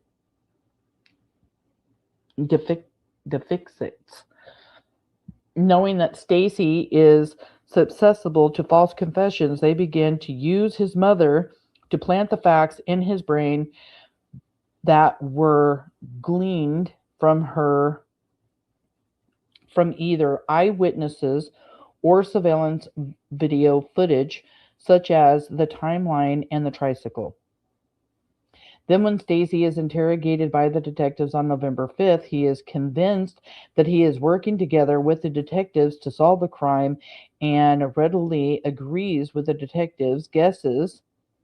Oh God, there's that word again that this attorney wants to use. Guesses as what happened. Like, didn't he learn his lesson the first time using the word guesses? Maybe he thinks he can get away with it with this judge. Right? Including that Sarah and Adrian were involved. From this jumping off point, Stacey provides facts mixed in with facts that the detectives have learned over other individuals. On November 10th and 11th, when Stacey is getting closer to the fuller picture, including all of the facts that he has learned from the detectives, they provide him with the premise that it sounds like to me that you are insinuating that if the house is involved, that Sarah, Brandon, and Adrian could have took Michael when they left, put him in a duffel bag, and then taken him to CUNA. Is that what you're trying to say? Then from here, Stacey is led into providing additional facts that then is provided with an out that he lied earlier in the interrogations. He could fix it by telling the truth on November 11th. Wow, what a mouthful.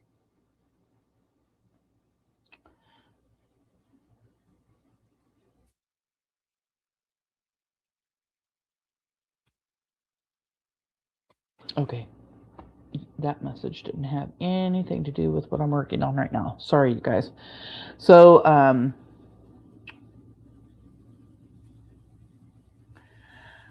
yeah, Stacey, let's see, telling the truth. Why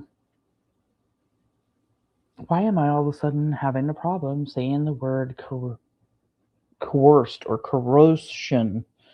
Can be mental as well as physical, and the blood of the accused is not the only hallmark of an unconstitutional inquisition. The question is whether each case is whether a defendant's will was overborne at the time he confessed, and if so, the confession cannot be deemed the product of rational intellect and a free will. In resolving the issue, all of the circumstances attendant upon the confession must be taken into account.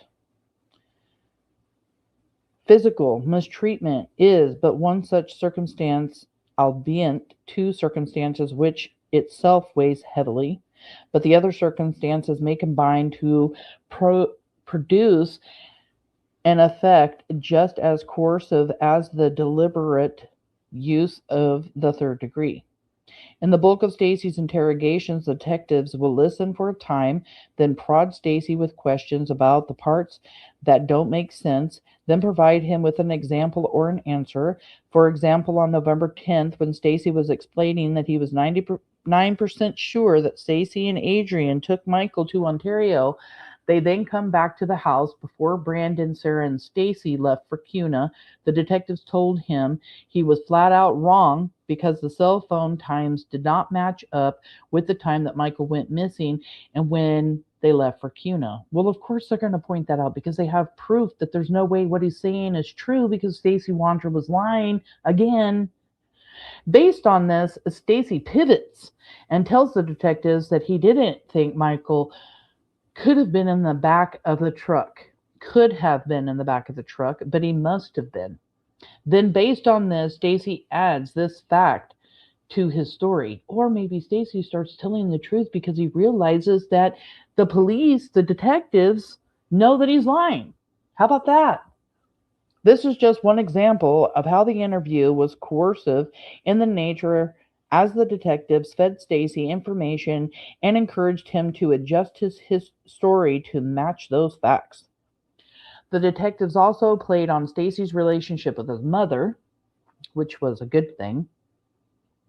On November 4th, when Tammy talked to the detectives, she was told that she was really good with Stacey and they think she would be the best person to talk to him and put pressure on him, as Sarah's attorney is trying to get Sarah a deal for exchange of information.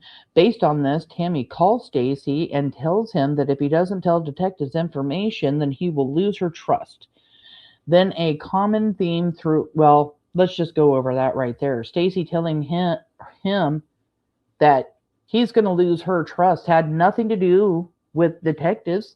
She's just finding out information and letting her son know, like, you're going to lose my trust because I'm starting not to believe you right now. Like, you're lying to me. Then a common theme throughout the interrogation is that Stacey needed to tell the truth for his mother. How many times he had broken his mother's trust and that she is giving up hope on you.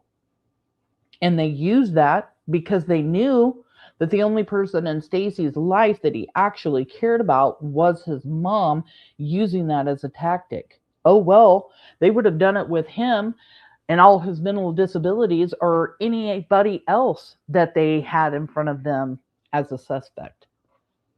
The detectives also play on Stacey's sympathy for Michael Vaughan. Oh, give me a break. And his grieving family by telling him that Christmas is around the corner and he needs to help them bring their boy home, that he can bring closure, and he had to be a hero, all while knowing that Stacey had a tough upbringing in group homes. Well, let's see. That right there just pisses me off because guess what? Even though they tried to play his emotions and try to get him to feel bad or feel guilty, guess what? The monster didn't fall for it, did he? The monster still sat there and still told lies. There's no getting through to a psychopath because they have no feelings. They have no guilt, right? Bite me, Mr. Sorry, you guys. The detectives also provide Stacey with outside food, chew, and other treats during the interrogation. Finally, the detectives also played up the discord in Stacey's relationship with his wife, consistently telling him that she was going to throw him under the bus, that the first person who talks will make it to the top of the mountain, that whoever gives them Michael first will get a deal, and that Sarah was having extramarital affairs that he wasn't aware of. In addition to all of this, there are several comments made that if Stacey gives the detectives what they want, that they will be behind him 100%, and that the prosecutor was on board with that, and they will stand with him. Well, guess what? They were going to make a deal with Stacey. They were behind him 100%, but guess what? They didn't find Michael. That's why Stacey Wondra didn't get the deal. Michael wasn't in the Wondra's backyard. Why? Because Brandon Shirtliff moved him. Him and Sarah, I believe, in my personal opinion, moved Michael from that backyard, and that's why he didn't get a deal. These detectives did not follow their word when they told him that we will help you 100%. They gave him a deal, but it is gone because Michael wasn't there. Right. And right here where it says that share extramarital affairs that he was unaware of, there's 11 interviews that says otherwise. Well, they are specifically talking about the affair that Sarah was having with Adrian, because they tell him during the interrogation that she was having an affair also with Adrian Lucian. He knew of Brandon, but he didn't know about Adrian. So he says. Mm-hmm.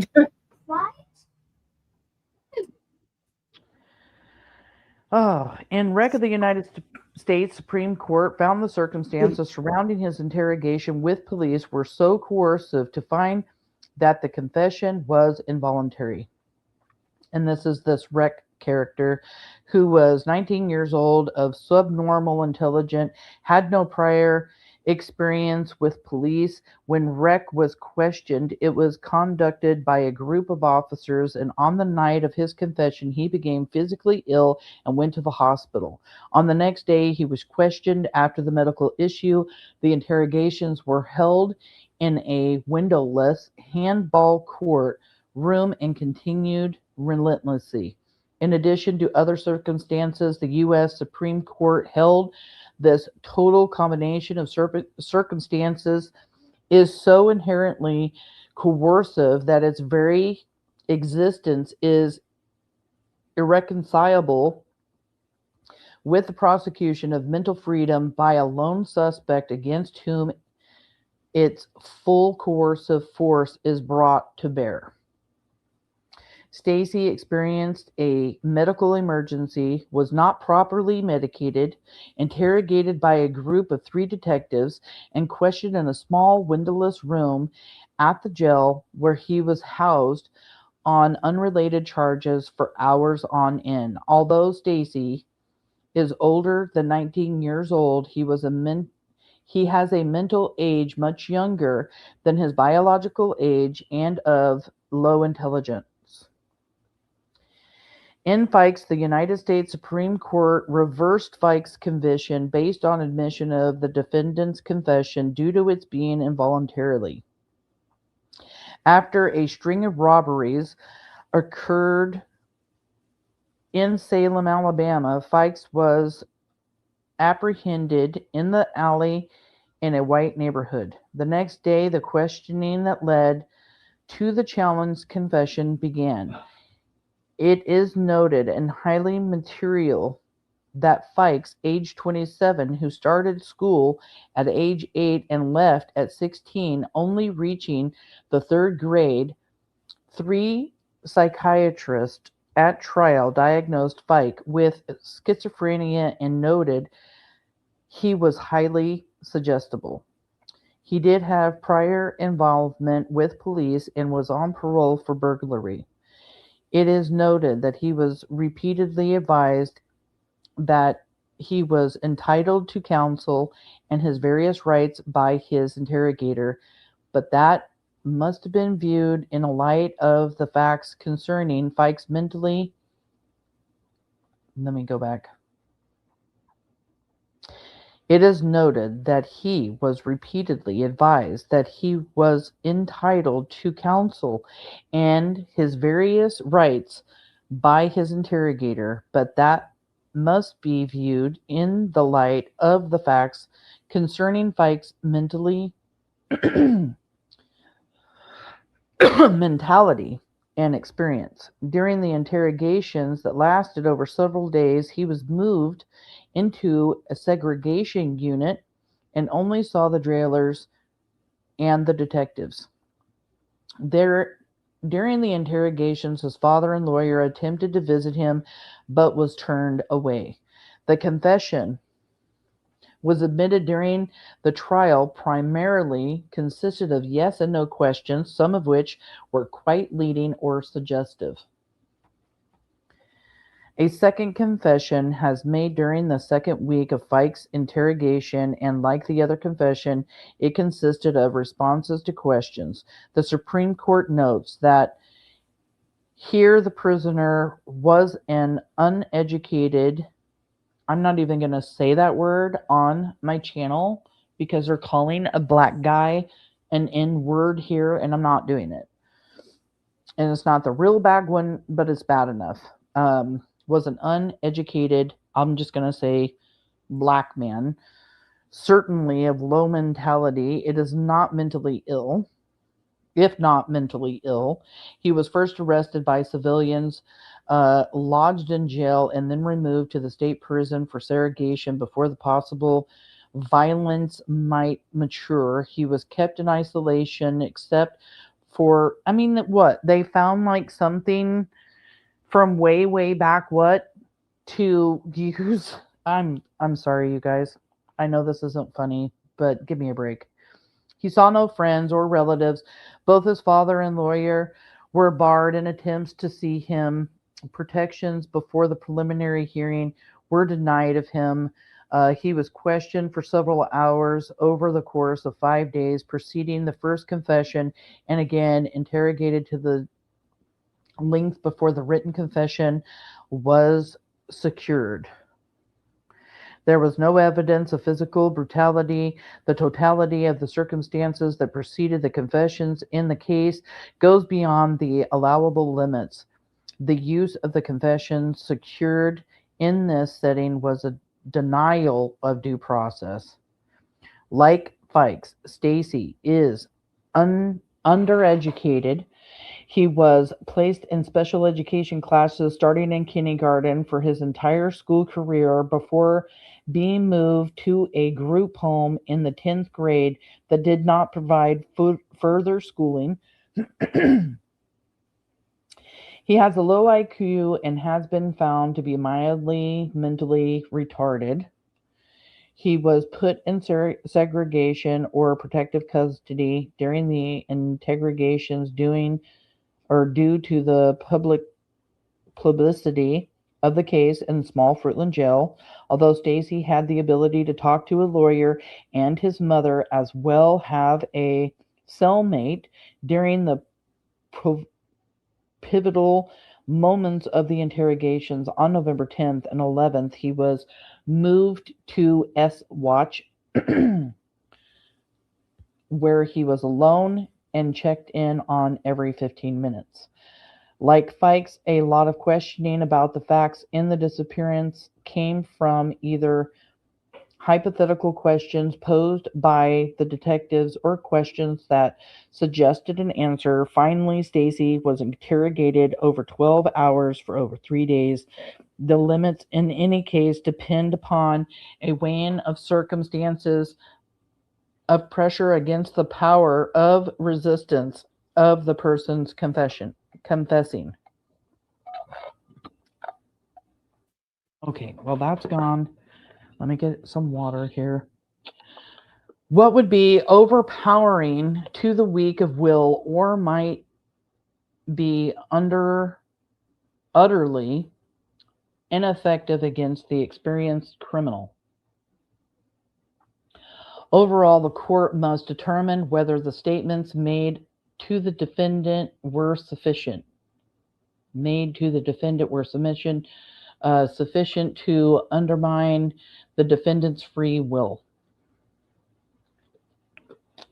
By using Stacey's only support as a state agent and undermining his relationship with his wife, Stacey's will was undetermined by the detectives. even though he had already tried filing for divorce and everything here, as the detectives essentially told Stacey that the only way his mom would trust him and not lose hope in him was to tell them about Michael.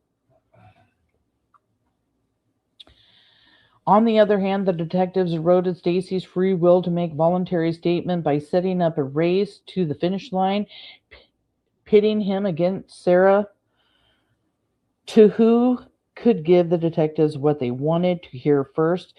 Interestingly, the detectives were aware that Sarah was in no shape to be able to make any statements due to her mental state. The interviews on November 5th and November 10th occurred well past midnight. Wondra's mental state is, well, that's because he called them at that time. It's not their fault. It was over midnight. Wondra's mental state is on full display when he attempted to commit S during the interrogations, but the detectives continued to question him regarding his involvement. Knowing that Stacey was susceptible to false confessions and having 3 doctors do forensic evaluations on Stacey's, the detectives spent most of the interviews providing possibilities, telling Stacey that he was wrong, and feeding him the facts that the detectives wanted to incorporate to provide a full story supported by surveillance video of the timeline and cell phone data they wanted him to incorporate into his final statement. Detective Kelleher, Detective Kremen, and Mr. Chris McDonough refused to assist the interrogation until Stacey provided a statement that the detectives could work with, and they allowed him to change his answer without any question until the facts, as the detectives knew them, matched up to what Stacey was saying. Stacey made it extremely clear that he was attempting to help the police provide them with what they wanted to hear. The detectives minimized the seriousness of the situation, knowing that Stacey participated in the kidnapping, that he could be charged with murder in the first degree under the felony murder rule. The detectives at one point informed Stacey that he would either be a witness or charged, depending on what he provided to them. Finally, when Stacey did try to exercise his rights several times, the detective did not listen to him. During this interview on November 5th, Stacey told detectives he was done, and they continued to talk to him. During the November 15th phone call, Stacey told the detectives that he wanted to talk to his lawyer, and instead of ending the conversation, they continued the conversation when Stacey asked for a few more questions and did not confirm whether he wanted to talk to his lawyer. During the March 6, 2023 interview, when the detectives were in a crunch, when Stacey asked to talk to his lawyer, instead of breaking, they played another audio clip of Sarah throwing him under the bus, and they let him talk to his attorney. Then they let him talk to his attorney. At the end of the March 6, 2023 interview, when Stacey's attorney told them that he was done talking, the detectives continued to talk to Stacey and asked him if he would talk to BRANDI, NEAL, Michael's mom. Number 3. We are almost done, you guys. Like another page, I think. Any statements made by Mr. Wondra following the November 5th, 10th, 11th, 12th, 15th, and 17th interrogations are fruit of the poisonous tree and as such should be suppressed due to the suggestive nature and planting of facts, and any statement made by Stacey after the November interrogations also suppressed as fruit of the poisonous tree. It is a settled principle of the administration of criminal justice in the federal courts that the conviction must rest upon firmer ground. Sorry, you guys. My voice is getting... Let me take another drink.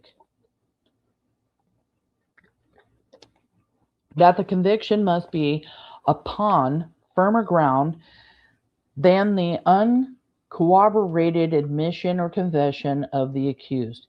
In our country, the doubt persists that the zeal of the agencies of prosecution to protect the peace, the self-interest of the accomplice, the maliciousness of an enemy or the arbitration or weakness of the accused under the strain of suspicion may tinge or warp the facts of the confession.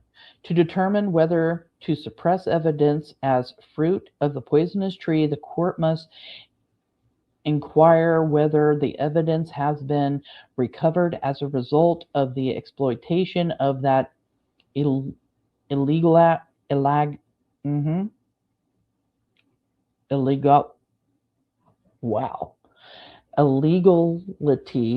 or instead by means sufficiently distinguishable to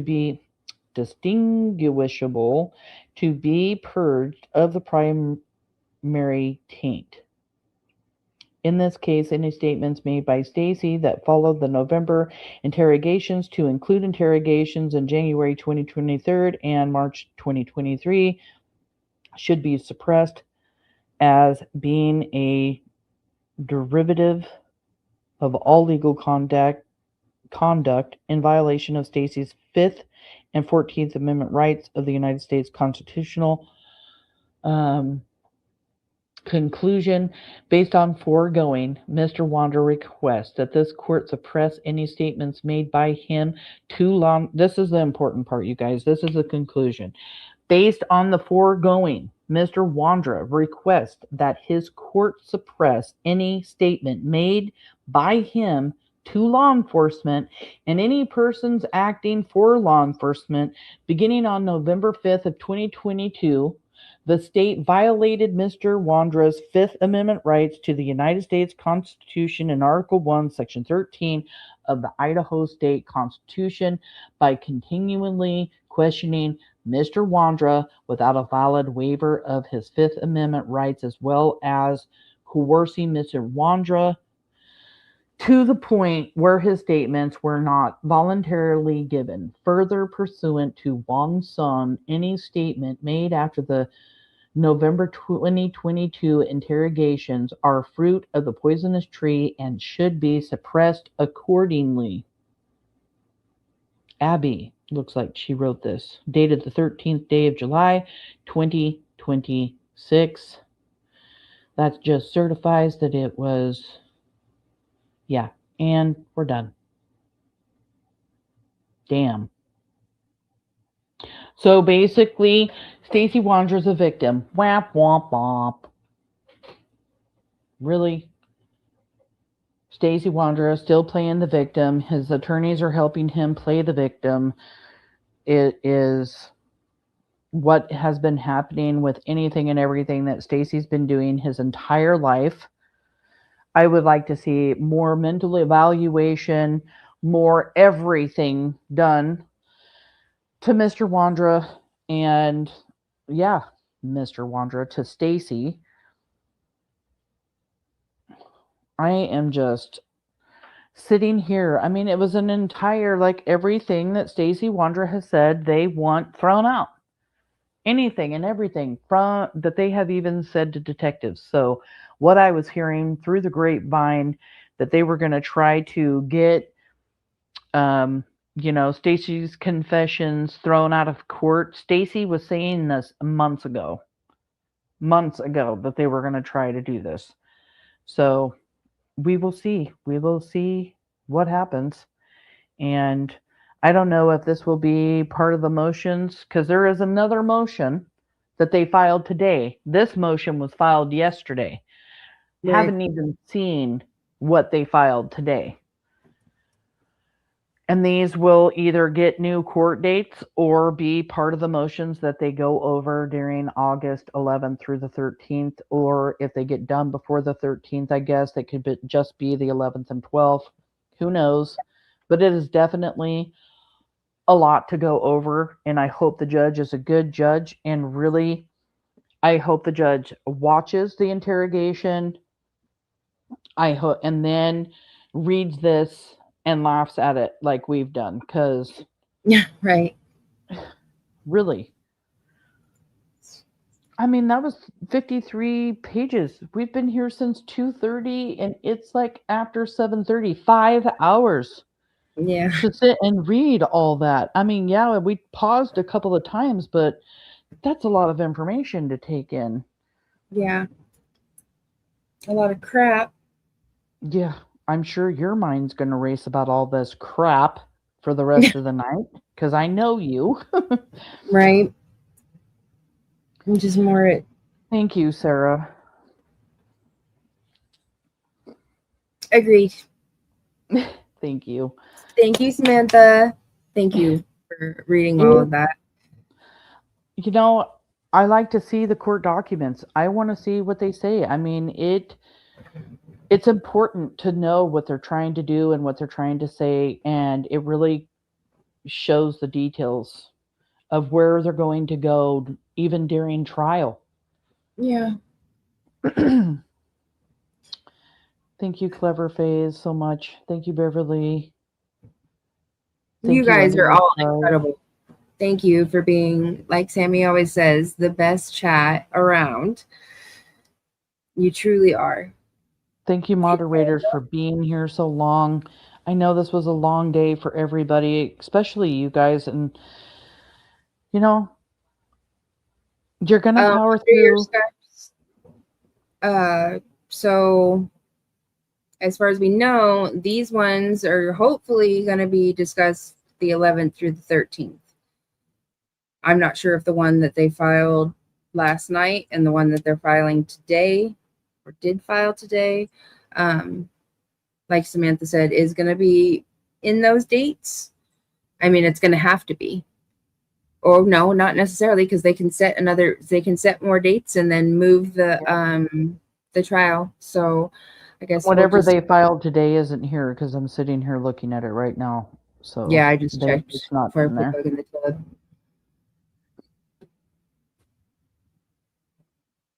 It won't happen. He was living a normal life and running a business. And many businesses actually, and applying for those businesses and paying for the businesses. I mean, he has proved that he can live a somewhat, well, it's not even close to a normal life, so I don't even know why I was going to say that, but I'm tired. I know my brain will stop. I'm hurting, but I'll probably sit down in my chair and be out like a light asleep within 10 minutes, I'm sure. And I'm going to go visit with my grandbabies tomorrow. Yay, grandbaby day! For those of you that make it through this entire live on replay, me and Brandy are going to go live with Spirit Seeker Mandy to go over a live that was actually taken down. I didn't see it till this week. Brandy didn't see it till this week, and we want to go over a new live. It's a short live, but I'm sure we'll make it long with all of our giggling and talking and whatever with Stacey Wondra. But there are some key points. Yes, very much so. In there. So right. Well, even more so now with his little time frame. They went fishing during that day. Yeah.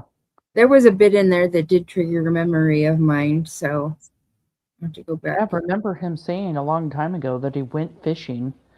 Right.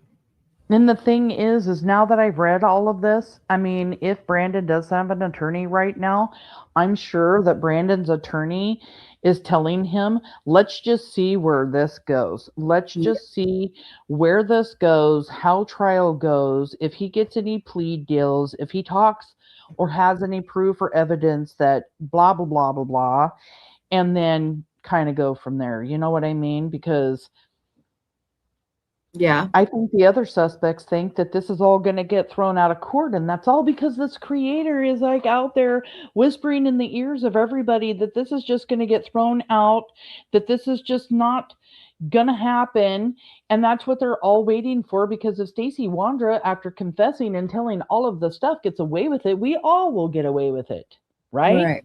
Not happening. No. I won't let that happen. Yeah, because they're And not the neither only will ones. Fruitland Police Department. No way. Right. And they're not the only ones that can go back and file something else to make other shit happen too. You and Right. Tyler can, also. Yep. Oh. We know. Nope, Yeah, not they gonna are happen. delusional. You look exhausted and tired. I mean, you were up all night long. Yeah. I'm so sorry. I hope you sleep good tonight. Oh, I think I will. I'll definitely get at least that good 4 solid hours. We know that's going to happen. Right? Thank you for joining us on a day that you've gone through hell and back today with no sleep and everything. Thank you so much for joining us and Well, thank you for having me. being here. Of course, any Everybody being so kind. I will get down though. Okay. I love you, honey. I love you guys. I love you. Thank you all again for just being amazing. Thank you for continuing to support Michael and our family and keep us in your prayers. Keep Mike Duke's office, and Fruitland Police Department. Keep them all in your prayers too. They're still working really, really hard. They're not giving up. Not till Michael is home. So thank you again, everybody. And Sammy, she said Friday or Saturday, so we'll talk later. Yeah. And I actually need to check something with my husband because I think he said something about going crabbing this weekend. So I got to check on everything. Maybe she can do it before then or something. But yeah, we'll get together and discuss what we can do this week. Awesome. Bye, guys. Bye, hon. Thank you guys all so much for being here, like pretty much all day. I mean, the first live started at noon. The second live started at 2:30. We've been here for many, many, many hours. My moderators, you guys are friggin' amazing. I love you guys. Thank you guys for being here. I'm sorry that I didn't talk with chat too much today. It was all about getting through these court documents, and that was a lot. Had I paused, we would have been here for many, many, many more hours. But now it's here. Now it's been read.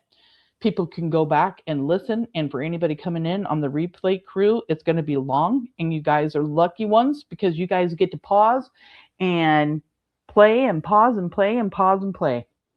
Thank you guys all so much for being a part of Monkey's Army. God bless you all. Thank you for being here. I love you guys. Thank you for supporting the Vaughan family. Thank you for supporting Michael. Thank you for supporting me, being here. I really, really, truly, truly think that I have the most amazing people come into chat and here at Missing PNW. And I appreciate each and every one of you guys. And I'll be back. I'll be back soon. Click that notification bell. Give me a thumbs up on the way out. Let's get this in the algorithm. And I'll keep my eyes out to see when the other court documents come out. And if you like court documents like I do, you'll be here same time next time. Love you guys.